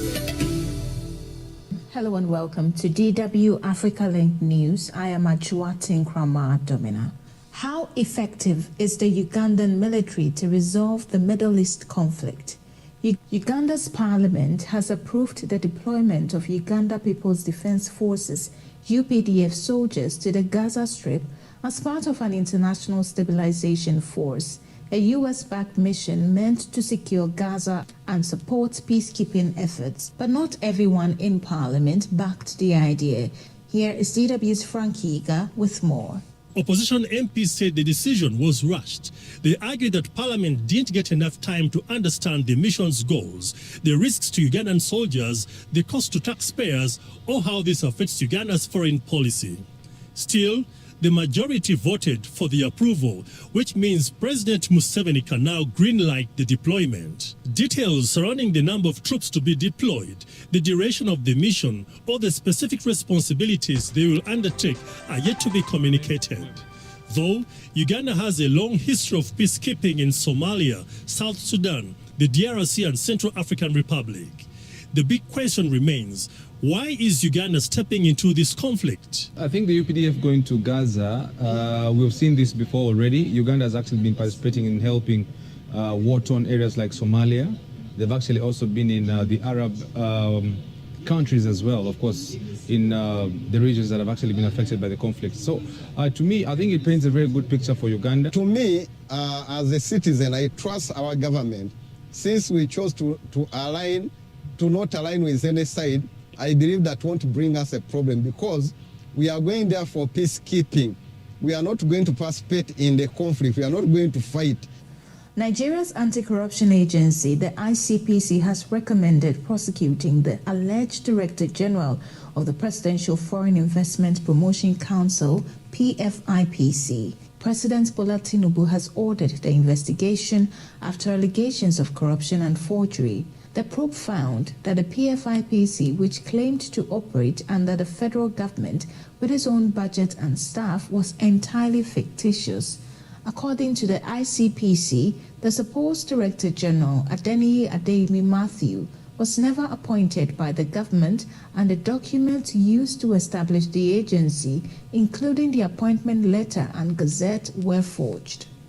Finally, a decision by the Confederation of African Football, CAF, to back FIFA President Gianni Infantino's bid for re-election in March 2027 is intensifying a rift among FIFA members. With 54 of FIFA's 211 member associations, CAF's endorsement holds significant influence. In a statement, CAF thanked Infantino for his, quote, continued support of African football over the years, end of quote, offering the clearest rationale for its decision to align with the Swiss administrator. Beyond CAF, the Mexican Football Federation, FMF, representing one of the three co-hosts of the 2026 World Cup, also issued a statement on Thursday praising Infantino's role in, quote, continuing to drive the development of football through institutional strengthening, end of quote. Despite this show of support, 3 major FIFA power blocs, UEFA, CONCACAF, and the Asian Football Federation, AFC, have voiced opposition to Infantino's continued leadership. Their reservations follow the collapse of a controversial plan in which Infantino sought private investment for a company that would run FIFA competitions, including both the men's and women's World Cups. Whether Infantino can rebuild support ahead of the election remains uncertain. FIFA has said it hopes to restore confidence in the organization after the turbulence triggered by the investment proposal. And that's how we wrap up today's news. Follow us on YouTube, Facebook, and TikTok at DW Africa for more stories. I am Ajua Tinkrama Domina. Thanks for listening.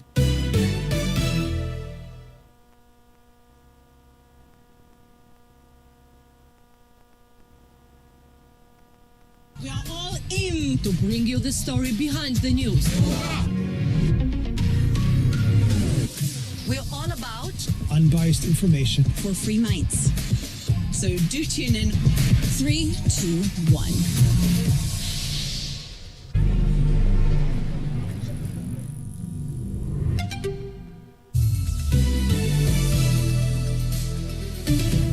This is DW News, our top stories. A school shooting just outside of Bangkok has shaken all of Thailand. Students were fleeing the school grounds as security and ambulances rushed to the scene. The suspect took deadly aim at students and teachers before apparently being cornered and taking his own life.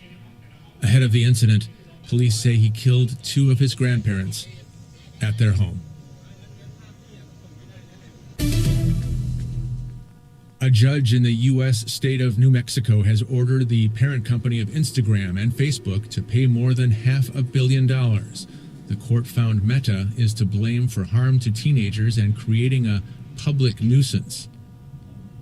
Meta, whose revenues were over $200 billion last year, says it will appeal.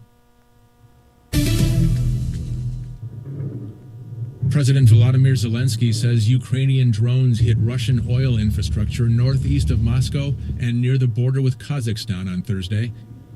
Kyiv says it's intensifying attacks on strategic energy targets, hoping to weaken Russia's wartime economy. In eastern Ukraine, Russian strikes killed at least 7 people.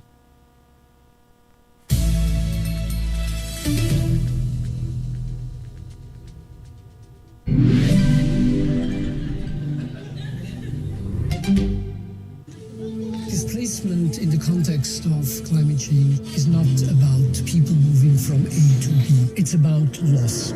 Climate refugees, stories of loss. A global challenge that affects us all. How do we deal with it? Climate Refugees starts August 22nd on DW. 6 years after COVID-19 upended the world and killed more than 1 million Americans, the political fight there over what happened and why is back. And public health experts are asking, what lasting damage is this reckoning doing? Right now, Republicans in Washington have Dr. Anthony Fauci in their sights, the most recognizable face of America's pandemic response. On Thursday, a Senate committee voted to hold Fauci in contempt of Congress and refer him to the Justice Department for potential prosecution over his refusal to answer questions at a hearing last week.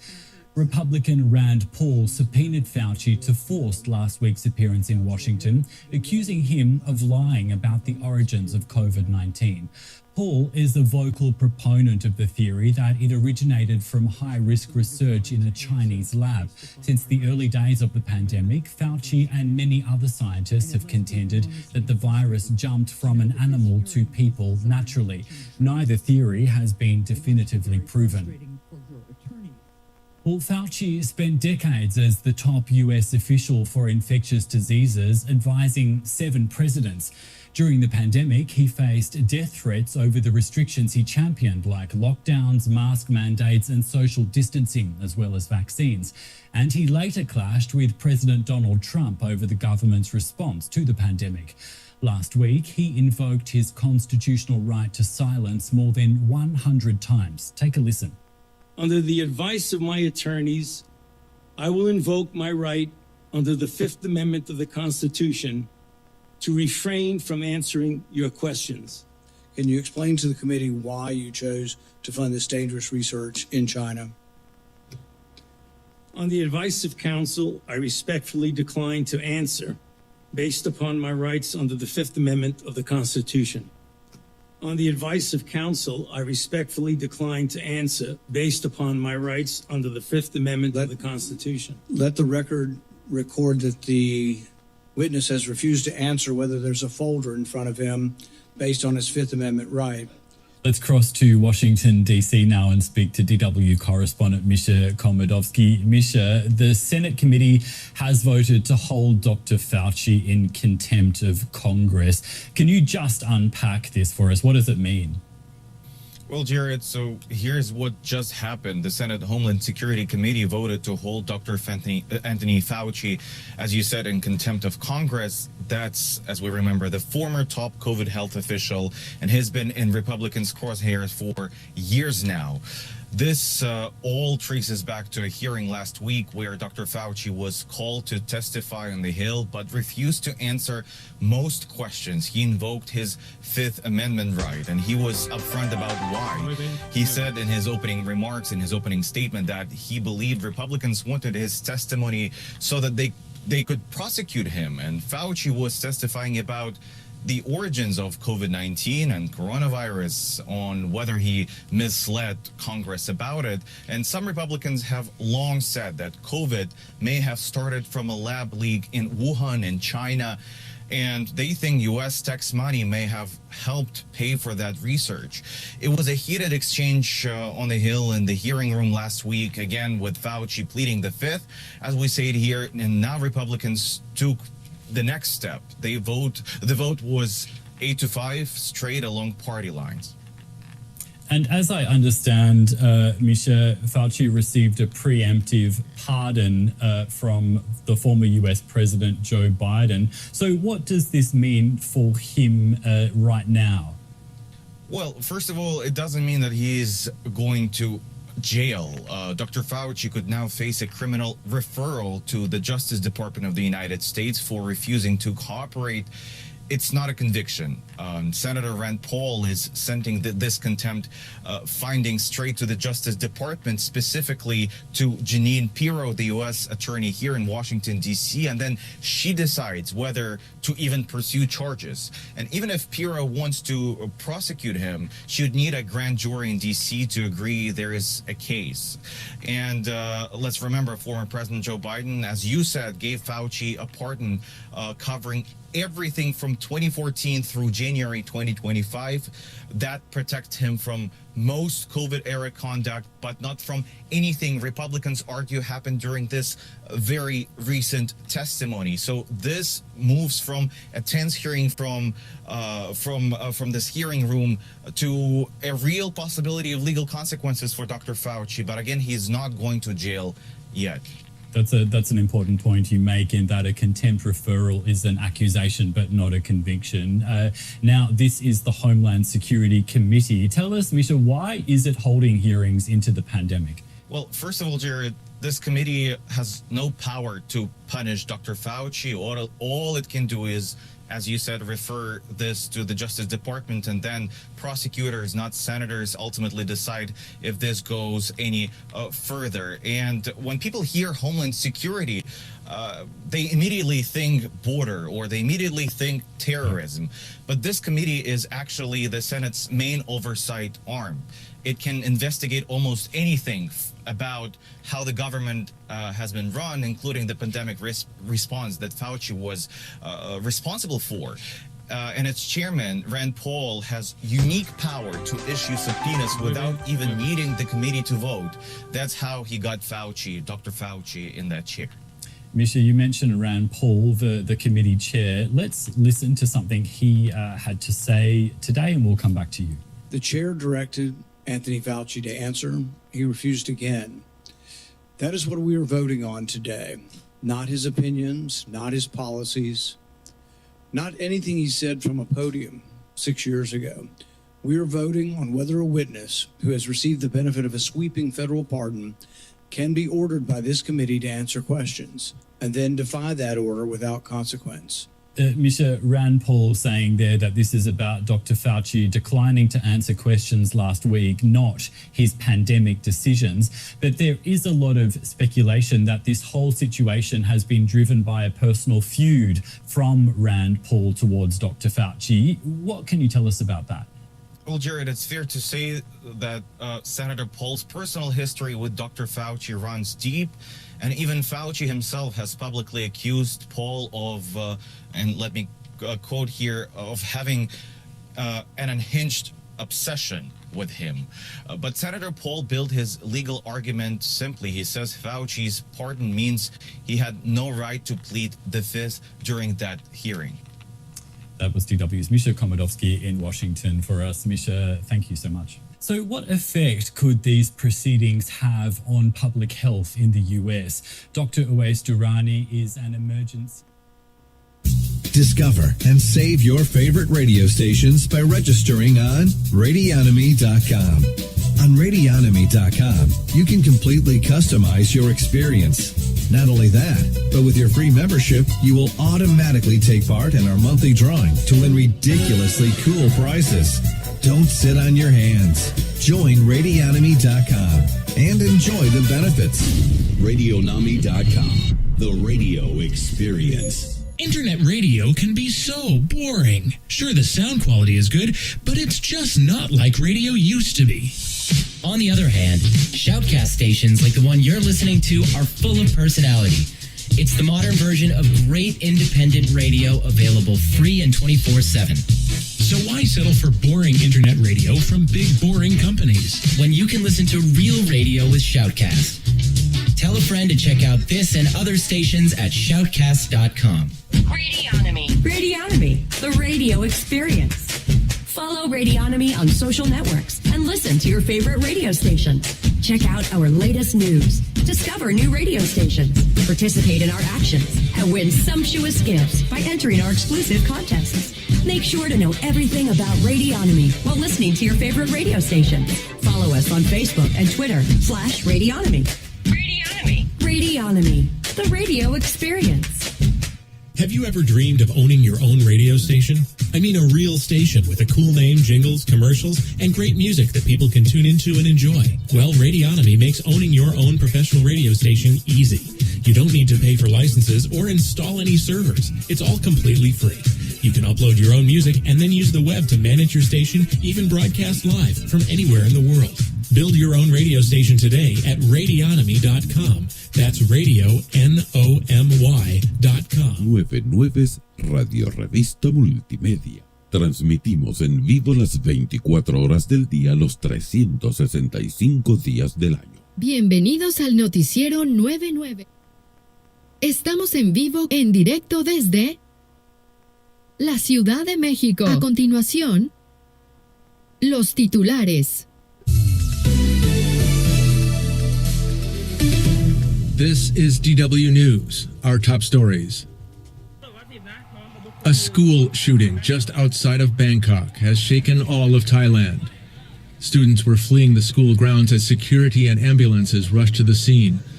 The suspect took deadly aim at students and teachers before apparently being cornered and taking his own life. Ahead of the incident, police say he killed two of his grandparents at their home.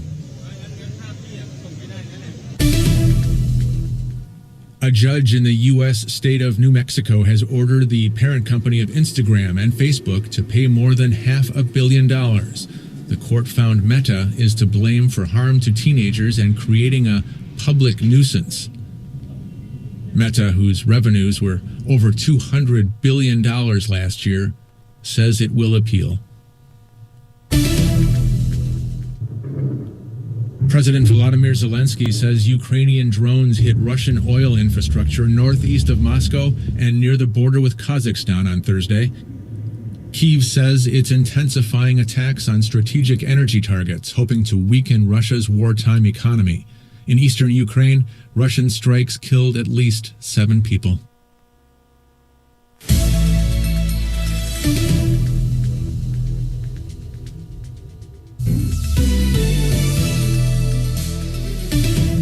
This is DW News, our top stories. Iran says it's in the final stages of drafting an agreement with Oman on shipping routes through the Strait of Hormuz. The two countries are on opposite sides of the narrow waterway, which carries a fifth of the world's oil and gas supply. U.S. President Donald Trump has warned Iran would be hit very hard if the strait does not reopen soon. Ukraine's President Volodymyr Zelensky says his armed forces hit more Russian oil facilities overnight. The drone strikes targeted the Yaroslavl and Bashkortostan regions. Ukraine has ramped up its drone campaign in recent months to undermine Russia's wartime economy. Meanwhile, a Russian drone strike on a railway station in the Ukrainian town of Lozova killed 2 people.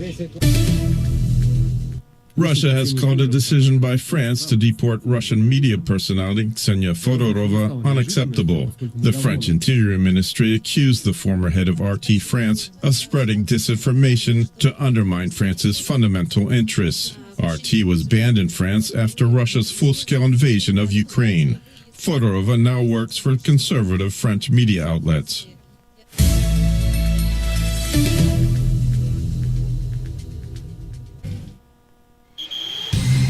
El Deportivo de RFI es el resumen semanal de actualidad deportiva de Radio Francia Internacional. Seguimos lo que pasa en el fútbol, en el tenis, el ciclismo, el rugby, la Fórmula 1 y las grandes citas del deporte como el Mundial de Fútbol, el Tour de Francia, Roland Garros y los Juegos Olímpicos. Lo esencial del deporte en las voces de Carlos Pizarro y de la redacción de RFI.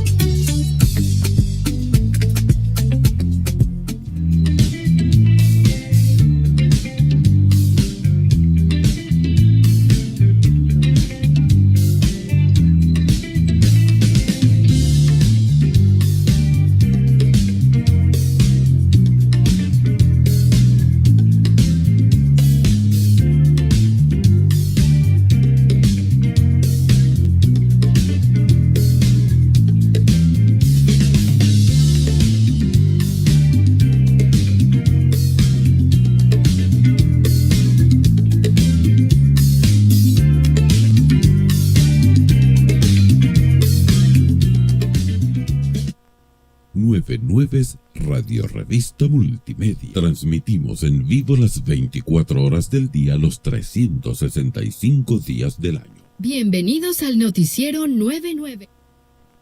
Estamos en vivo, en directo desde la Ciudad de México. A continuación, los titulares.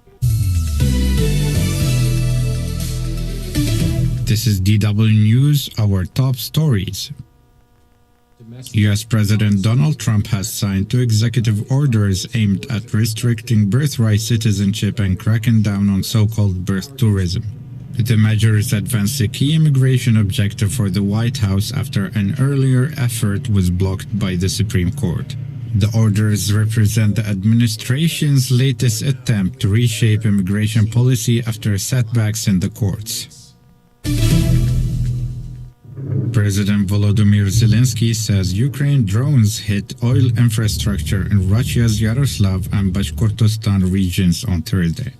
Kiev says it's intensifying attacks on strategic energy targets in an effort to weaken Russia's wartime economy. In Ukraine, Russian strikes on Dnipropetrovsk and Kharkiv regions killed at least 7 people. The U.S. Senate committee has voted to hold former top health official Anthony Fauci in contempt of Congress and refer the matter to the Justice Department for possible prosecution. The move follows Fauci's refusal to answer questions at a hearing last week on the COVID-19 pandemic.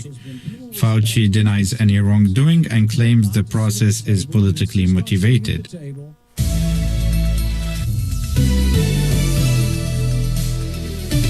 This is DW News, our top stories.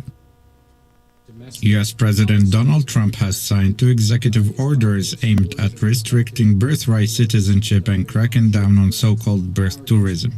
The measures advance a key immigration objective for the White House after an earlier effort was blocked by the Supreme Court.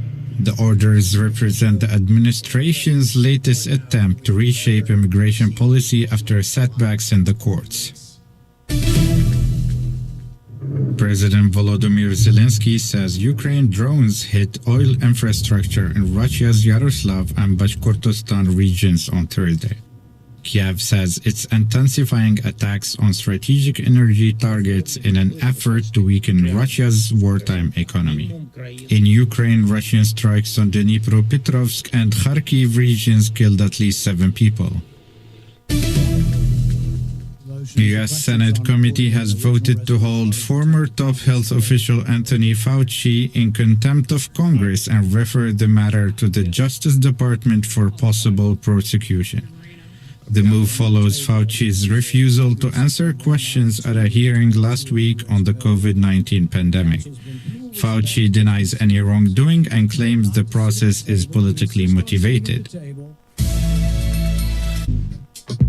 Vida en el Planeta es un espacio de Radio Francia Internacional dedicado al mundo en que vivimos, visto desde todos los ángulos. Soy Silvia Celi y junto a la redacción en París les proponemos una reflexión semanal sobre las sorpresas que nos reservan nuestro mundo y sus más de 7.000 millones de habitantes. Vida en el Planeta, un programa de RFI.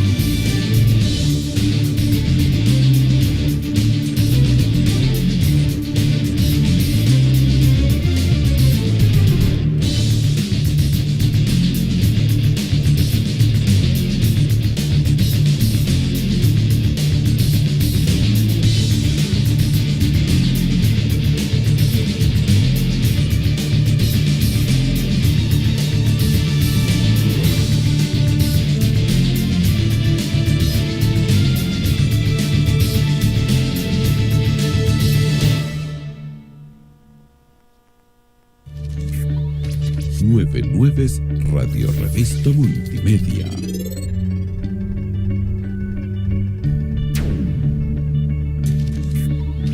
Nueve Nueves Radio Revista Multimedia. Radio y medio asociada de Radio Francia Internacional, RFI. Visite nuestro sitio de internet www.nuevenueves.com.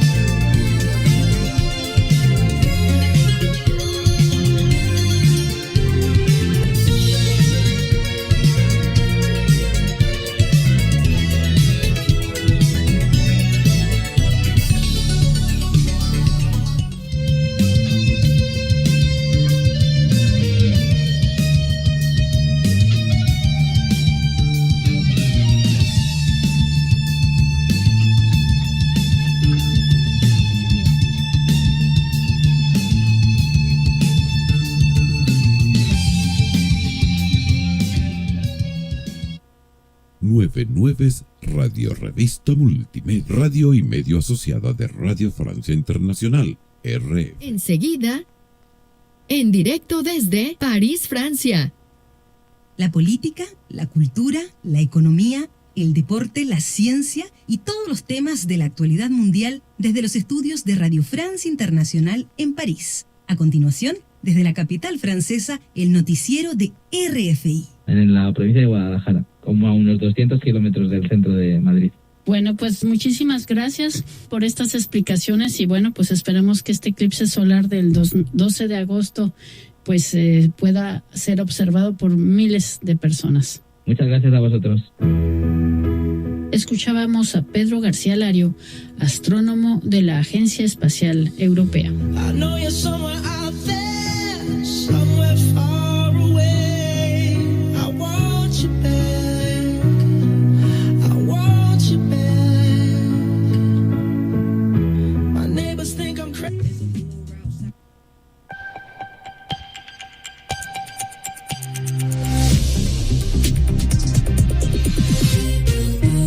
Bienvenidos al informativo de Radio Francia Internacional. Aquí en París son las 11 de la noche de este viernes 7 de agosto. En los controles técnicos nos acompaña Alan Vidal. Titulares. Ubaldo Bravo. En Colombia, el ultraderechista Abelardo de las Priella asumirá este viernes la silla presidencial de Colombia. La ceremonia se realizará en la ciudad de Cali y no en Bogotá, rompiendo todos los protocolos presidenciales. Entre los invitados se encuentra el rey de España, el presidente de Chile y el presidente de la FIFA. España impone controles migratorios a los viajeros provenientes de Italia. De esta manera, Madrid responde a la medida que implementó Roma tras la entrada masiva de migrantes al enclave español de Ceuta. Defensores de derechos humanos siguen reportando un aumento de migrantes fallecidos. En Puerto Rico, una sequía afecta el 80% de la isla, por lo que el gobierno ha implementado duras medidas para ahorrar lo más que se pueda. A partir de este viernes, 500,000 de personas consumirán agua de manera racionada. Estos son nuestros titulares. Comenzamos con el informativo. RFI. En Colombia, la ceremonia de la toma de posesión del presidente Abelardo de las Priella no ha comenzado. Estaba programada para las 3 de la tarde, hora local. No se realizó en el Congreso, en Bogotá, rompiendo todos los protocolos y de esta manera se realizará en una universidad privada en Cali, una ciudad que para resguardar la seguridad desplegó 11,000 policías extras. Entre los invitados se encuentran mandatarios de América Latina afines a de las Priella, comenzando por el mandatario argentino Javier Milei, el chileno José Antonio Cast y el ecuatoriano Daniel Noboa, y también el presidente de la FIFA, Gianni Infantino. Estados Unidos envió una delegación encabezada por Todd Blanche, fiscal general de ese país. De las Priella ha mencionado que Trump es su aliado, con quien busca una alianza en su guerra contra el narcotráfico y renegociar los aranceles que pasaron del 10 al 12,5%. Los retos de su gobierno en política internacional y los primeros retos para buscar la paz, con Paola Ariza. De las Priella ganó las elecciones sobre todo con la promesa de combatir el crimen y la violencia en Colombia. Una difícil tarea, ya que esto incluye grupos guerrilleros, bandas criminales y narcotraficantes. El nuevo mandatario de ultraderecha ha insistido en que no solo daría fin a las mesas de negociación con diferentes grupos armados que el saliente gobierno de Gustavo Petro había instalado, sino que también sepultaría el acuerdo de paz logrado en 2016 con las FARC, volviendo a la política de mano dura, como lo dijo el pasado 20 de julio en la fiesta de la independencia del país. Volverán las fumigaciones y los bombardeos. Cesará la horrible noche y le daremos a las cosas el orden que merece. A los delincuentes, mano implacable. A la gente trabajadora, protección y apoyos. Otra de las grandes promesas del millonario colombo-estadounidense es bajar el gasto público, por lo que ya ha anunciado que cerraría la Oficina Presidencial de Paz y la de Derechos Humanos como parte de su plan de reducir el tamaño del Estado en un 40%. En política exterior también se espera un giro rotundo a la derecha, pues el nuevo mandatario, que se autodenomina el Tigre, dice ser admirador de Javier Milei, Nayib Bukele y Donald Trump, y el mes pasado anunció que romperá relaciones diplomáticas con Nicaragua Nicaragua y Cuba. De la Espriella parece querer cambiar muchas cosas en Colombia, tal cual lo hizo en el lugar de posesión, pero está por verse cómo gestionará esa otra mitad de electores que votó por la oposición. En nuestro próximo noticiero le daremos más detalles de la toma de posesión de Abelardo de la Espriella, presidente de Colombia para el periodo 2026-2030. En Jeddah, ciudad de Arabia Saudita, este viernes se dieron cita a los dirigentes de Pakistán, Turquía y del país anfitrión para firmar un pacto de defensa común. Buscan reforzar sus alianzas de seguridad y aseguran que cualquier ataque contra uno de ellos lo considerarán como si atacaran a las tres naciones. No mencionan qué país podría atacarlos, pero sí que la alianza busca disuadir cualquier agresión en un contexto de guerra entre los aliados de Estados Unidos e Israel contra Irán. La falta de disuasión de Arabia Saudita sería una de las principales razones del pacto, de acuerdo con Xavier Guignard, experto en Medio Oriente. Escuchemos su análisis. ¿Por qué ahora? Porque una de las principales consecuencias de la guerra en Oriente Medio entre Irán, Estados Unidos e Israel fue poner al descubierto la falta de capacidad de disuasión de Arabia Saudita, tanto en el plano militar como en el diplomático. En el plano militar, la respuesta fue el acuerdo de cooperación firmado en septiembre de 2025 con Pakistán, un acuerdo que en realidad comenzó a activarse después de los bombardeos iraníes contra territorio saudí, con el despliegue de aviones de combate pakistaníes estacionados en Arabia Saudita. Y en el plano diplomático, la respuesta fue otra alianza, el llamado Cuarteto Islamista, compuesto por Egipto, Pakistán, Turquía y Arabia Saudita, con el objetivo de ganar peso en las negociaciones para una salida al conflicto en la región. Este nuevo acuerdo constituye una síntesis de estos dos acuerdos anteriores. Por un lado, amplía el acuerdo de defensa y, por otro, convierte a Turquía en un socio privilegiado de Arabia Saudita en el desarrollo de su industria de defensa. Seguimos en la región. En Yemen, los rebeldes hutíes con el respaldo de Irán atacaron la zona petrolera de Marib, quitándole la vida a 3 miembros de las fuerzas gubernamentales yemeníes. Arabia Saudita dijo que no aceptará la toma de esa ciudad petrolera por parte de los hutíes y resaltó que no se quedará de brazos cruzados. De Medio Oriente pasamos a información del continente europeo. España responde de la misma manera a Italia, que le dio la espalda la semana pasada cuando unos 72,000 migrantes entraron de manera ilegal al enclave español de Ceuta. A partir de la medianoche de este viernes, los viajeros procedentes de Italia serán controlados por las autoridades españolas. Así será hasta el 7 de septiembre. Italia ya había impuesto medidas similares a los viajeros provenientes de España. Y mientras continúan los roces diplomáticos, aumenta el número de personas que perdieron la vida intentando llegar al enclave español desde Marruecos. Asociaciones de derechos humanos estiman que al menos 141 personas murieron la semana pasada. De manera oficial, España informa de 80 personas que perdieron la vida en su territorio y Marruecos, en su lado, da un balance de 14 muertos. También este viernes, la ministra española de Infancia y Juventud, Siria Rego, informó sobre la situación de los niños que llegaron al enclave español. Escuchémosla. Hay muchos niños y niñas. De momento, la cifra que les puedo adelantar es de 1.342 niños y niñas. Evidentemente, se sigue con el proceso para afiliar a los niños y, sobre todo, para empezar a trabajar con los procesos de acogida. España tiene leyes de protección muy específicas para el retorno de los menores no acompañados, que explicó a RFI el investigador de la Universidad Complutense de Madrid, Rafael Busto. El tema de los menores no acompañados, cuál es la legislación española, es también un poco distinta a la de otros países y en donde hay bastante incomprensión, ¿no? Sobre todo de gobiernos conservadores que no entienden que España no devuelva a los menores no acompañados, ¿no? Y esto es una cuestión de derechos humanos en la que España creo que tiene un estándar de cumplimiento más elevado y que el resto de países no, y sobre todo las extremas derechas, han hecho de esto una gran causa, ¿no? El tema de los menores, ¿no? Creo que la situación está bastante controlada. Ya sabes que prácticamente no quedaban más de 1.500 o 1.000 personas en Ceuta, que la gran mayoría ya han regresado a Marruecos, y precisamente los que quedan son menores, ¿no? Y ese es un tema controvertido también dentro de España, entre las comunidades autónomas, por función de los partidos y quién gobierna, ¿no? Pero es una cuestión de la que España es garantista, porque garantiza a los menores los derechos de los menores, ¿no? Y en ese sentido es curioso que la Unión Europea quiera ir hacia atrás en materia de derechos.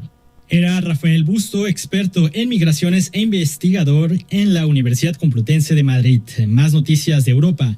El Vaticano anunció la visita del Papa León XIV. Será del 25 al 28 de septiembre que el Papa estará en Francia con una agenda que incluirá desplazamientos a diferentes partes del país, como el santuario de Nuestra Señora de Lourdes, un sitio importante para los fieles católicos, especialmente los franceses. Los detalles de la agenda del Papa con Andreina Flores.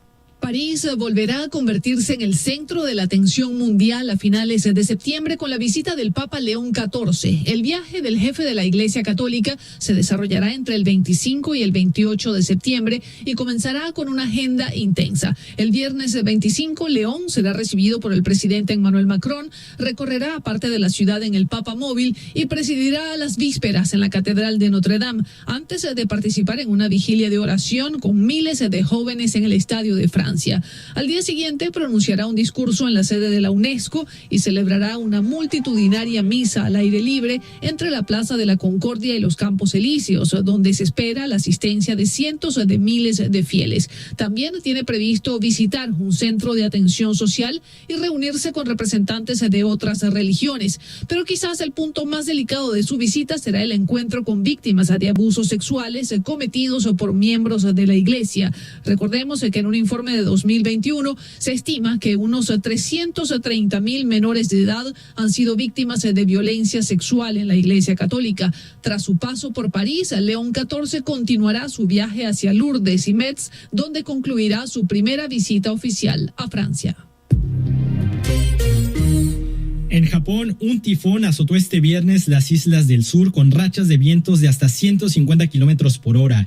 Esto sucedió cerca de la prefectura de Okinawa. Al menos 3 personas han resultado heridas, miles de hogares se quedaron sin electricidad y el tráfico aéreo fue paralizado por el tifón Dolphin, del que nos da más detalles nuestro corresponsal en Tokio, Gonzalo Robledo.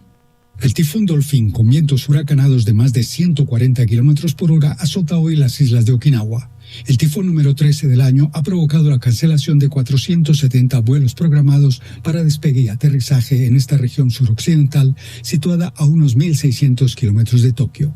2 centenares de personas se encuentran alojadas en centros de evacuación.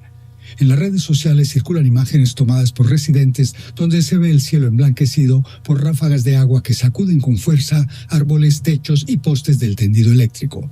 Hasta la tarde del viernes solo se habían registrado los casos de 3 hombres mayores que habían sufrido lesiones leves tras ser arrastrados por el viento o por la caída de un mueble mientras se preparaban.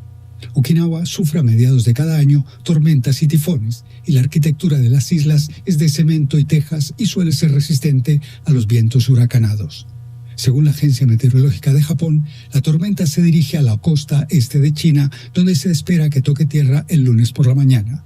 Desde Tokio para Radio Francia Internacional, Gonzalo Robledo. En Puerto Rico, 500,000 de personas tendrán que consumir agua de manera racionada debido a una grave sequía que afecta al 80% de la isla. Explicaciones con el hidrólogo Emanuel Rodríguez González. Hemos estado acumulando deficiencias de lluvia en los pasados 3 a 4 meses, afectando principalmente sectores del este y sur de Puerto Rico. En el sur, la situación ha sido un poco más crítica en términos de agricultura. Hemos visto agricultores que han estado perdiendo sus cultivos. En el este, donde está la zona metropolitana de San Juan, pues esta zona, la población recibe agua de embalses artificiales que se han construido en estas partes de la isla. Al recibir menos lluvia, hemos notado que los caudales de los ríos han disminuido considerablemente y los embalses pues empezaron a bajar su nivel. Así que el agua disponible para suplir a la población, cerca de 500,000 de personas, ha ido disminuyendo. Por tal motivo, el gobierno anunció un plan de interrupciones programadas o racionamiento de agua que comienza desde hoy. Ellos lo que hicieron fue que los municipios que se sirven de este embalse, unas zonas van a tener agua 2 días y 2 días sin agua. ¿Eres arquitecto y has entregado una obra en el último año en Argentina, Bolivia, Chile, Paraguay o Uruguay? Puedes postularte al Premio Radio Francia Internacional Radio Cultura al Fomento de las Artes, edición 2026, especial Arquitectura. Encontrarás las bases y condiciones en nuestra página web rfimundo.com.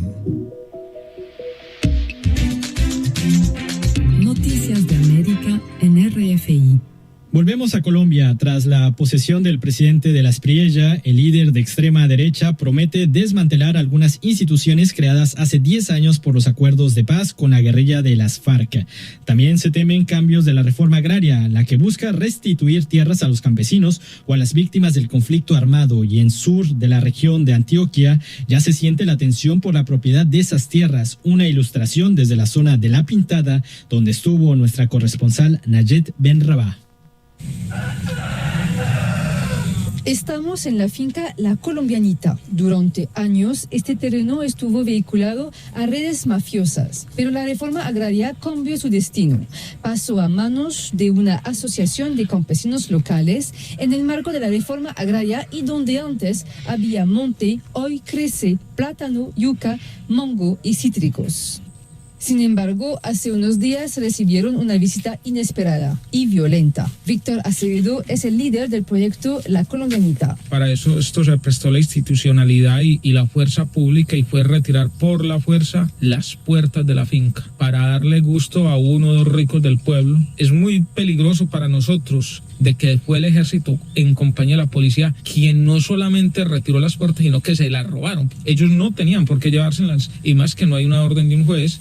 Ante esta situación, Víctor emprendió nuevas gestiones ante las autoridades para garantizar la propiedad de las tierras. En el próximo gobierno no tenemos garantías, porque al día de hoy el presidente electo se ha sentado más con los terratenientes y con quienes se han robado históricamente la tierra en Colombia que con los campesinos. Al día de hoy nadie puede decir que ha visto a Abelardo de la Espriella sentado con un campesino. Entonces, Abelardo de la Espriella no va a gobernar para nosotros, y eso lo tenemos claro. El riesgo de perder sus tierras es real, según la Agencia Nacional de Tierras, encargada de la restitución de tierras. Ana Jimena Bautista es la directora jurídica de la entidad. O sea, después de que pasó la segunda vuelta presidencial, hemos identificado un número importante de denuncias en distintos lugares del país, en donde sobre todo poderes ligados al narcotráfico han generado amenazas y acciones intimidatorias en contra de los campesinos a los que les hemos entregado estos predios. Sin embargo, según la directora, la ley favorece a los campesinos y a las víctimas del conflicto armado, aunque eso no garantiza nada. Entonces, hay muchos predios de estos que están a nombre de la agencia en este momento, y otros que todavía están pendientes de que queden a nombre de la entidad. Pero puede pasar que las personas que lleguen a la entidad tengan una interpretación distinta. O sea, los campesinos hoy tienen una serie de argumentos constitucionales y legales que les permitiría pelear para finalmente acceder a esa tierra. En total, durante el gobierno de Gustavo Petro, más de 380.000 hectáreas fueron restituidas en 4 años a campesinos y víctimas del conflicto armado. Nayet Benrabah, La Pintada, RFI.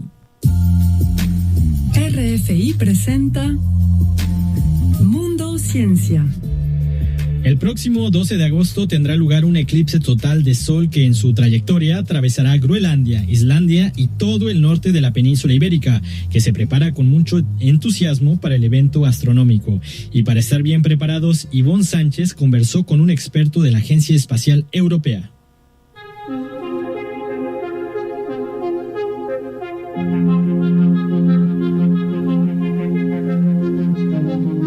A pesar de ser un fenómeno relativamente frecuente, un eclipse solar produce siempre un gran revuelo, y más si es un eclipse total. Y si bien es poco frecuente que la sombra proyectada por la luna caiga en el mismo lugar del planeta, España tiene la suerte de tener 3 eclipses solares consecutivos, 2 totales en 2026 y 2027 y 1 anular en 2028. Pedro García Lario es astrónomo de la Agencia Espacial Europea. Bueno, un eclipse solar es un fenómeno astronómico que sucede cuando la Luna, nuestro satélite natural, se interpone entre la Tierra y el Sol. Los eclipses solares pueden ser parciales, que es lo más común, totales y anulares. Que existan los eclipses en general de Sol no es más que la consecuencia de que el plano de la órbita de la Luna alrededor de la Tierra coincide casi con el plano de la órbita de la Tierra alrededor del Sol. Y eso quiere decir que ocasionalmente, cuando la Luna pasa por enfrente del Sol, se puede producir un eclipse. Y se da la circunstancia, que es una coincidencia, de que los tamaños aparentes de la Luna y el Sol vistos desde la Tierra son casi exactamente idénticos. Cuando el momento en el que la Luna pasa por delante del Sol coincide la dirección exactamente con la dirección del Sol, se produce un eclipse. Y que sean totales o anulares no es más que la consecuencia de que en ese momento la Luna se encuentre un poco más lejos o un poco más cerca de la Tierra. Cuando la Luna se encuentra un poco más cerca, entonces se produce un eclipse total. Y cuando la Luna se encuentra un poquito más lejos, entonces el tamaño del disco no es suficiente para ocultar totalmente el disco del Sol, y entonces se produce lo que llamamos el eclipse anular del Sol. ¿Cada cuánto hay un eclipse solar? Típicamente es muy difícil el poder observar en la vida de una persona más de un eclipse, porque si uno no cambiara nunca de localización en un lugar determinado del planeta, la estadística dice que solamente una vez cada 300, 400 años sucede que la sombra de la Luna oculta el Sol totalmente en este lugar, ¿no? Lo que tenemos nosotros ahora aquí en la península ibérica es una circunstancia realmente excepcional. Somos unos privilegiados porque estamos viviendo en solo un periodo de 3 años 3 eclipses solares, 2 de ellos totales y uno anular, lo cual es algo realmente astronómicamente excepcional. Bueno, hay realmente personas que son cazadores de eclipses, que una vez que se vive uno, la impresión es tan grande y el efecto emocional es tan grande, y también científico, por supuesto, que uno no puede dejar de viajar allá donde se produce un nuevo eclipse.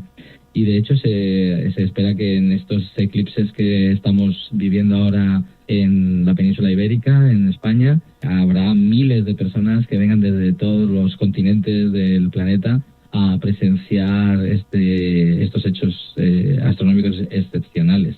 Ahora, hábleme precisamente de este eclipse solar del 12 de agosto. ¿Cuál es su particularidad? Pues es un eclipse bastante particular en el sentido de que se va a producir a última hora de la tarde, por tanto con el Sol situado a una altura muy baja en el horizonte. Por lo tanto, para poder observarlo es necesario buscar muy bien cuál es la localización para que no haya ningún obstáculo, tipo una montaña, un edificio, y tenerlo todo bien previsto para que se pueda disfrutar de la observación sin ningún obstáculo. Pero también es una oportunidad, porque al tratarse de un eclipse que se produce a una altura tan baja en el horizonte, abre las puertas a la astrofotografía, a tomar imágenes del eclipse total, pues con un paisaje cercano, con un castillo, con una montaña, con un entorno que va más allá de la observación solo del disco solar, sino que le pone contexto, ¿no? Y en ese sentido, yo creo que el eclipse de 2026 es una oportunidad única para obtener probablemente las imágenes más icónicas y reproducidas en el futuro probablemente de lo que es un eclipse solar total, por esta circunstancia tan específica, ¿no? Y sí, en realidad el punto más alto, porque recordemos pues en un eclipse solar es una sombra que se va proyectando, ¿no? Y en el punto más alto es por Groenlandia, ¿no? Sí, efectivamente, el eclipse de 2026 comienza en Groenlandia, en una zona que prácticamente es de difícil acceso, y ya sabemos que en Groenlandia pues probablemente pueda que esté nublado, ¿no? Por estar en un lugar tan nórdico.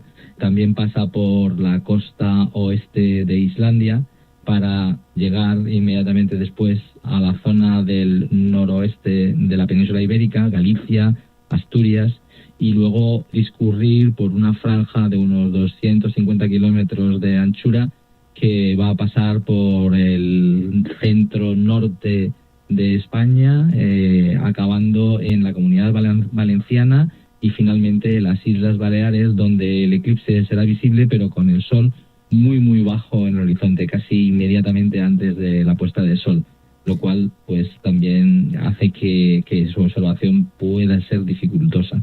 Aquí hay que tener en cuenta también otros factores como la nubosidad tradicional o digamos histórica en cada una de las posibles localizaciones por donde discurre la totalidad. Y en ese sentido, pues a lo mejor el centro de la península ibérica es una oportunidad para poder observarlo libre de nubes, porque Galicia, Asturias típicamente también tienen muchos días de lluvia, incluso en verano, y puede ser difícil, a pesar de que en esas zonas se observará el sol ligeramente más alto en el horizonte.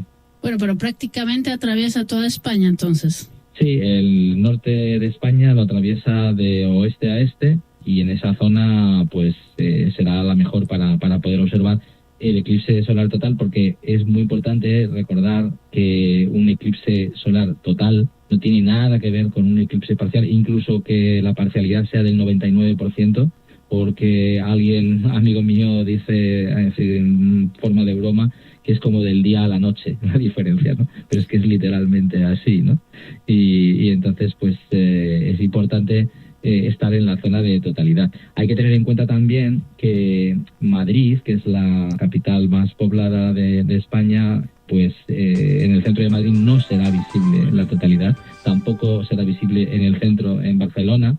Entonces es esperable pues una cantidad de desplazamientos enorme que se producirán en las horas previas para que los que están interesados se desplacen a la zona de totalidad, lo cual hace prever pues que pueda existir dificultades de tráfico y bueno, pues espero que las autoridades sean capaces de controlar este flujo enorme de millones de desplazamientos que se producen alrededor de los eclipses, y en este no va a ser una excepción.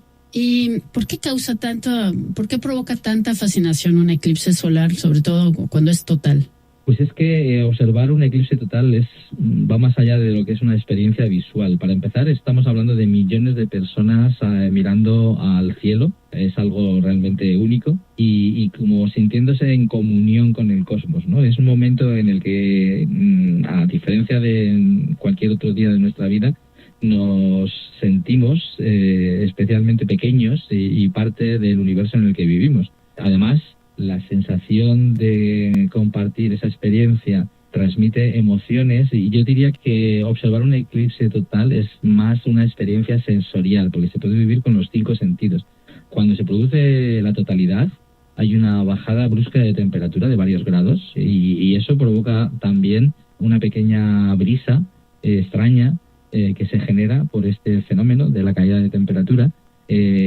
Mucha gente pues se le ponen los pelos de punta, y algunos incluso no pueden reprimir el llanto. Es un momento emocional y sensorial. También influye, por ejemplo, en los animales, ¿no? Cuando hay un eclipse total, pues lo que sucede es que los animales están pues como desconcertados, los pájaros dejan de cantar porque obviamente ha llegado la noche, y entonces se comportan como si fuera de noche. Si tenemos gallinas alrededor, se van al gallinero pensando también que hay algo raro que sucede y que ya pues ya es de noche, pero claro, al cabo de unos minutos pues todo vuelve a la normalidad, ¿no? Es una sensación realmente muy especial la que se vive durante un eclipse total de sol. Sí, porque lo curioso es que realmente la oscuridad llega de repente, ¿verdad? Sí, de hecho la sombra viaja a más de 1000 kilómetros por hora. Si estamos en un sitio elevado, podríamos observar cómo llega la sombra y cómo lo invade todo. Y es algo que es, pues, es cuestión de segundos que pasamos de estar, pues, en un momento de normal, cotidiano, como si no pasara nada, porque yo digo que en un eclipse parcial, básicamente, incluso aunque sea de gran magnitud, casi total, no se nota mucho más que un ligero cambio de iluminación muy sutil, pero en el momento de la totalidad nadie puede pasar desapercibido a nadie, ¿no? Ahora, en el caso de este eclipse solar del 12 de agosto, ¿cuál es el tiempo de oscuridad total? Sí, la máxima duración de este eclipse en el centro de la totalidad será no más de 1 minuto y 50 segundos. Es un eclipse relativamente corto comparado con otros. Muy bien, bueno, pues ya terminamos. ¿Usted va a estar en León? No, yo voy a estar en mi pueblito. ¿Pero pasa por ahí? ¿Pasa? Sí. Da la circunstancia de que el pueblo donde tengo yo una casa de toda la vida de mi familia está en la franja de totalidad, y como decía en la entrevista, este tipo de fenómenos, en este caso en particular, que lo puedo vivir con la familia, con los amigos de toda la vida, etcétera, pues yo decidí observarlo desde allí. El de agosto de 2027 probablemente lo observaré allá donde la Agencia Espacial Europea ponga su base, ¿no? Pero en este caso yo les dije que lo sentía mucho, pero que yo quería verlo desde mi pueblito. Bueno, me imagino que ya muchos amigos se apuntaron para ir a su pueblito. Sí. Vamos a organizar allí una pantalla gigante con un pequeño telescopio que va a estar proyectando la imagen del Sol en todo momento. Con un dron vamos a hacer una filmación de la gente congregada allí, donde se va a ver el eclipse con la gente, con la torre del pueblo, con la iglesia del pueblo, y yo creo que va a quedar espectacular. ¿Y qué pueblito es? Pues es muy pequeñísimo, se llama Turmiel, tiene muy poquitos habitantes y en esa ocasión nos vamos a juntar pues más de 200, que para ese pueblo es algo excepcional, tanta gente. ¿Pero en qué provincia? Está en Guadalajara, en la provincia de Guadalajara. Idealist. Am I angry about the situation? Of course. Do you have to pay a price for things you believe in? Of course. Julian Assange starts August 20th on DW.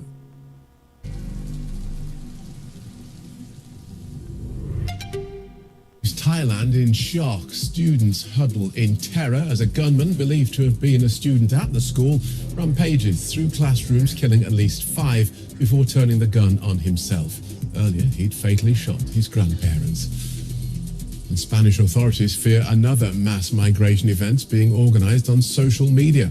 I'm Phil Gale in Berlin. This is DW News.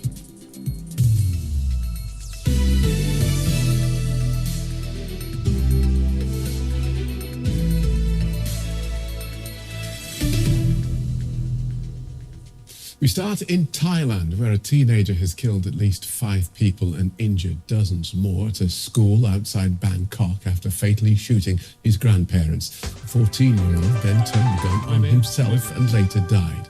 Thailand has one of the highest rates of private gun ownership in the world. The country's witnessed several mass shootings in recent years.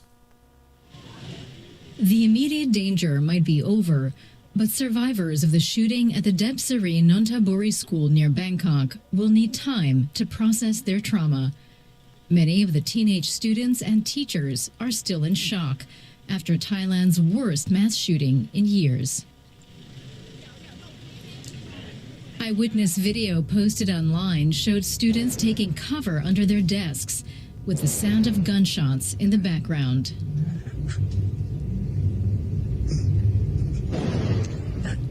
Police have identified the suspect as a 14-year-old student and said a total of 7 people were killed, 5 staff members at the school and the gunman's own grandparents, who were shot dead earlier in their home. Investigators said the shooter fired at least 26 bullets using a gun that belonged to his grandfather. An additional 34 rounds were found at the scene. Thailand's Prime Minister Anatin Chanvirakul visited the school after the attack. He told reporters that the young suspect appeared to have planned the mass shooting and that he had shown signs of stress related to school. It is a violence, but it is not caused by criminals. It is caused by an individual who had carried lots of pressures and tensions. So he is not a street criminal. He is not a robbery. He's not a robber. So this really has nothing to do with security measures in the school. Police at the suspect's home, which he had shared with his grandparents, have been collecting evidence, including computers and electronic devices. As the investigation continues, government officials have promised psychological support for survivors of the shooting. The school where the attacks took place has announced it will be closed next week. Pravid Radanafrok is a journalist, senior staff writer and columnist with the online news site Khawsod English. He joins us from the Thai capital. Welcome to DW. Tell us more about the school where this happened. Well, it's fairly well-known school. The original school, the Debsering School, is a very well-known school. But the one which the tragic incident took place is a campus of the original school. So, if you have a very famous school in Thailand, particularly in Bangkok, the trend is that you open a campus in the other cities, and this is just outside Bangkok. So it's a solid middle-class school in Thailand. And what is known of the person who is believed to have done this? We still have very sketchy details. As much as we know as of now, the 14-years-old gun shooter is an introvert, as much as we know. He plays a lot of online games, and unconfirmed news that we have received from some of the interviews that were allegedly made with some of the classmates was that the shooter had made complaints or lamented about school pressure, academic pressures on him from both the school and the grandparents who were the de facto guardians, because he had lived with the grandparents whom he also shot and killed earlier today. And this is not the first gun rampage Thailand has seen in recent years. Indeed, but at a school as it is, involving a student, I believe this is the first in many years, if not really the first. There were other incidents, but it involved shooters elsewhere, or if it happened at a school or a kindergarten, it was committed by an adult. So this is a minor gun shooter who killed his own teachers, his own grandparents, and fellow students before committing suicide by shooting himself. So in this case, it's technically it is actually a first. I see. Now, reports say that the young man involved stole his grandfather's gun, used his grandfather's gun. Thailand has quite high levels of gun ownership. I saw a figure saying something like the equivalent of 1 in 7 of the population owns a firearm. Right. Why are guns so popular in the country? It's a very intriguing question, because I would frankly tell you that I think majority of the Thai people are not aware about that statistics. This is not a generally trigger-happy sort of Wild West. You rarely see civilians carrying guns. Almost, I haven't seen one, any civilian. I mean, I live in Bangkok. I haven't seen any civilians carrying guns over the past, I would say, easily 2 decades. So the stats that supposedly 1 out of every 7, a gun is owned, every 7 Thais, 1 in 7 owns a gun, is actually not a common awareness amongst Thais at all. And of course, this will be discussed in the days and weeks to come as to what should be done about it. It's not really common at all to see a sign that you should enter a certain premises without weapon. It's very rare, actually. Okay, so lots of people have them, but they don't carry them around. Yet I'm aware that the government has promised in the past to tighten gun laws. Has that happened?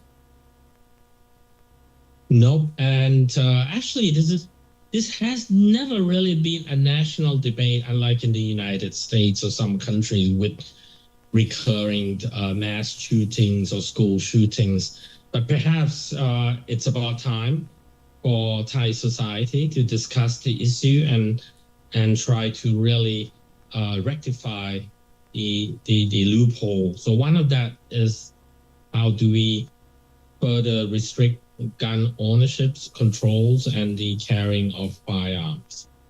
Thanks for joining us, Pravit Rajanafrok from Kausod online English online news. Thank you. New research has highlighted the crucial role social media has played in the organisation of mass migrant crossings. After more than 72,000 Moroccans entered a Spanish enclave last week, DW travelled to the region to speak to some of those who subsequently returned home to find out what drove them to join the movement.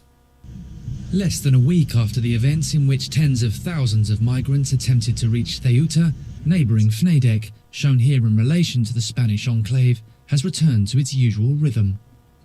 Yet the heavy presence of security forces serves as a reminder of what happened only recently.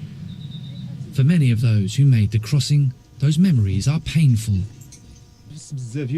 After only 2 days in Ceuta, I prayed to God to let me return home. It was only there that I truly realised what a blessing my homeland is. It really is a blessing. As for the humiliation and violence, I was beaten by a soldier. Look at my arm. What if that blow had landed on my head? What would have happened to me then? So what made Mohammed, who works as a barber in Fnedec, join the more than 60,000 that stormed Ceuta in the first place? I can still feel a sense of belonging to my country, but the next generation won't. That's the responsibility of those in charge who have neglected this country. They don't provide hospitals, schools, or many other basic necessities. If those things existed, the situation would be completely different. It was a similar story for Hamza, who also made the crossing after growing disenchanted with life in his hometown. This is the neighborhood of Wed. It's very close to Ceuta, yet there's a world of difference between them and us. Hamza feels he was given little choice but to try to leave. I come from Sidi Slimane. It's a neglected city, economically, socially, in every sense. There are no sports facilities, no cultural activities. Living there is like living in a cemetery. I was waiting for a taxi when I suddenly saw people running. I asked what was happening, and the first person I spoke to said, "The gate to Ceuta is open." So I thought, if Ceuta is open, why are we still standing here? In these narrow streets, where unemployment is high and job opportunities are scarce, migration is no longer just a dream for many young people. It has become what they see as their only chance to change their lives. I want to leave Morocco and go somewhere else. I've lost all hope. I tried to reach Ceuta, but I can't swim. People were pushing each other and pulling one another underwater. That's why I had to give up and turn back. Fnedec's local economy is still suffering from the border closure during the COVID-19 pandemic and the end of cross-border trade, which once provided a livelihood for thousands of families. At Al Masira Market, traders speak of a prolonged economic turndown. They say the city has never regained the vitality it once had. Many shopkeepers have given up their businesses. In this shop alone, 5 employees lost their jobs.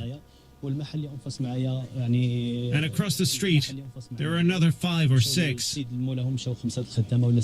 And in another shop, 4 more.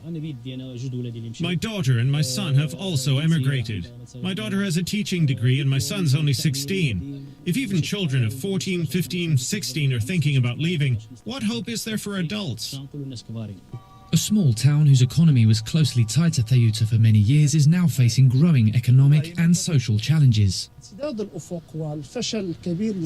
lack of future prospects and the clear failure of government policies, especially youth policy, have become impossible to ignore. It's no coincidence that thousands of people decided one morning to head for Ceuta. For them, Ceuta is only a stopover on the way to Spain.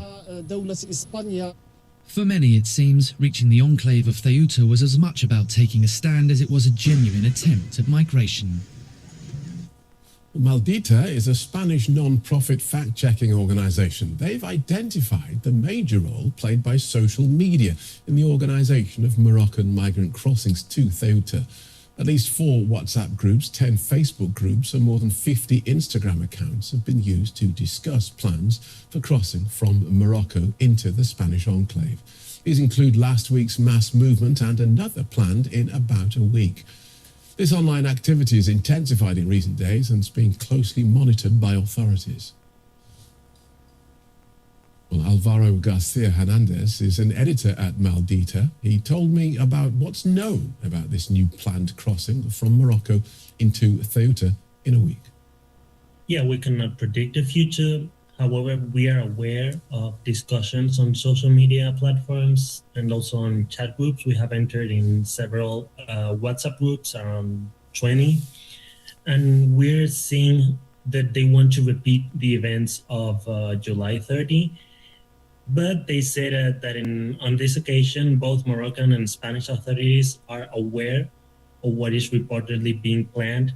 So they're changing the dates on when they want to enter. They are talking about August 10th, August 13th. They're also talking about Melilla, another Spanish city in Northern Africa. And you believe this is, they want to do this despite the fact that so many of the people who crossed last time have returned to Morocco? So there have been some messages saying that they want to repeat what they did on July 30. So maybe people who were returned to Morocco want to do it again. Right.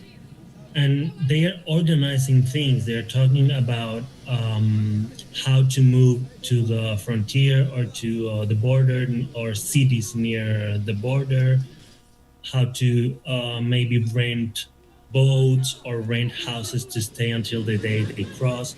So we cannot assure it's going to happen, but they're talking about organizing something. Tell us more about your investigation. How did you infiltrate these online groups organizing these crossings? Well, before July 30, some media in Spain, they were talking about some groups called Haraga, that it means burning, and it refers to burning papers, documents, and it's used for these irregular crossings. And they were talking about some groups. They were public groups on Facebook. We just searched for them and we found them. And it was thanks to these public Facebook groups that we entered the WhatsApp groups, because they just share the links to the WhatsApp groups and you can enter. It is true that they change and they create new groups because they are aware that they might be police infiltration in these groups or people who want to know their plans, but they are groups that they share publicly. Right. And who is organizing all of this and for what purpose? So we don't really know who's behind. We have seen that there like people telling them what to do or proposing like when to do it, or just asking, hey, it is better to do it this day, or even planning how to do it. But we don't know who's behind these groups, who are these people. So we cannot assure if there are other actors involved. Right. And so, as far as you can tell, the groups that you infiltrate, this was more about logistics, how, where, when, not about money. Was there any discussion of fees or payments? Yes, they mentioned how to rent boats to cross to Ceuta, or even people offering their boats and saying, hey, I have a boat or I have a house, you can stay, I have a room, I can rent you. So please talk to me privately, and I will let you know if I'm available, or we just find how to do it, or people asking to rent a car for several people to move from one city to another in Morocco. So they're also talking about money. Okay. So I'm slightly confused now. So in the groups that you've infiltrated, is this people, individuals who are trying to get from Ceuta to Spain, organizing themselves, or are there bigger groups like we keep hearing of, organized crime groups who are setting these up and they are maneuvering the whole thing? That's something we don't know. They look like very organic messages, like people desperate to leave Morocco. There are messages of despair about the situation in Morocco. They also talk about some political situation in Spain, but we don't really know if there's someone behind them. But what we have found is that they want to leave Morocco to go to Ceuta. So tell us more then. You touched on it there about the motivations of the people who are trying to make this move from Ceuta to Spain. What's driving them out of Morocco? What's attracting them to Spain? So they're talking about the situation in Morocco. They are not happy with the government or the regime in Morocco, with the king. They're criticizing some measures, but they're also talking about a Supreme Court ruling made public in early July in Spain that has been misinterpreted, because they were saying that people could cross to Spain and they wouldn't be thrown back to Morocco. It's partially true. It's true that if they crossed when they weren't barriers, they could cross to Spain without being sent back to Morocco, but it was something they used to encourage people to cross the border, and it was something because of the despair of people wanting to leave Morocco. Good talking to you, Alvaro. Thank you so much for joining us. Alvaro Garcia Hernandez from Maldita.es. Well, the world was warned that a massacre was coming to Sudan. It happened in El Fasher, where the UN said a siege by RSF rebels bore the hallmarks of genocide. Now, it says the same warning signs are appearing in El Obeid, where 500,000 people face drone strikes and sexual violence and have been cut off from food, water and medical supplies. DW's Mariel Muller sent this report. You may find parts of it distressing. The world was warned a massacre was coming in Sudan. It happened in El Fasher. Now those same warning signs are appearing again. That's footage from a new flashpoint in the war in Sudan, El Obeid. This is not a drill. It is a red alert that needs to land on the desks of heads of state and government around the world. I've reported from the front lines of the conflict in Sudan. I spoke with people who suffered the most unimaginable human cruelty. A woman held as a sex slave, health workers who watched their colleagues being killed in a hospital. And I've seen what happens when the world looks away. That's why this warning matters. Last year, the city of El Fasher fell to the Rapid Support Forces, or RSF. It ended in a massacre, as their fighters went door to door, executing people, torturing and raping them, forcing others into sexual slavery. Civilians who tried to flee ran straight into trenches built to trap them. Hundreds were executed. In just 3 days, more than 6,000 people were killed. The UN says it bore the hallmarks of genocide. The RSF denies the accusations, though UN investigators say the evidence is overwhelming. Now the UN warns the same playbook can be seen in El Obeid, a city home to 500,000 people.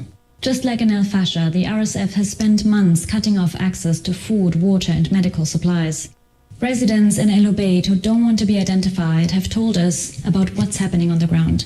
One said, "We were under constant threat, besieged in our homes. The army has now recaptured some areas." And another one said, "Basic goods are hard to come by. Prices have skyrocketed and we have daily power cuts. People are suffering. There's not enough drinking water." Drone attacks during the day and sexual violence at night have left no safe window for women and girls to collect water, mirroring the atrocities that were documented in El Fasher last year. Those drone attacks have become one of the deadliest features of the fighting around El Obeid. In just the first 4 months of 2026, drone strikes killed at least 880 civilians, more than 80% of all civilian deaths recorded by the UN Rights Office. Sudan remains the world's largest displacement crisis and the most severe humanitarian crisis on the planet. Over 14 million people have been forced from their homes. 21 million face acute hunger. And yet the war, now in its 4th year, barely makes international headlines. For now, there's still a lifeline to El Obeid. Humanitarian aid is trickling in, though it's far from enough. And the UN says there's still a chance to prevent El Obeid from becoming another El Fasher, but time is running out. The people of Obeid are counting on you. We must not fail them. El Obeid is fast becoming a test of whether the international community can act on the lessons of El Fasher. For the people living here, the stakes could hardly be higher. Cameron Hudson's an analyst and consultant on African security and governance. He served as chief of staff to successive U.S. presidential special envoys for Sudan during the period of South Sudan's separation from Sudan and during the Darfur genocide. Welcome to DW. Do you expect this UN warning about an impending human rights catastrophe in Sudan will make any difference? Sadly, I don't. The warning signs have been quite visible for weeks now, as the RSF has encircled El Obeid.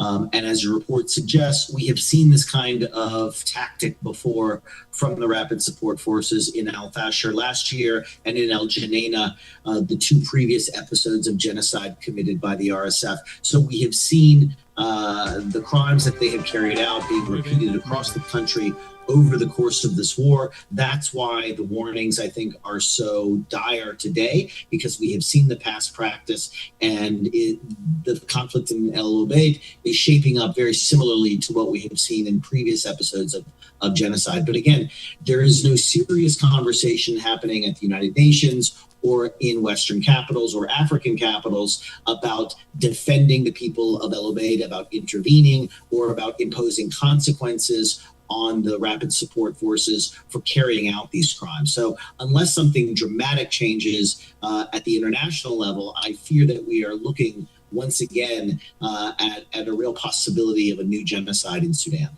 And so where would you lay the blame? Let's put it that strongly. Where would you lay the blame for this lack of international action or lack of international interest?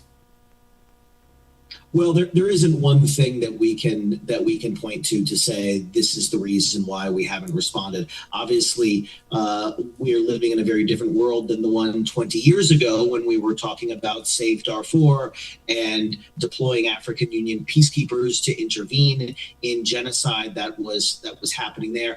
This conflict and the crimes against civilians are happening in the context of a larger conflict in the country. This isn't just the government, carrying out these crimes. This is a militia group, a non-state actor carrying out these crimes. That non-state actor is being supported in the conduct of these crimes by the United Arab Emirates, a very powerful country in the world today. And so it has gotten mixed up in the geopolitics of the Red Sea region. It has taken a backseat to other crises in Ukraine, in Gaza, in Iran, which are taking up more attention by the international community than the conflict in Sudan. So there are a number of factors, I think, which are contributing to why we are not paying more attention to the conflict there.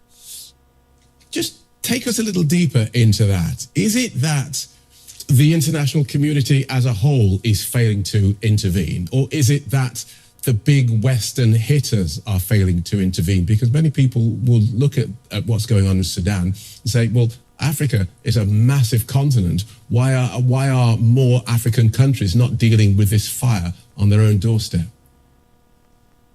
Well, it's a great question, and I think that African nations have a unique responsibility to try to step up and to respond. I think problematically, what we are seeing is every single one of Sudan's neighbors is taking part in this conflict in some way, shape, or form. That includes Ethiopia, the capital of the African Union. So you not only have African countries that are not stepping forward to try to mitigate the worst effects of this conflict, they are in fact supporting and extending this conflict, whether it is Libya, Chad, Central African Republic, South Sudan, Egypt, and Ethiopia. Every single one of Sudan's neighbors is profiting, benefiting providing weapons, providing forces, smuggling weapons, smuggling gold out of the country. They are profiting some way, politically or economically, from the crisis that is going on in Sudan. So then turning to these same countries, asking them to resolve it, asking them to intervene to prevent a further escalation, I think flies in the face of the reality on the ground, which is there's money to be made, there's profit to be had in this, and one side or the other is backing both sides in this conflict right now. Right. So why is it that civilians seem to be bearing so much of the brunt of this, with these allegations of sexual slavery, torture, besieging entire communities? Why is it falling so heavily on civilians? Well, I think it's a twofold response. Number one is this broader theme of the breakdown of the international community. So while belligerents in this conflict have no fear of consequences, that they will be held to account for the crimes they commit, they can commit those crimes with impunity. And we are seeing, as you suggest, sexual enslavement, mass rape, the targeting of civilians and civilian infrastructures. Discover and save your favorite radio stations by registering on Radionomy.com. On Radionomy.com, you can completely customize your experience. Not only that, but with your free membership, you will automatically take part in our monthly drawing to win ridiculously cool prizes. Don't sit on your hands. Join Radionomy.com and enjoy the benefits. Radionomy.com, the radio experience. Internet radio can be so boring. Sure, the sound quality is good, but it's just not like radio used to be. On the other hand, shoutcast stations like the one you're listening to are full of personality. It's the modern version of great independent radio, available free and 24/7. So why settle for boring internet radio from big boring companies when you can listen to real radio with Shoutcast? Tell a friend to check out this and other stations at shoutcast.com. Radionomy. Radionomy, the radio experience. Follow Radionomy on social networks and listen to your favorite radio station. Check out our latest news. Discover new radio stations. Participate in our actions and win sumptuous gifts by entering our exclusive contests. Make sure to know everything about Radionomy while listening to your favorite radio stations. Follow us on Facebook and Twitter /Radionomy. Radionomy. Radionomy, the radio experience. Have you ever dreamed of owning your own radio station? I mean a real station with a cool name, jingles, commercials, and great music that people can tune into and enjoy. Well, Radionomy makes owning your own professional radio station easy. You don't need to pay for licenses or install any servers. It's all completely free. You can upload your own music and then use the web to manage your station, even broadcast live from anywhere in the world. Build your own radio station today at Radionomy.com. That's RadioNOMY.com. Nueve Nueves Radio Revista Multimedia. Transmitimos en vivo las 24 horas del día, los 365 días del año. Bienvenidos al noticiero 99. Estamos en vivo, en directo desde la Ciudad de México. A continuación, los titulares. This is DW News, our top stories. A school shooting just outside of Bangkok has shaken all of Thailand. Students were fleeing the school grounds as security and ambulances rushed to the scene. The suspect took deadly aim at students and teachers before apparently being cornered and taking his own life. Ahead of the incident, police say he killed 2 of his grandparents at their home. A judge in the U.S. state of New Mexico has ordered the parent company of Instagram and Facebook to pay more than $500 million. The court found Meta is to blame for harm to teenagers and creating a public nuisance. Meta, whose revenues were over $200 billion last year, says it will appeal. President Volodymyr Zelensky says Ukrainian drones hit Russian oil infrastructure northeast of Moscow and near the border with Kazakhstan on Thursday. Kyiv says it's intensifying attacks on strategic energy targets, hoping to weaken Russia's wartime economy. In eastern Ukraine, Russian strikes killed at least 7 people.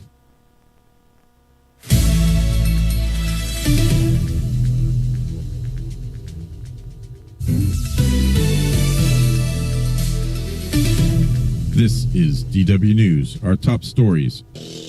Iran says it's in the final stages of drafting an agreement with Oman on shipping routes through the Strait of Hormuz. The two countries are on opposite sides of the narrow waterway, which carries a fifth of the world's oil and gas supply. U.S. President Donald Trump has warned Iran would be hit very hard if the strait does not reopen soon. Ukraine's President Volodymyr Zelensky says his armed forces hit more Russian oil facilities overnight. The drone strikes targeted the Yaroslavl and Bashkortostan regions. Ukraine has ramped up its drone campaign in recent months to undermine Russia's wartime economy. Meanwhile, a Russian drone strike on a railway station in the Ukrainian town of Lozova killed 2 people. Russia has called a decision by France to deport Russian media personality Ksenia Fodorova unacceptable. The French Interior Ministry accused the former head of RT France of spreading disinformation to undermine France's fundamental interests. RT was banned in France after Russia's full-scale invasion of Ukraine. Fodorova now works for conservative French media outlets.